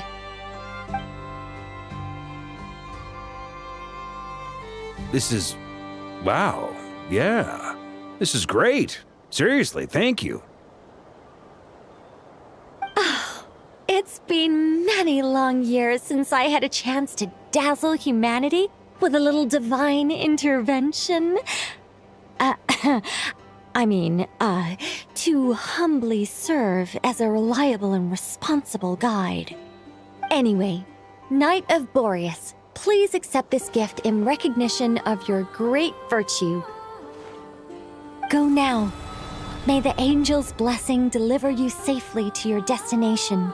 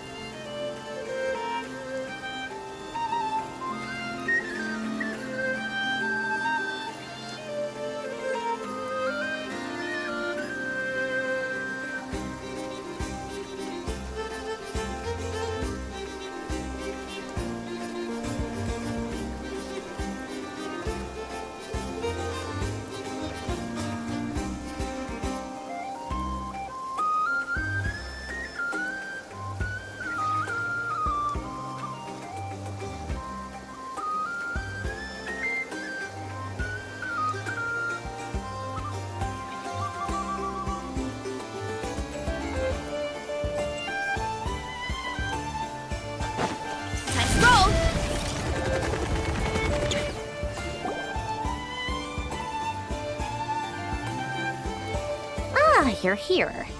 Sandroni! How are things going? Glad you asked. You two are about to become the first people to lay eyes upon my masterpiece. Or should that be the first person and the first, specter? Hey! Whatever. Come, feast your eyes on this. Wow! We've never seen something like this before!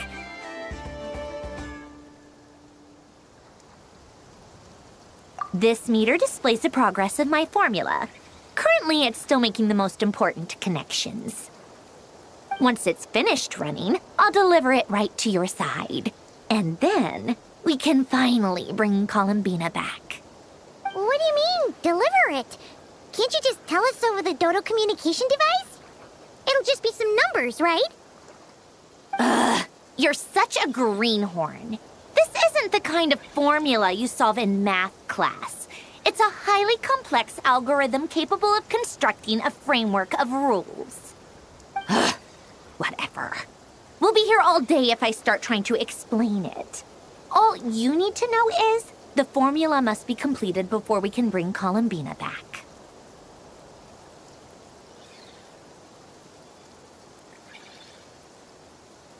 I'll share the data with you. Nicole's agreed to let me use her information channel, so we just need to use the Dodo communication device like so. And... there. Now you can check in on my progress. Wow! Look at that! You're amazing, Zandrone! About time you recognized my genius. Took you long enough. Anyway, that's all for me. You should check on the others if you have time. Make sure we don't have any weak links in the chain.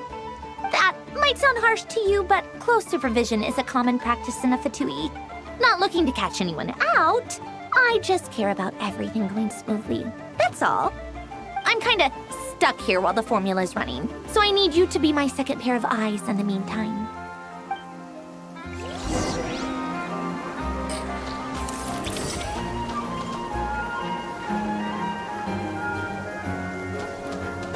Hurry up, Grassa!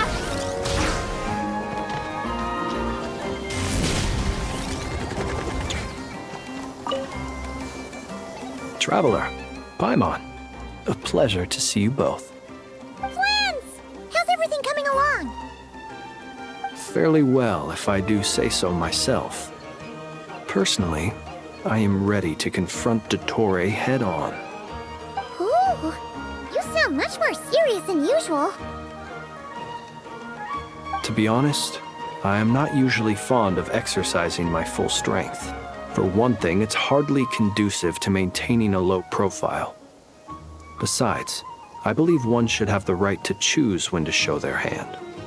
I am conserving my strength until the moment of battle is upon us. Anything to boost our chances of victory. Seeing you get into the zone like this really puts Paimon at ease. Huh, Traveler? I consider it an honor to have your trust. Rest well. I look forward to seeing you both in your element during the battle.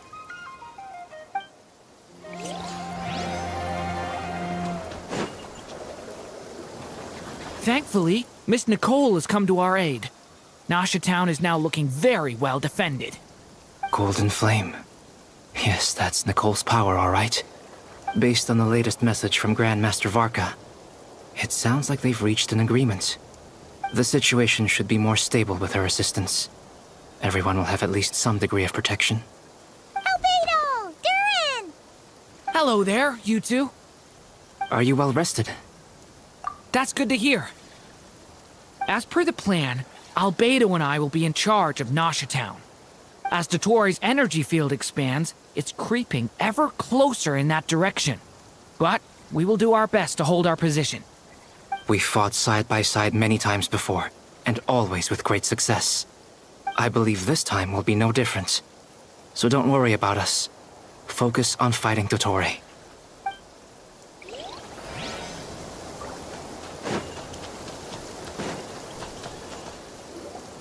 Yes, Miss Moonchanter? What are you staring at? You always address me in the strangest ways. Lady Moonchanter 1 minute, Miss Moonchanter the next. Yes, and? Are either of those incorrect? Not as such. It's just that I simply call you Nefer nowadays. Uh-huh. That's my name. What's your point? The point is I don't add any honorifics or titles. Meaning what? That maybe we're on friendlier terms now than we used to be. Is that how you see it? And I thought I was the one with eye damage. Never! Wilma! Paimon, Traveler. Just swinging by to check in on you. How are things going? Did you manage to get some rest? Don't worry about me. I won't slow us down. And I give my all to ensure our victory. Ah, yes. Allow me to give you two a quick checkup. All done. You're both in good shape. You're welcome. You'll have your work cut out for you in this battle against Dottore, so make sure to get some rest in first. Paimon will keep an eye on him, don't you worry. I'm glad to hear it. Take good care of yourself, too, Paimon. Sure thing!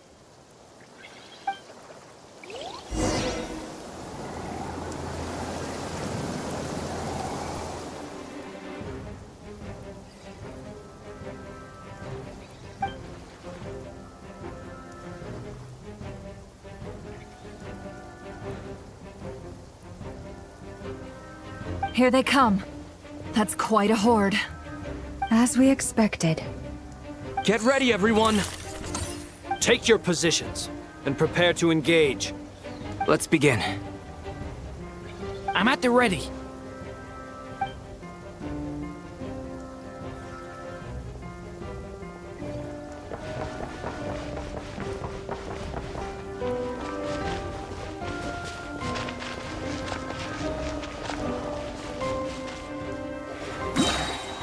What a waste of time! Observe. Night falls. Close your eyes. Night falls. You're too Be silent. Night falls.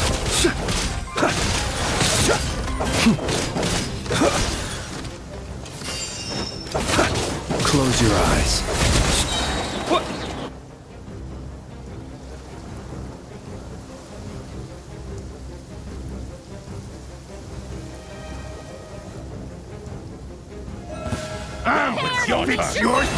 With one heart, the deception ends. These creatures cannot stand against us. Oh, fighting talk. Just don't let your guard down.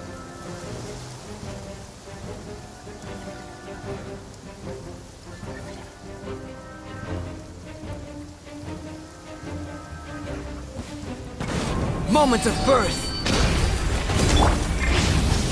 The story has only just begun!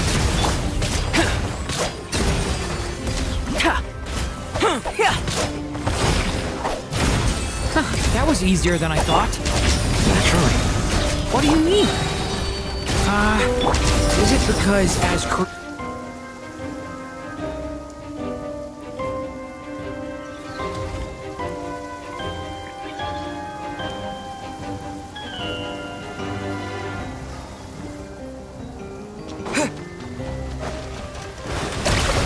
By the Frostman of old, it all adds up. People have always used fire to drive away wild beasts. Wouldn't a lantern work just as well? You read my mind, my dear friend. I was just about to say that. All right then, dear friend. Bring the light! Beware the creatures of the night. Nightfall.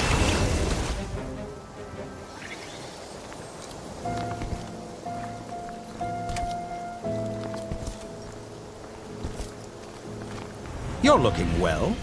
I trust you've had a good couple of days. Dottore. It's actually a good thing, in my view. If the subjects of my experiment were to die prematurely, it would throw quite a wrench in the works. And so, I must thank you all for your resilience. We are no longer on the same level, but you are nonetheless worthy of my respect.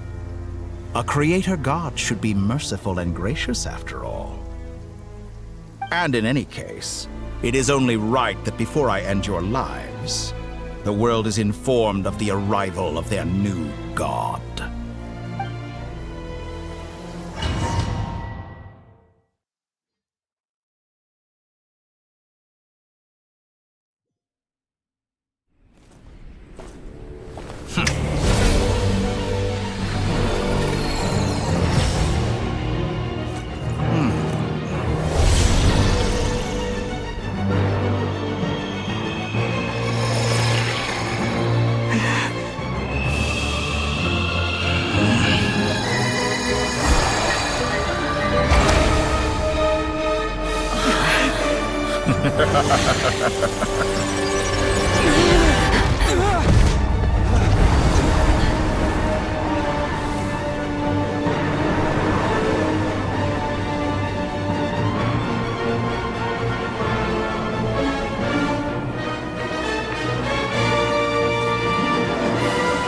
The experiment begins.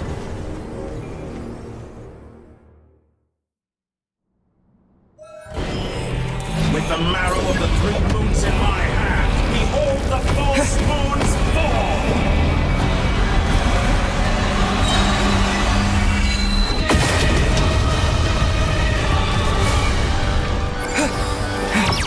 Go! Steady now, the night cometh. Reverse. Close your eyes.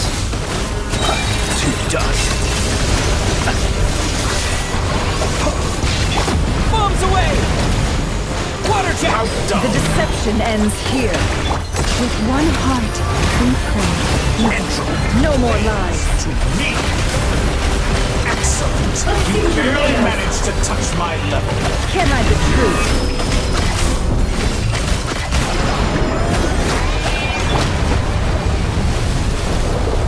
Good. Keep it up. I'm still first.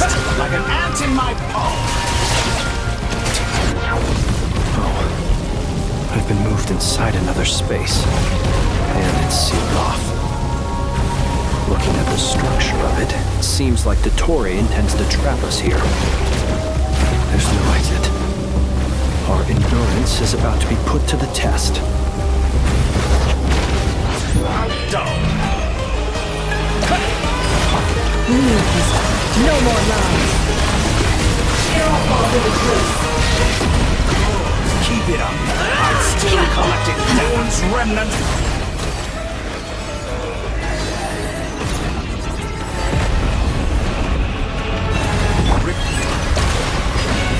Such a simple attack, and you're already struggling.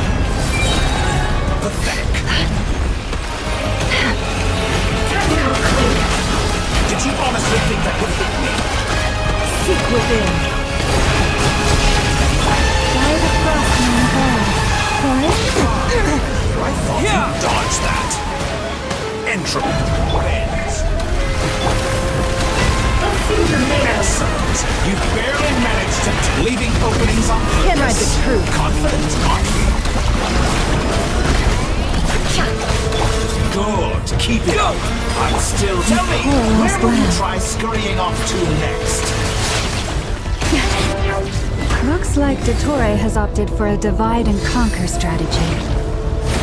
But we will not allow him to triumph.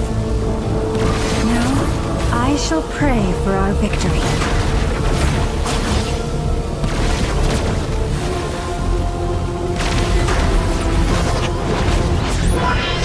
With the marrow of the thrones in my hand, behold the false moons fall!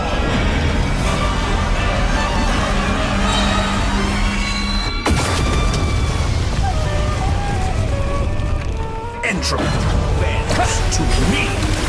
It all adds up. That's more like The it. mystery Some unravels. results of value. Can I the truth? Good. Keep it. I be shackled. Wipe out!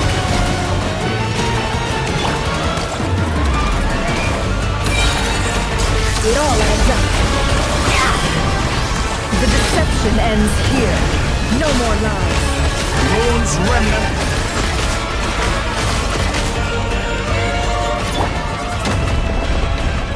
Yeah! Go!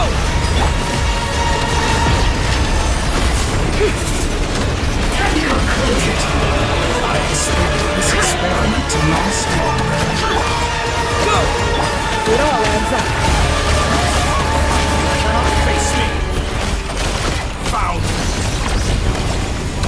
Be annihilated. That which Can I cannot just stand against me.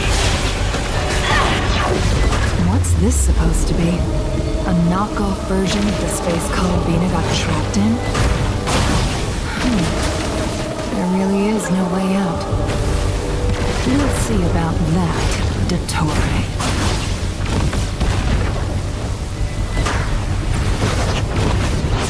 Entry. I have not intended to take your teammates from you. Leaving openings on purpose. Obey, I can release them. An excellent deal.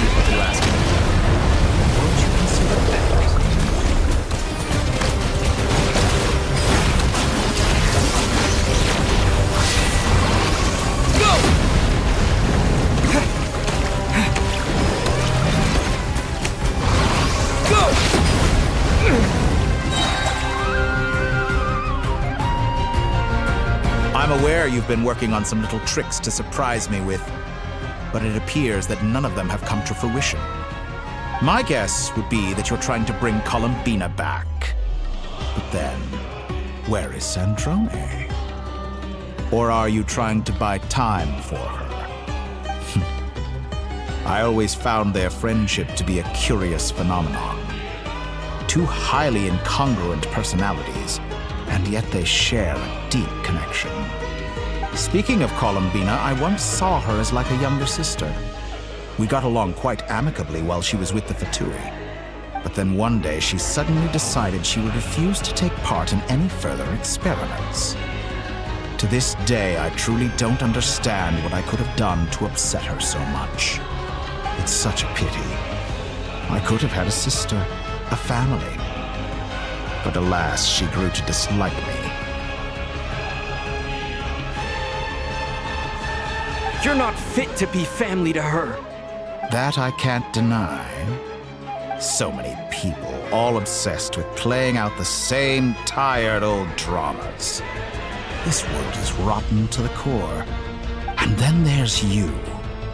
You had every opportunity to reach the right conclusion. The thought of killing you off like this? But I maintain that I approached you in good faith, so I will offer you another chance. Will you work with me? You have until I count to 10 to make your choice.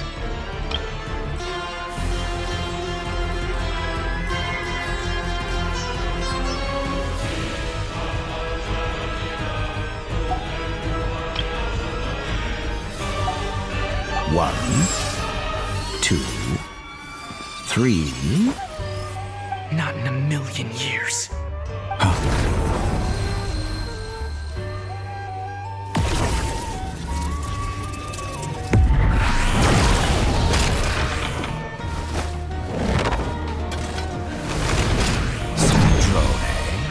What a pleasant surprise.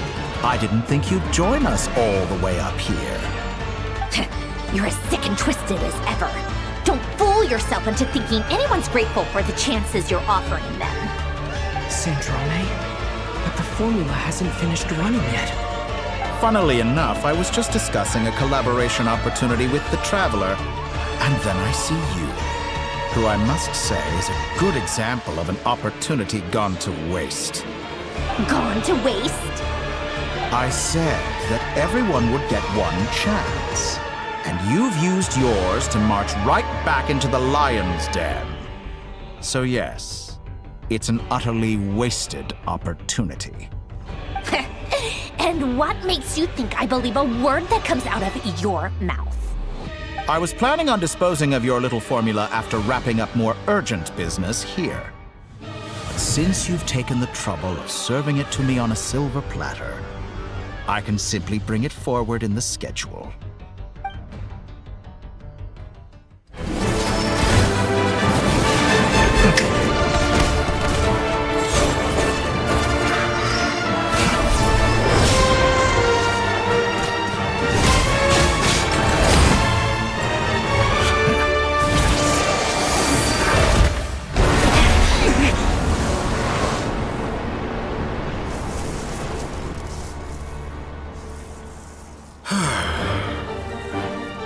Is this your life's work?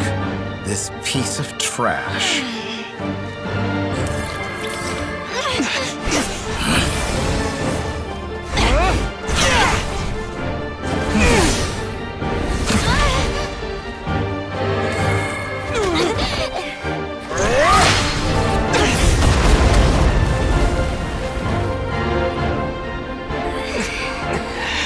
Your formula runs too slowly, Sandrone. You put your hope for success on others instead of fighting dirty. That is why you have failed. Now, whom should I slay first? Any volunteers? No one? How nice of you to leave the decision to me.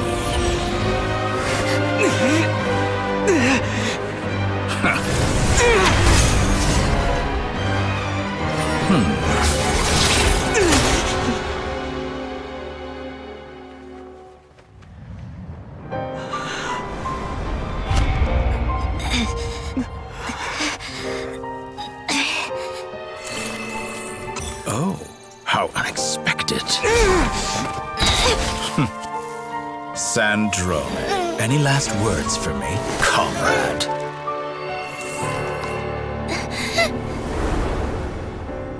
Is there anything you wish for? Not really. But I've always known what I don't want. Go to hell, Dottore.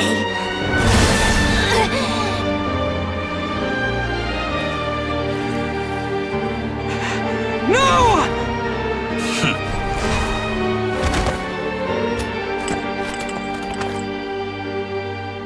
And now, you have failed.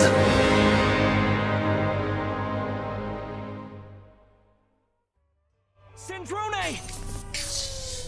Now you see how fragile mechanical contraptions are. Just a gentle tap, and they fall to pieces. However keen of an inventor Sandrone may have been, her death spells the end of the formula that was running inside her body. Of course, I have to commend her for making it this far. As her colleague, I have to admire her stubborn tenacity. Now, it is time for you to take your place by my side. My count was interrupted, but the second chance I extended to you still stands. Once again, you are welcome to join me. By now, I'm sure you have gained a greater appreciation for the power and authority I wield. What is stopping you from embracing a new world of endless possibilities? Not in the mood to talk? As you wish. You seem less talkative than usual today. I'll change the topic to something more apropos. Sandrone was always like this. Never trusting anyone, always so reluctant to share her research with them. Objectively speaking, she had her strengths. It is remarkable how she extracted and even optimized the world formula from so much data. But her inability to trust was her undoing. Had she allowed someone else to monitor or run the formula for her, you might still have a chance at victory even now. But regrettably, she was a stubborn fool. As much as it pains me, she had to go. Dottore. Maybe this is news to you, but people can change. Columbina surprised you when she escaped. And I think Sandrone would surprise you too.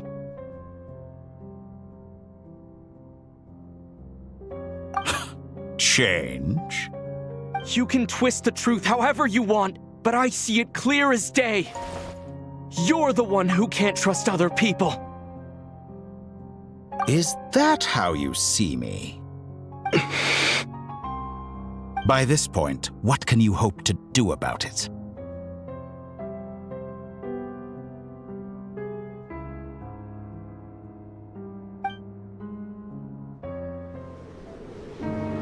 It is pointless to fight on. You've already lost.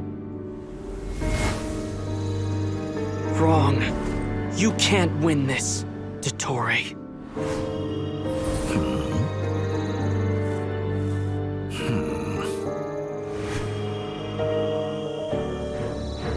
What?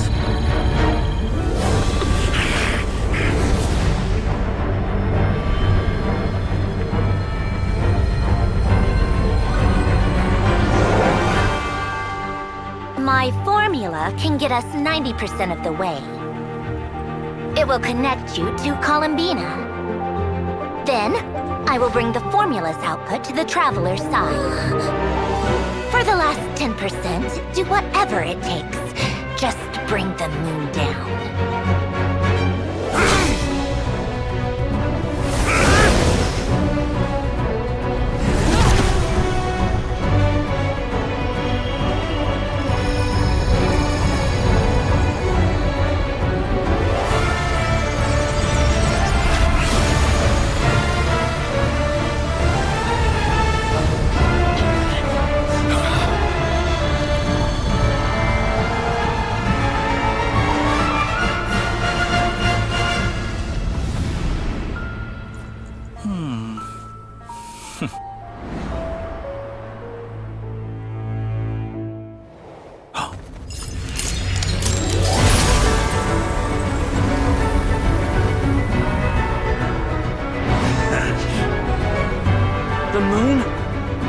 will never be yours!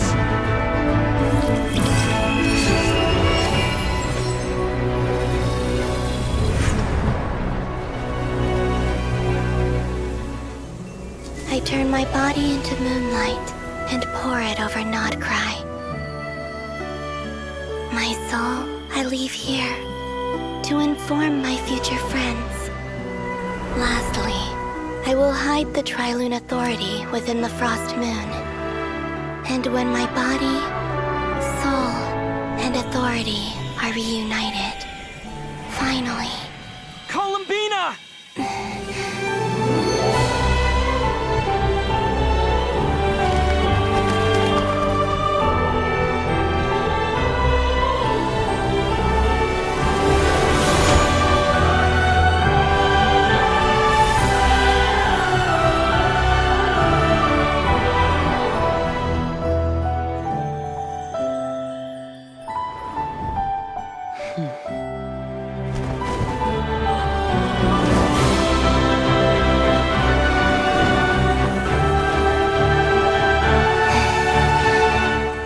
It's been too long. I'm back.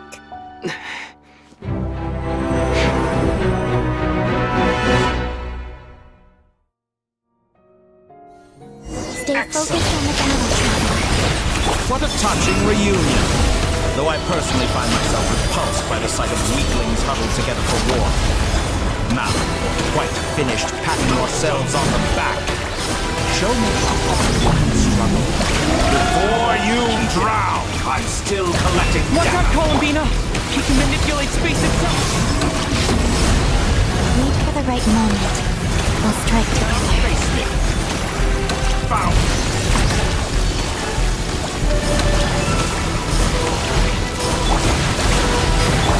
Intro.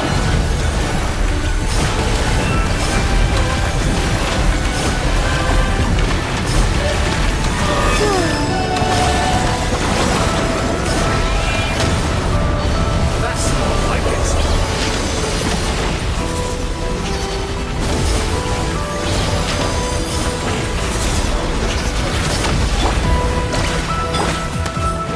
Pathetic.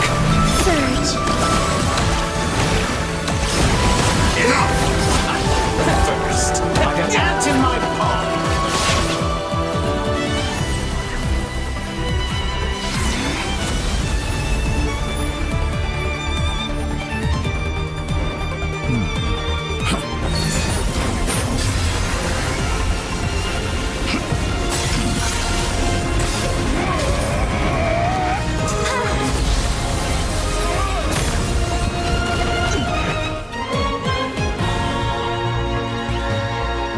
I grant you the new moon's blessing. The new moon shines upon you. I am growing weary of your stubborn resistance. It's over, Dottore!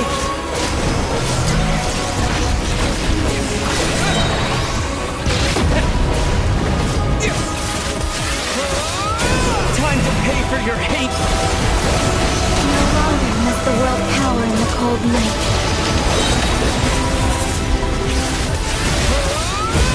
Future is not yours to... Let the moonlight dispel the darkness. Close to the new world. Everlasting as the moon. So you'd rather wallow in this rotten, decaying world?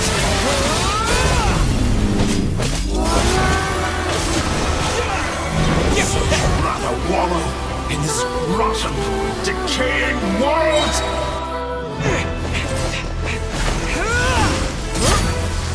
Willfully blind. How can you be so satisfied with your fate?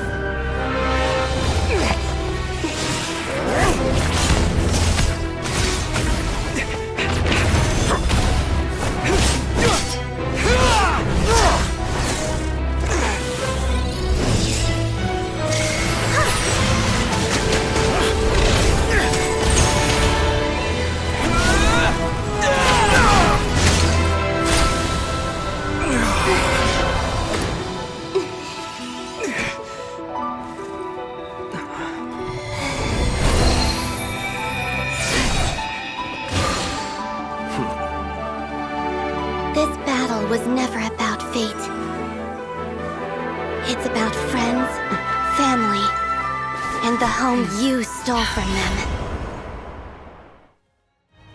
So dull.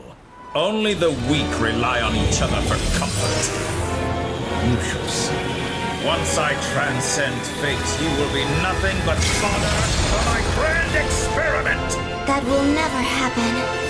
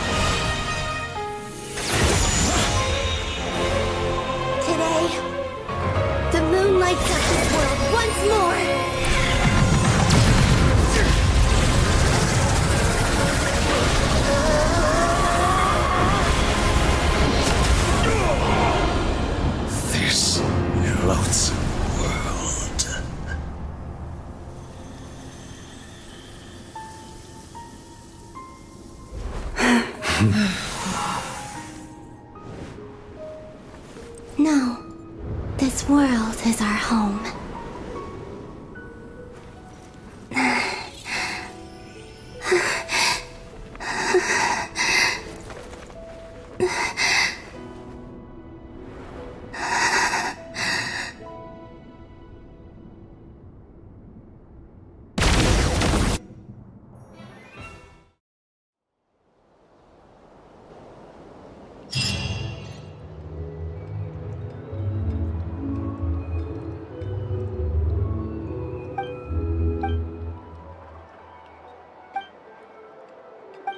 No, you're doing it wrong.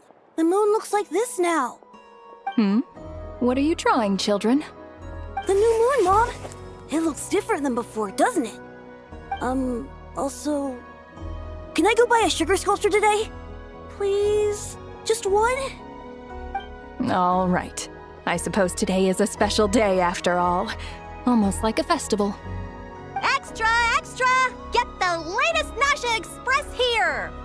Post-disaster report! Nasha Town reborn beneath a new moon! The voyage begins today! The future looks bright thanks to the League. Want a copy? I knew things would be different, but I didn't think that would include the moon. They say a new moon goddess has been born. A new moon goddess? Who's saying that? The Frost Moon Scions? I guess so. I'm not too clued up on the details. As far as I'm concerned, the moon's still in the sky and it's business as usual. Hey, since we've come all this way, shall we grab ourselves a free meal while we're here? Are you a convert now? Or are you just here for the free lunch? Oh, come on, what does it matter? After everything we've all just been through? That smells good. All right, that's it. I'm hungry. Time to eat. Come on! We gotta get there early, or there won't be any good spots left! Shh, keep it down. This is a residential area. What if people are still sleeping?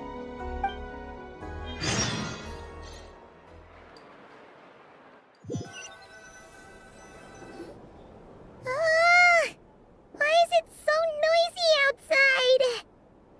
It's okay. Paimon was pretty much awake anyway. It's been so long since we last had a chance to relax, huh? Feels like time is moving slower than usual. What about you? Did you rest well?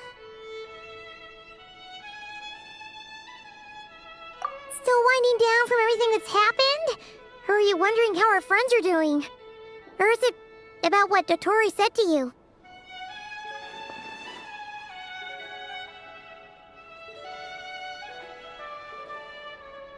Okay, if you say so. But don't push yourself, alright? Let Paimon know if you need to talk. What we just went through is a lot. It's totally totally normal if you need some time to get back in your groove.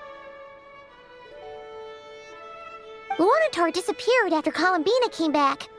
Apparently, she was part of Columbina's soul or something. Still, Paimon kind of misses Luanatar somehow. But anyway, you did great. So did Paimon. We all worked our butts off to contain this disaster, and in the end, we made it. So, chin up, Traveler. You should be proud of yourself.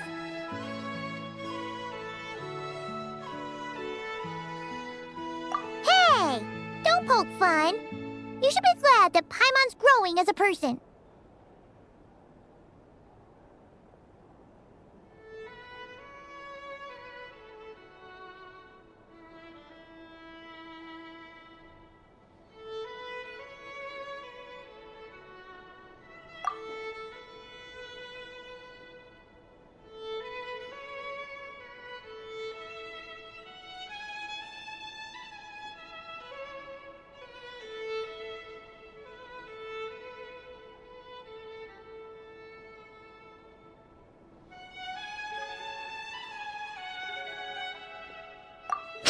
Paimon didn't think you'd mention it.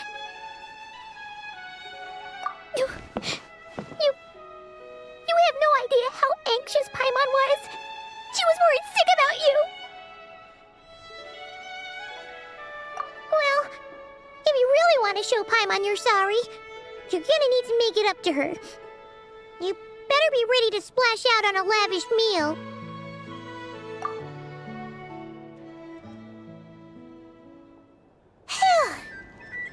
Okay. Paimon's full now. Huh? Oh, well...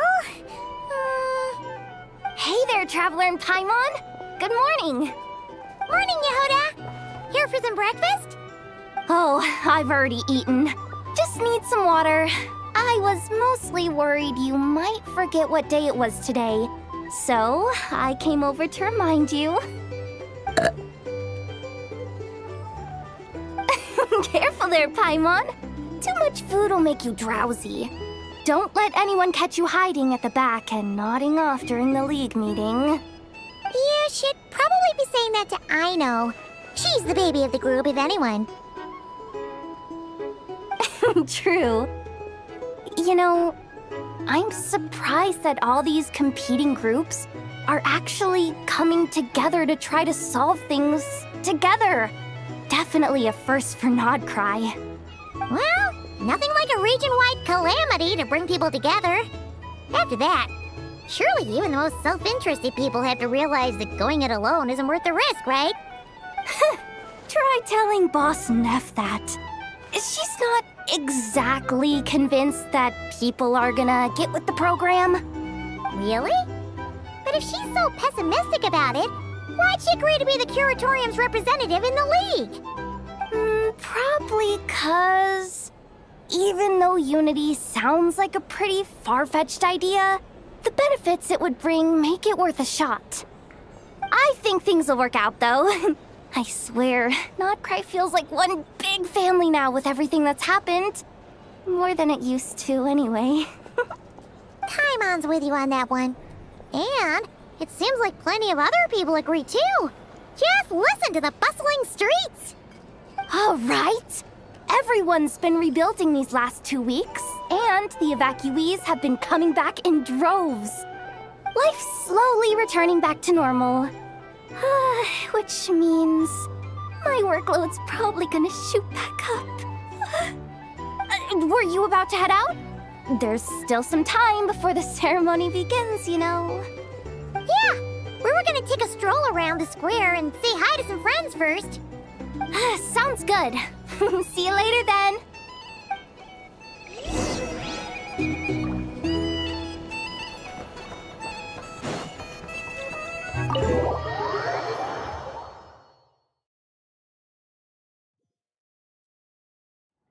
Please accept today's boon. Have a nice day. Are Paimon's eyes deceiving her? Or is that Inepa handing out food for the Frost Moon Scions? Hello there.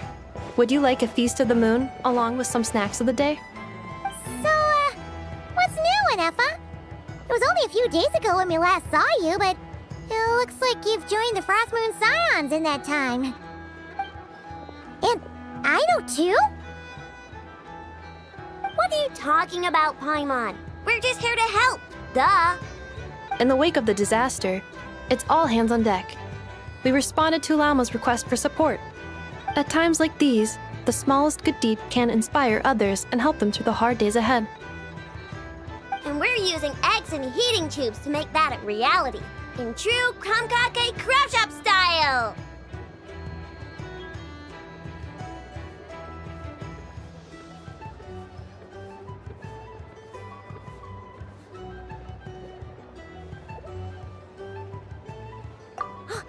Enough! Did you hear that? The Traveler said I did good. The Traveler! That's because it's true, I know. Proposal. If you can resist eating today's dessert, I will provide you with compliments, too. No way! Well, that proposal got shot down quickly. I need something to get me through the hard times too, you know. Mom! Yes, dear. Go right ahead. Excuse me. Could I take a photo with the robot lady? She helped us get safely out of Notcry, and she helped us get back home too. She's the best.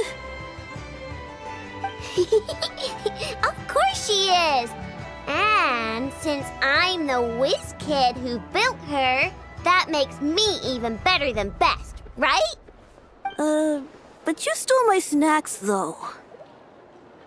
Oops. Shall we move to the open space near the center? The view there is better.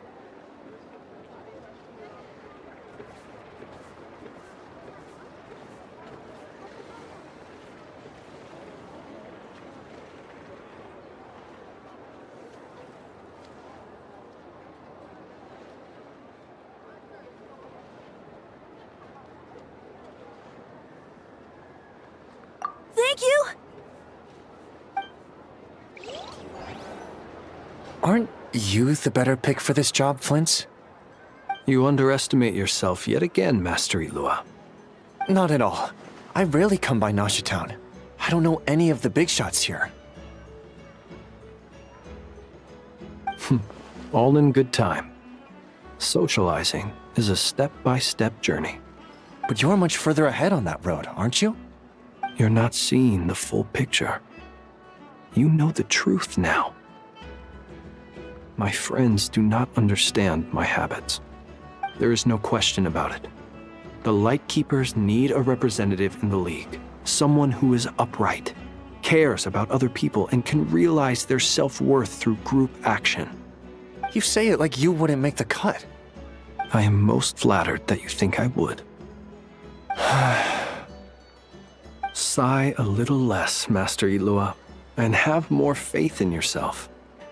All the Lightkeepers agree that you're a very promising young man. That is precisely why Starshina Nikita felt safe delegating such important work to you.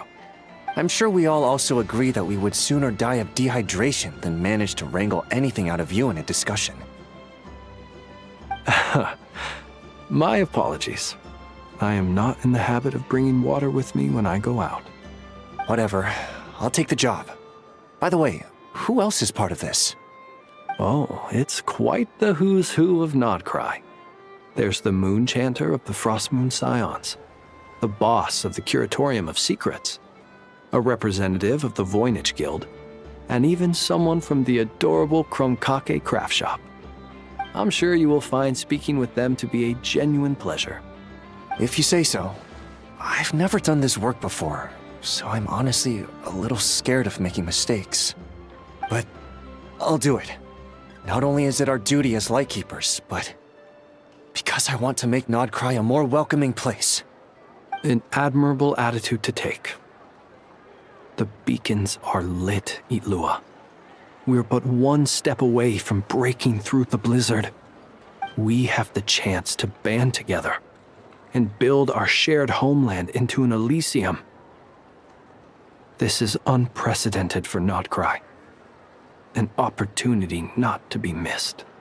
Yeah, you're right. I'll do my best. Quite a few familiar faces have arrived. Let's go, shall we?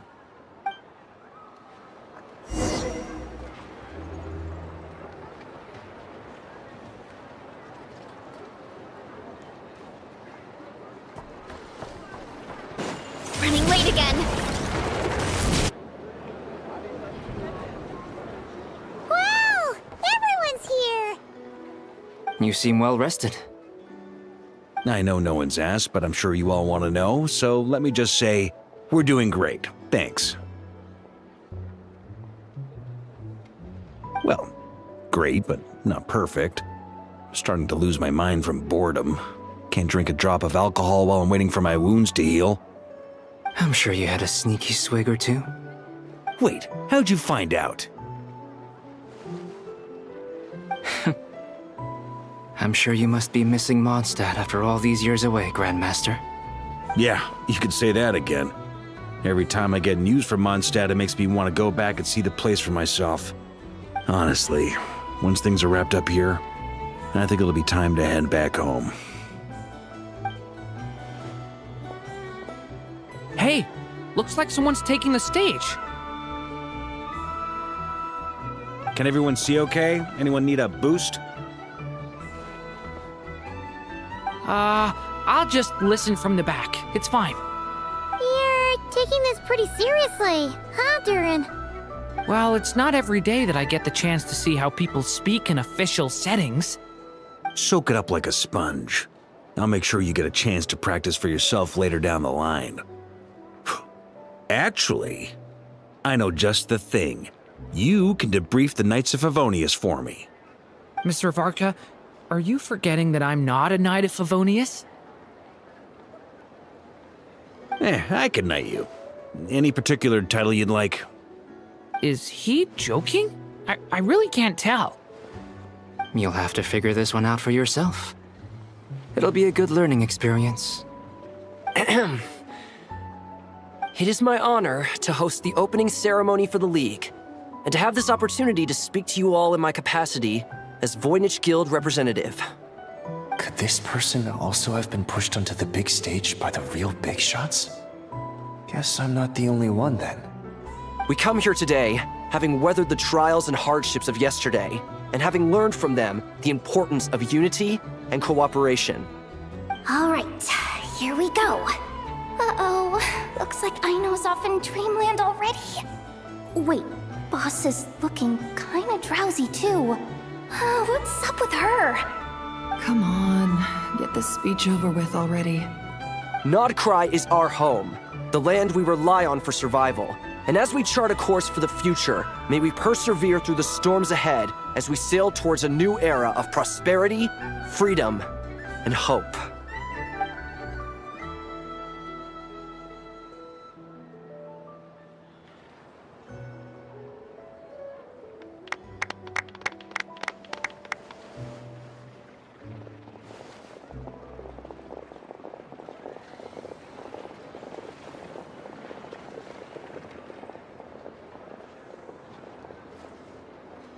Looks like we'll have more opportunities to travel in the future. I'm sure you'll cope, Lady Moonchanter, given how fleet of foot you are. Unfortunately, I suspect I'll be too busy at the Curatorium to act as your host. We have a busy schedule, not to mention an international network of contacts to manage. It'll be all right. I'll just check your schedule with Yehuda well in advance. And if she's not available, I can simply ask Ashru. You... So giving my employees extra workload isn't enough for you? You're really going to drag my cat into this too?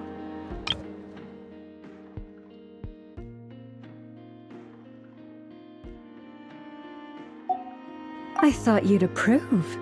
Aren't you forever increasing your employees' workloads? That's a bold statement. Are all the Frostmoon Scions feeling more audacious now that your moon goddess has returned? Columbina's return has brought joy to all who care about her. That includes both you and me. As for the Frostmoon Scions, We are learning how to thrive independently, without relying on the Moon Goddess. It is up to us to make our home a more livable place. Joining the League is one of the steps we are trying towards that end. I like the word try. It's nice and non-committal. You can opt out at any time and still say you tried. You don't see a bright future for the Frost Moon Scions? Or did you mean the League? I'm just not as optimistic as you. The Frost Moon Scions should count themselves lucky that they have a leader as stubborn and enterprising as you. But Nodcry's a big place, with all kinds of people. Most of them don't enjoy answering to a leader, or even listening to reason. Well, that's where you and your methods come in. Unless the Curatorium of Secrets is only here for appearances. For now, yes.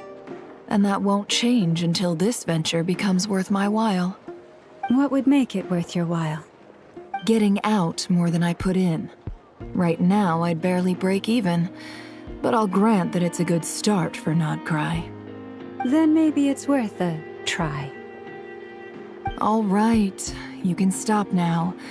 Or do I have to join the Frost Moon Scions before you'll get off my back? You'd be very welcome to join us.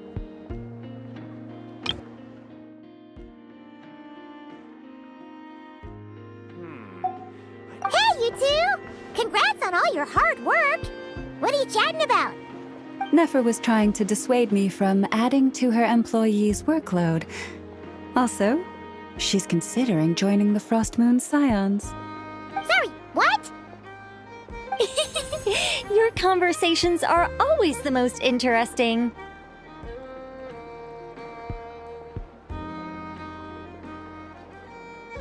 Would you two care to join me for some tea before heading to your next destination?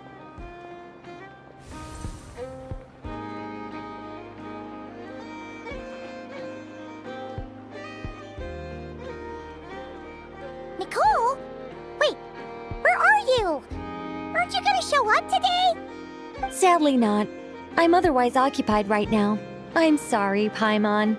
I can hear how disappointed you are. If it's any consolation, let me say that how things appear on the surface is a far cry from what they are at their core.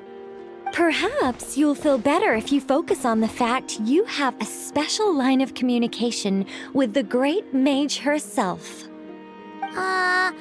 Okay? Has something happened? No, or not yet, anyway. Well, that's not ominous at all.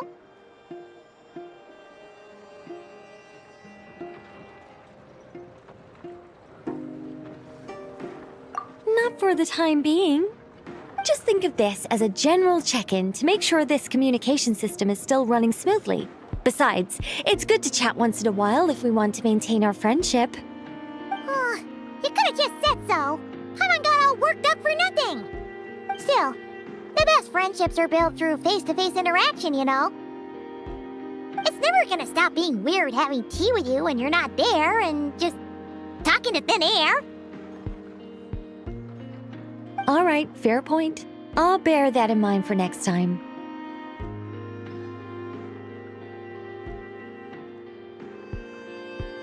Yeah. Any update on that crisis at the world's borders? Alice just informed me that they had their work cut out for them. And now everyone's thoroughly exhausted. But they did finally get things back under control. Still, we can't let our guard down yet. The disruption caused by this disaster has made Teyvat easier to detect from the outside universe. She plans to wait for things to stabilize, then reschedule her Mondstadt vacation plans. As for me, I agree with Hat Guy's perspective. This is a time when many new variables are emerging, and the situation is changing constantly. Plus, most of this change is for the worse. We have to remain vigilant and ensure that the embers of chaos are not rekindled. I did notice that the energy in Nodcry changed somewhat after the War of Funerary Flame, but since it was still aligned with the Light Realm, I never gave it a second thought. it looks like I'll have to examine the connections between phenomena I observe more closely in the future.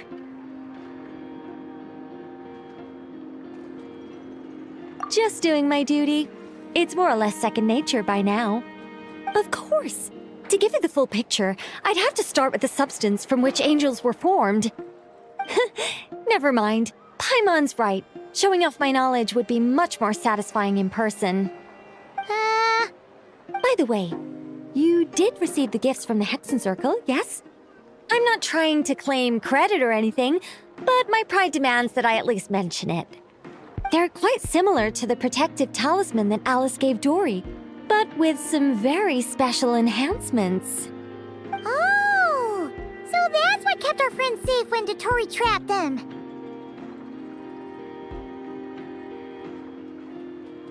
Indeed. We went to great lengths to make sure they were invisible to his eyes.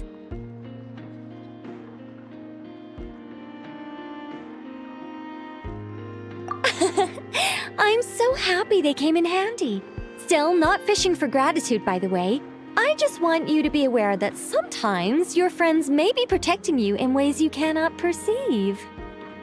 Anyway, I'll contact you if anything else crops up. If not, you know what they say, no news is good news.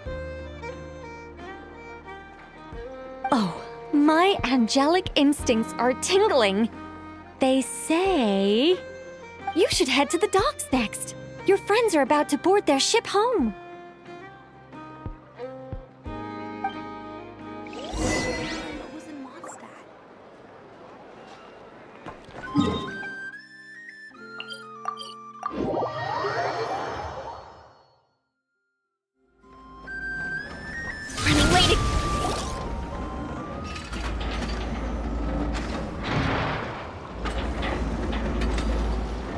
You're here. You're here too, Hat Guy! Are you heading back together? No. I'm bound for Sumeru, and she for Fontaine. We just happened to cross paths at the harbor.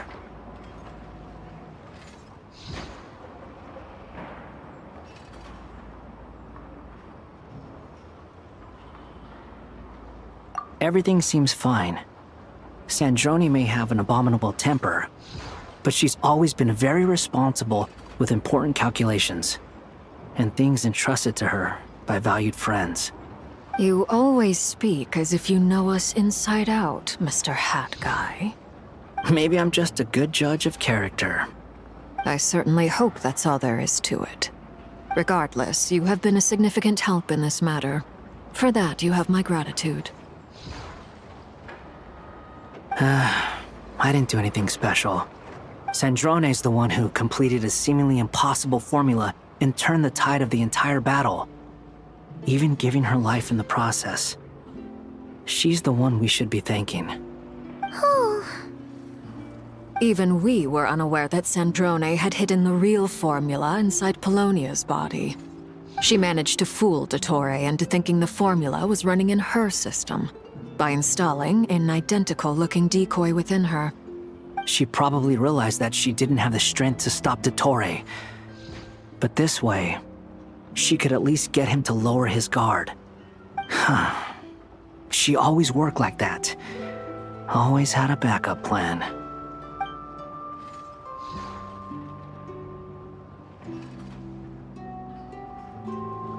Well, that's why I'm traveling to Fontaine. She made a request of me long ago, and the time has come to fulfill it. Think of it as her will. She said that should she ever fail in a mission, she'd like me to deliver her core and Polonia's to the Fontaine Research Institute. She also mentioned that she had made arrangements for people there to set her affairs in order. Some of her personal effects, such as her notes, were left to me. I've decided to take them back to the House of the Hearth, for safekeeping primarily, but also as mementos, I suppose. However, there is one book among them that I'd like to leave in your care. I'll have someone deliver it to your residence at the flagship at a later date. No, I was specifically warned not to tell her. This is her last wish, and I will abide by it. I can only hope so, but none of us here can know for certain. I bade farewell to Columbina earlier today. As promised, she turned the iridescent moon's marrow over to me. She spent a long time with Sandrone's body, saying her goodbyes. Oh, is she alright? Sandrone's passing has left a great wound in all of our hearts. It will take time to heal, but Columbina surprised me. She offered me some words of comfort before I departed. Despite being grief-stricken herself, she showed an awareness of the feelings of others around her. She never used to act like this. Clearly, she has grown. And I suspect that we have you to thank for much of the change we are seeing in her. Huh. After these recent events, the Tsaritsa has revoked the Pale Star Edict. Snezhnaya now realizes that the arrest warrant for Columbina was just a ploy by Dottore, who coveted her powers. I shall return to Nodcry to see her as soon as I find the time. I hope that from now on, she too will explore more of the world. Columbina Hyposelenia's journey is only beginning. My ship is here. Traveler, Paimon, we shall meet again. You too, Hat Guy. What are you still bumming around for? Isn't Columbina waiting for you? I thought today was the day you'd agreed with her to go find out the truth about your sibling. You're afraid you won't like the truth when you see it. Well, this is new. I was starting to think that nothing could scare you. Don't say that!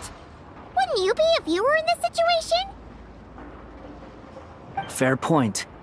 But I'd say I have more experience facing up to unpleasant truths than the Traveler. They say blood's thicker than water. I know how much you need your family back. More than you need any of your friends. And I'm sure that all your real friends understand that too. No matter what the truth turns out to be, they will stick by you and support you, whatever decision you make. Finding the truth is important. But more important still is what you choose to do once you've found it.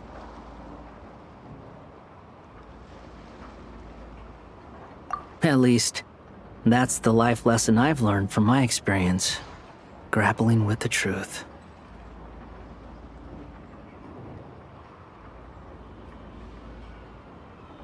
What? Now that Dottore's dead and gone?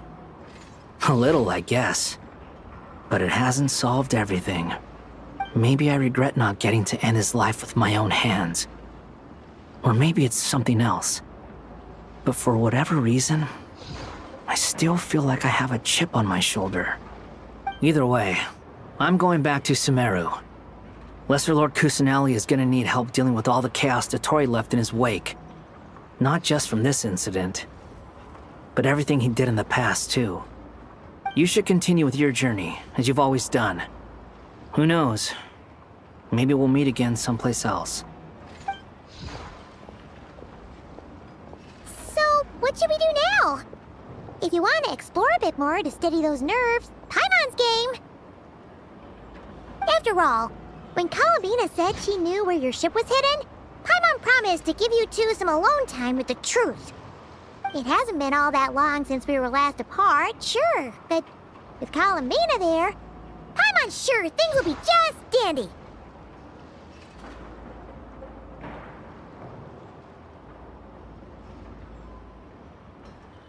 Ain't no biggie. Paimon might be all about that food and fun, but she knows how to do right by people. Paimon's sure you'd prefer to digest the news about your sister in peace. But, no matter what you see, just know you can share it with Paimon. Of course, as long as it's not super private. If you can't make sense of something, let's give it some thought together. And even if we both can't figure it out, Paimon can at least treat you to a nice meal. Glad to hear it. Feel better now?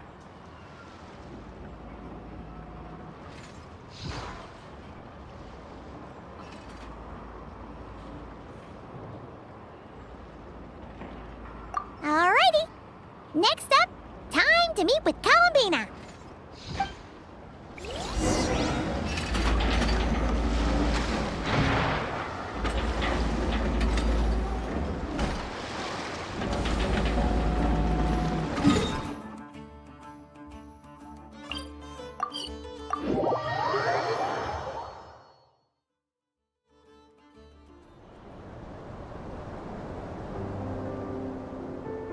Columbina, we're here! Can't quite believe we're meeting out here. We've gotten used to walking over to Silver Moon Hall whenever we go see you. Well, you're still welcome to go there whenever you want to see me. It's just, now that it's all over, I've decided to make some changes. Try and fit in with the Frost Moon Scions, like Llama suggested.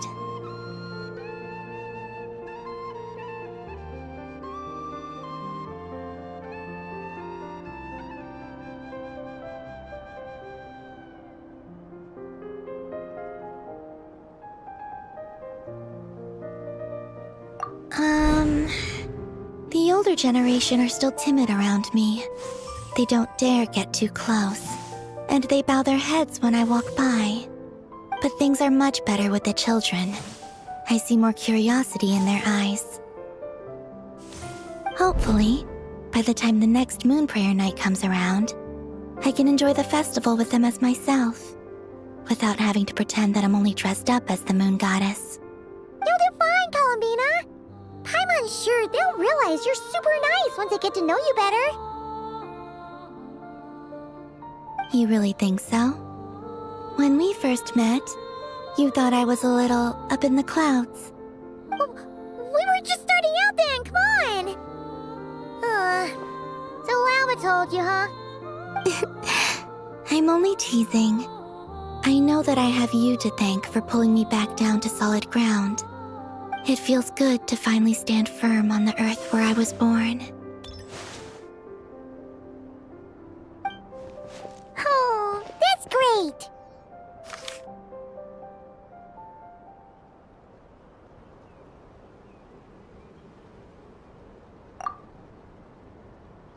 Thank you. I'll make sure not to lose it this time. Well then, are you ready? Lumine, what happened to our spaceship back then? Why did you leave? It's time to learn the truth at last. Ready as I'll ever be. Good. Then let me open the way for you.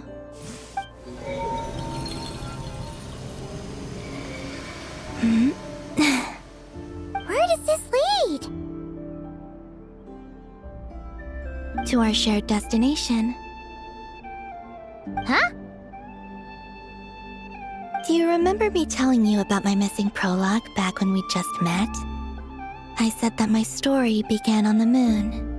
But while I was inside the moon's reflection, I realized that my prologue was really hidden in the future. I just had yet to discover it at that point. The story of the time before I was born was in fact the story of my distant future. It's truly fascinating. But when I obtained the Trilunar Authority and returned to our present reality, I sensed something I hadn't expected. Your prologue. So you mean... Yes, your spaceship. All this time, it has been hidden on the Frost Moon, which lay beyond the sky.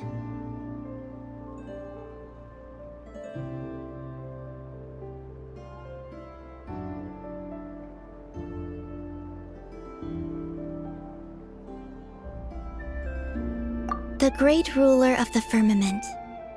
The heavenly principles. Wait, them? Why would they do that? I don't know. Perhaps your ship contains something that is incompatible with Tevat. Or something that cannot be known.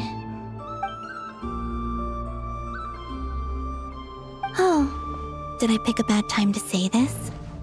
I know it must have been hard to work up the courage to do this. Maybe I should have waited until you were on the moon, with no chance to back out. That would have been kind of mean, you know.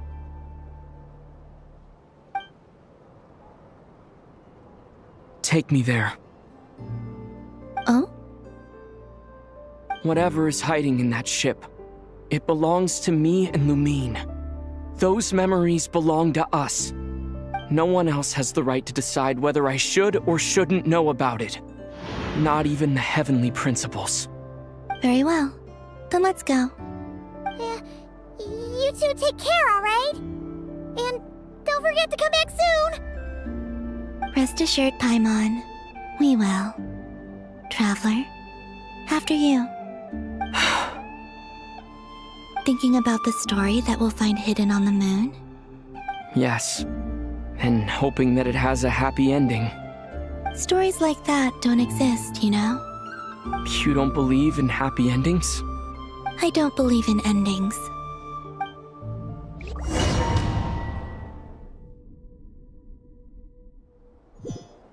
Where am I? This is the pathway I built between Teyvat and the Frost Moon. The moon is very far away from us, so it could be a long journey.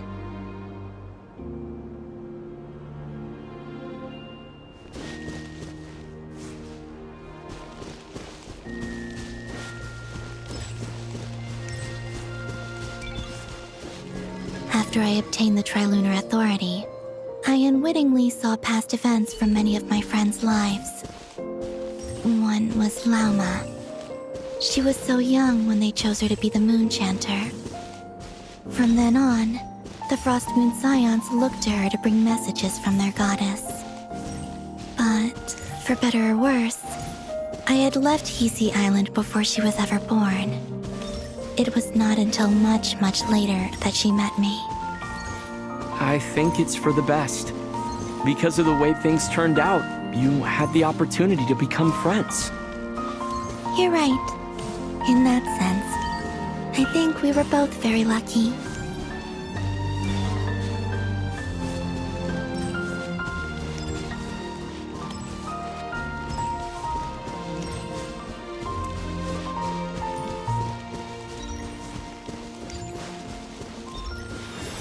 Oh, and about that mage, Nicole. I only recently learned that she has lived in Teyvat since the time of the Three Moon Sisters. The Moon Goddesses always had a good relationship with the angels. I suppose our friendship continues that tradition.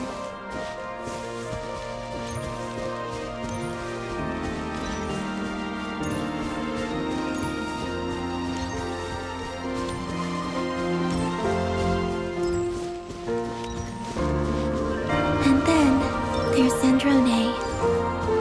I never knew that much about her, beyond the fact that she was created by someone called the Lord Artificer.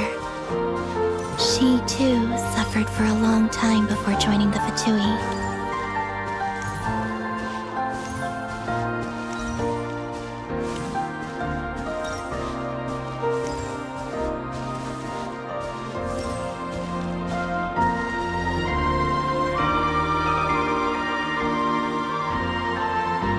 How I wish I could talk to her again, even if only to hear her say nasty things to me.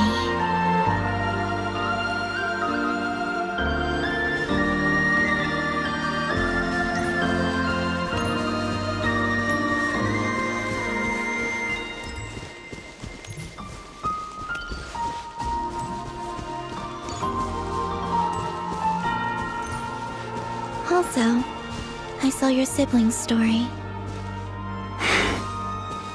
I'm afraid I didn't see much. It seems that she rarely came to the surface, where the moonlight shines. But I did notice that back when you first set out on your journey, she would often appear nearby, gazing at you from afar with a guilty look in her eyes. Lumine. Let us speak no more of the past. I probably shouldn't reveal so much about my friends. It's not my place. Let the moonlight carry us forth. We are very close now.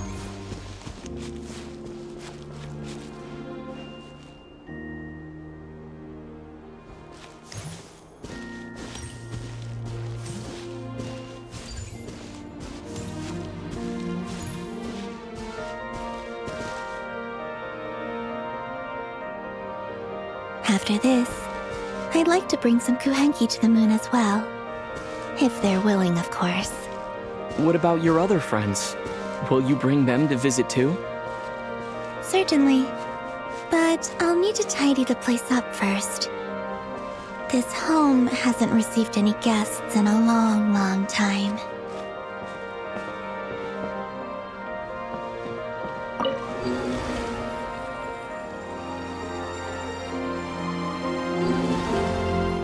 I remember writing something similar with you on Moon Prayer Night. I believe it was called... Dodoko's Whirligig. Yes, that was it. You asked me if I was afraid to return to the moon, and I said that I was. The idea that I had gained something precious, only to lose it so quickly. That frightened me. But I'm not afraid anymore. Besides, this time, we're traveling together.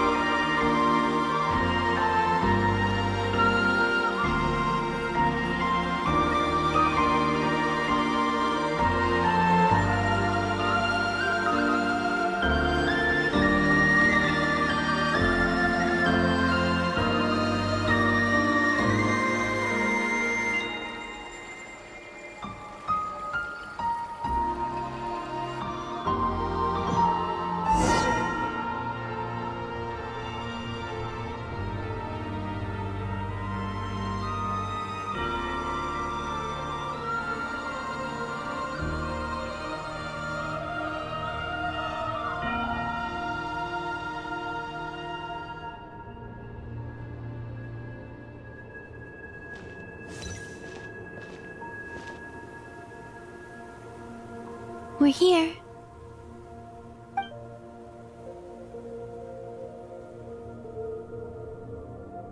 Over there.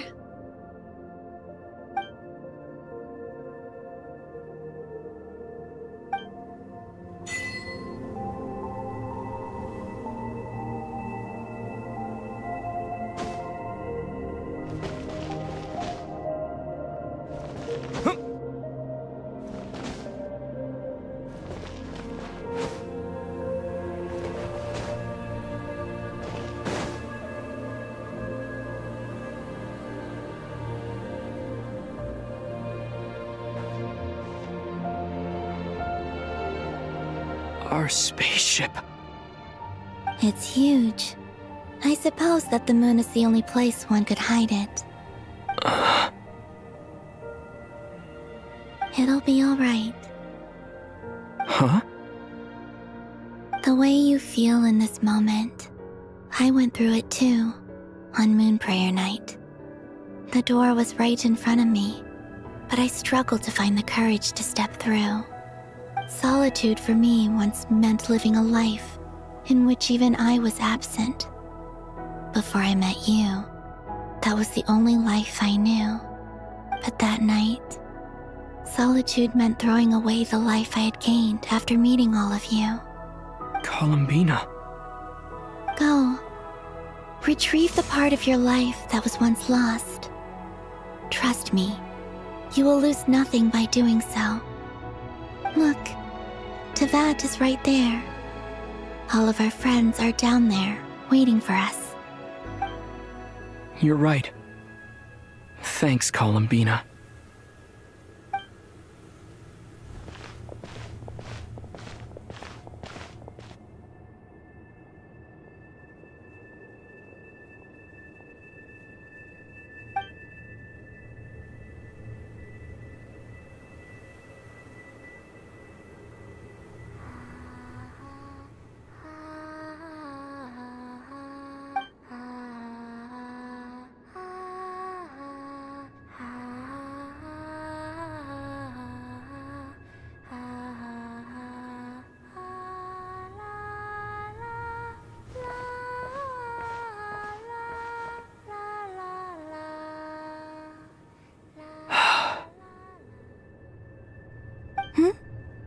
Finished?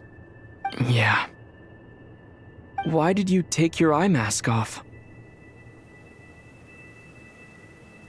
Well, since my return, I've decided to take more opportunities to see the world with my own eyes. Besides, I've always wondered how Tevat looks from the moon. And what do you think? It's beautiful. I could spend a whole day here just gazing at it. What about you? What do you think of the truth you found? I haven't looked at another person's expression in a long time, but I think yours is saying it was neither good nor bad.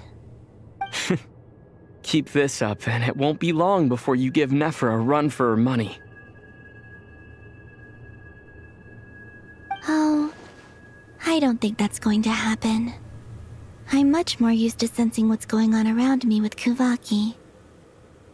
I think I'll save my eyes for seeing special moments I really want to remember.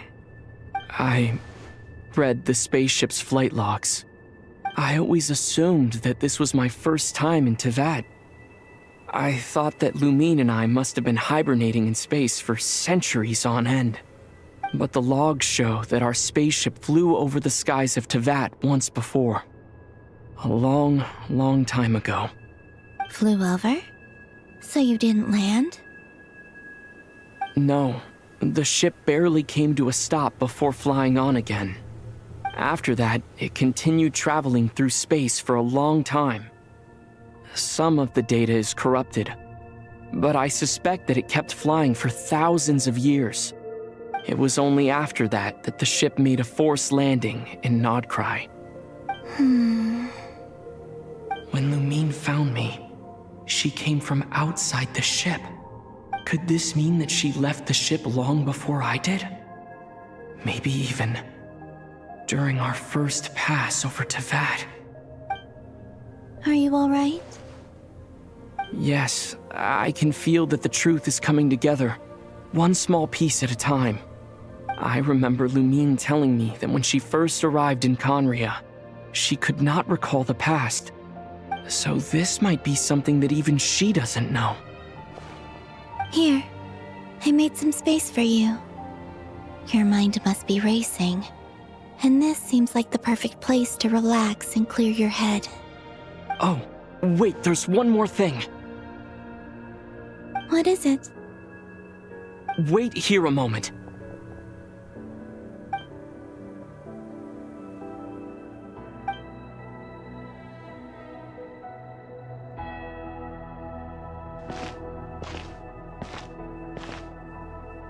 Hey, Columbina.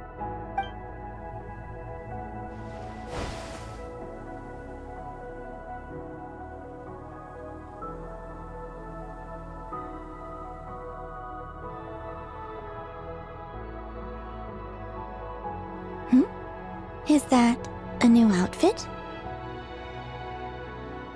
An old one, technically. It's been in a cabinet inside the ship this whole time. It's a matching pair with Lumine's. She always liked this set more. Huh. I don't think there's a huge difference. Really? Yes, it's still the same you. You're the same person, no matter what clothes you wear. Only Columbina would make an observation like that.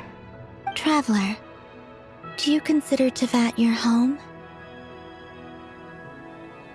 Home is wherever Lumine is.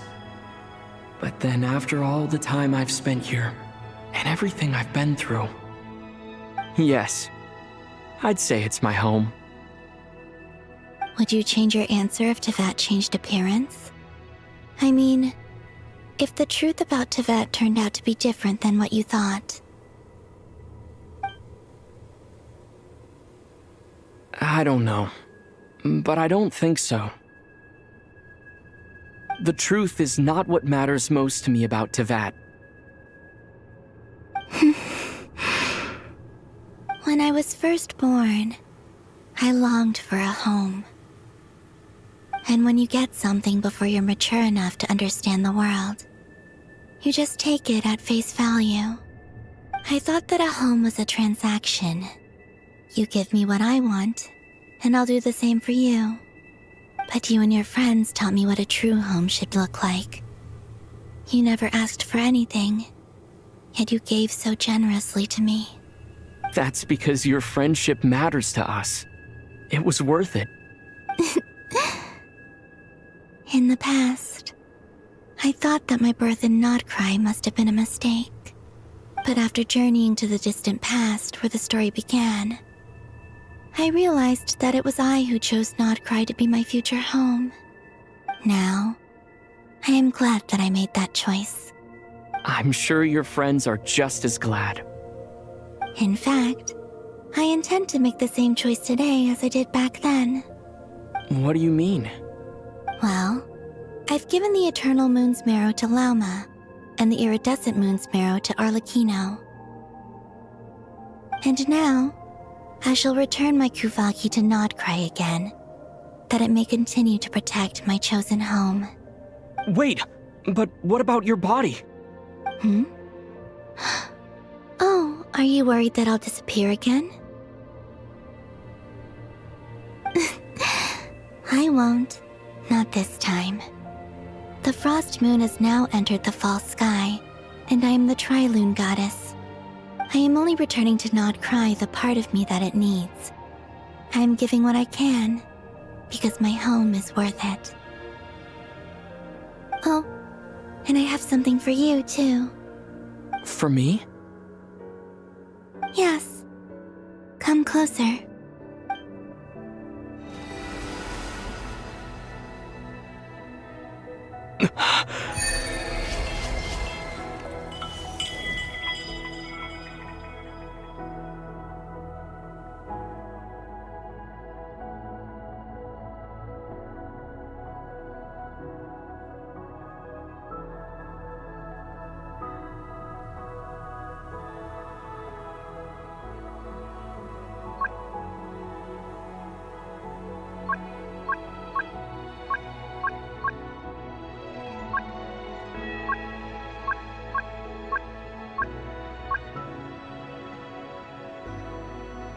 What was that?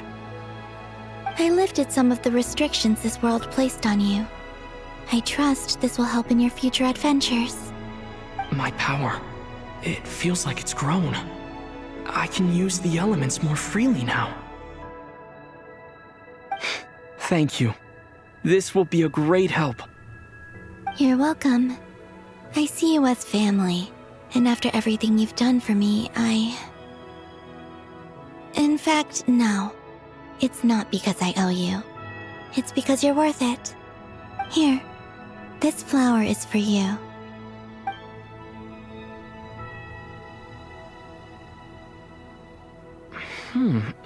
Isn't this a moon prayer blossom? Yes. Don't worry. You will never see these flowers lose their color again. I'm finally discovering the joy of giving. How I wish I'd learned this sooner. Hey, better late than never. What are you thinking about now? Why don't you take a guess? You get 1 shot. I don't think I'll get it in one guess. But I'm sure it's a happy thought. That's kind of a sneaky answer. I can't say you got it wrong. Down into that, the moon seems so far away. I felt it might always lie beyond my reach. But on the moon, everything feels so close by. The haze that once enshrouded the skies has finally been dispersed. I feel like a traveler on a winter's night, starting a new chapter in my tale by the warmth of a bonfire. I don't have a lot of luggage, but I do have a lot of hope for the future. Well, what's next? Next? To start with, I want to stay here just a little longer. After that, let's return home and continue our journey.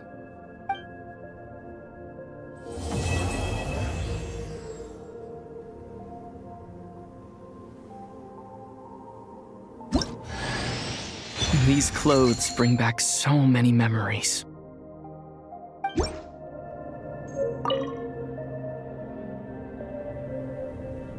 The journey goes on, for you and for me. Like I said, this is not the end. I don't believe there has to be an ending. Okay. As you continue on your journey, don't forget to gaze up at the moon once in a while. It is, after all, no longer an illusion. It shall cast down its true moonlight, connecting us in truth.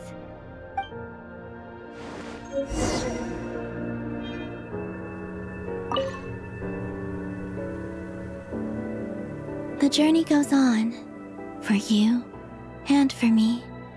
Like I said, this is not the end. I don't believe there has to be an ending.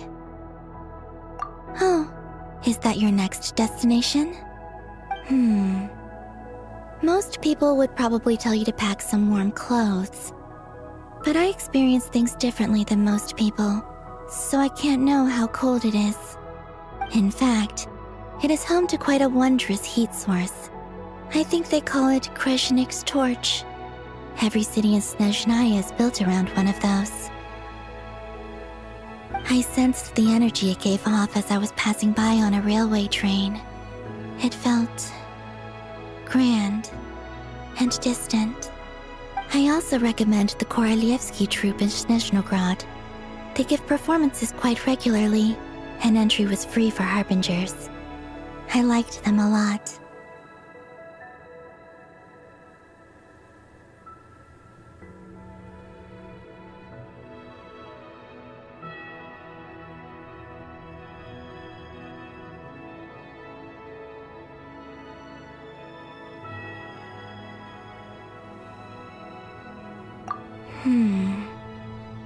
Ice cold and sharp. Crystal clear in some ways, yet profoundly unfathomable in others. Like the thick layer of ice on top of a frozen lake. That's just the impression that Tsaritsa gives me. I was never able to glimpse what truly lies beneath that icy exterior. In fact, I don't think the people of Snezhnaya even know what kind of power their god wields. Maybe that's because the Tsaritsa herself has never acknowledged, nor accepted that power.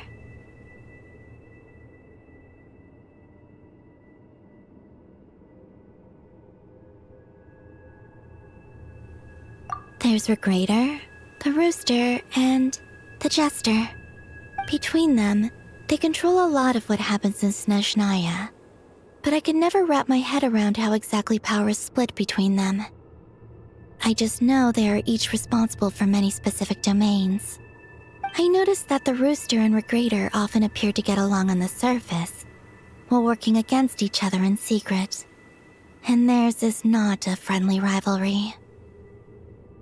But I wasn't particularly interested, so I tended to keep my distance. Now that I think about it, the term Mistelton often seemed to come up in connection with Project Stuja.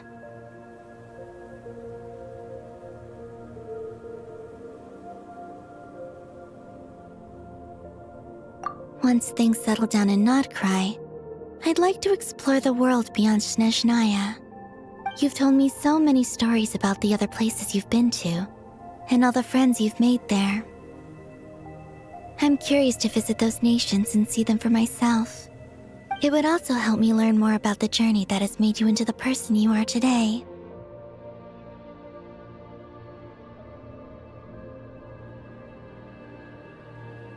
Okay. As you continue on your journey, don't forget to gaze up at the moon once in a while. It is, after all, no longer an illusion. It shall cast down its true moonlight, connecting us in truth.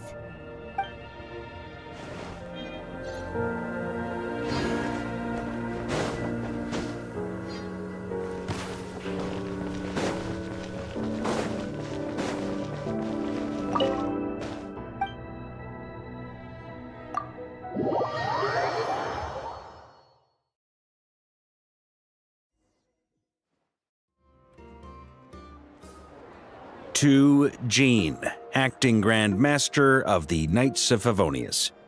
This preamble is such a pain to write. It's probably high time we got rid of this acting business. I trust that Dern has updated you all on recent events. Hope we didn't worry you too much. The good news is, we managed to come together and put a stop to the Doctor's evil schemes. With that, I think it's safe to say that Notcry is finally out of the woods.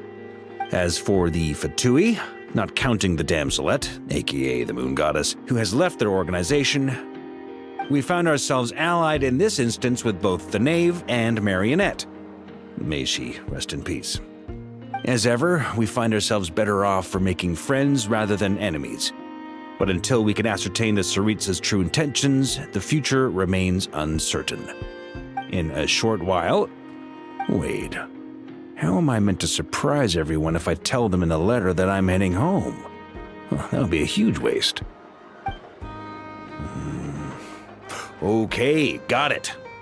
I will begin sending the expeditionary team back home in waves. I'm sure they'll be able to answer any questions you still have. I hope they won't gloss over the details of my many heroic deeds. But if they do, I'm sure it'll be because they're just too exhausted from the long journey. I think of Mondstadt daily. Please give everyone my best regards. P.S. The honorary knight went above and beyond this time. Are there any other honors we can give him? I'll leave it with you. P.P.S. Please be extra nice to Klee for the foreseeable future. I cashed in on the last favor that the Hexen Circle owed us, so we need to earn some more goodwill. If there's any serious problems, feel free to stick me in solitary confinement when I get back. I'll do the time for her. Whew. And that, as they say, is all she wrote. End of an era. And with the moon shining down brighter than ever, I think everyone is going to sleep well tonight.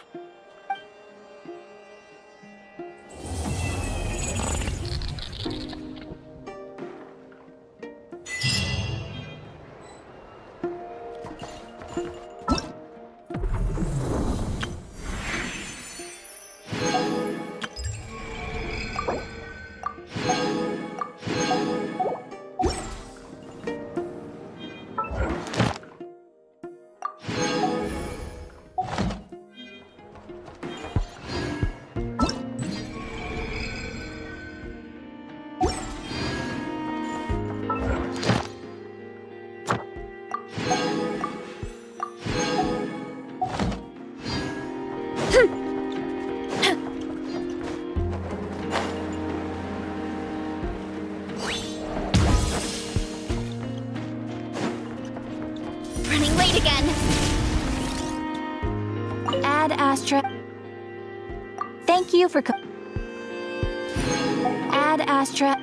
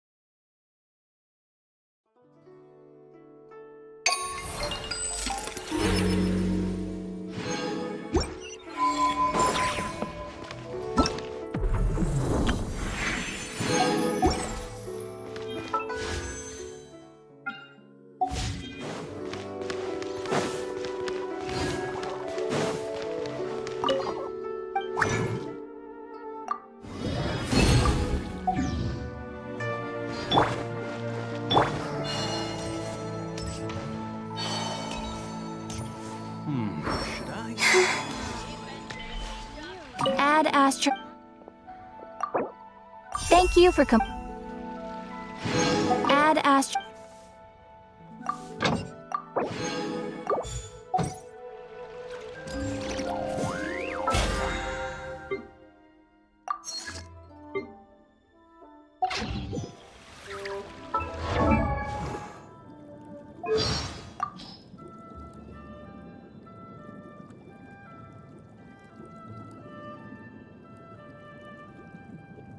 The Hydro Dragon who serves as the Eudex of Fontaine? Another dragon who puts people in prison. I'm not sure I'd want to meet him. If we cross paths during my journey, I'll be sure to say hello.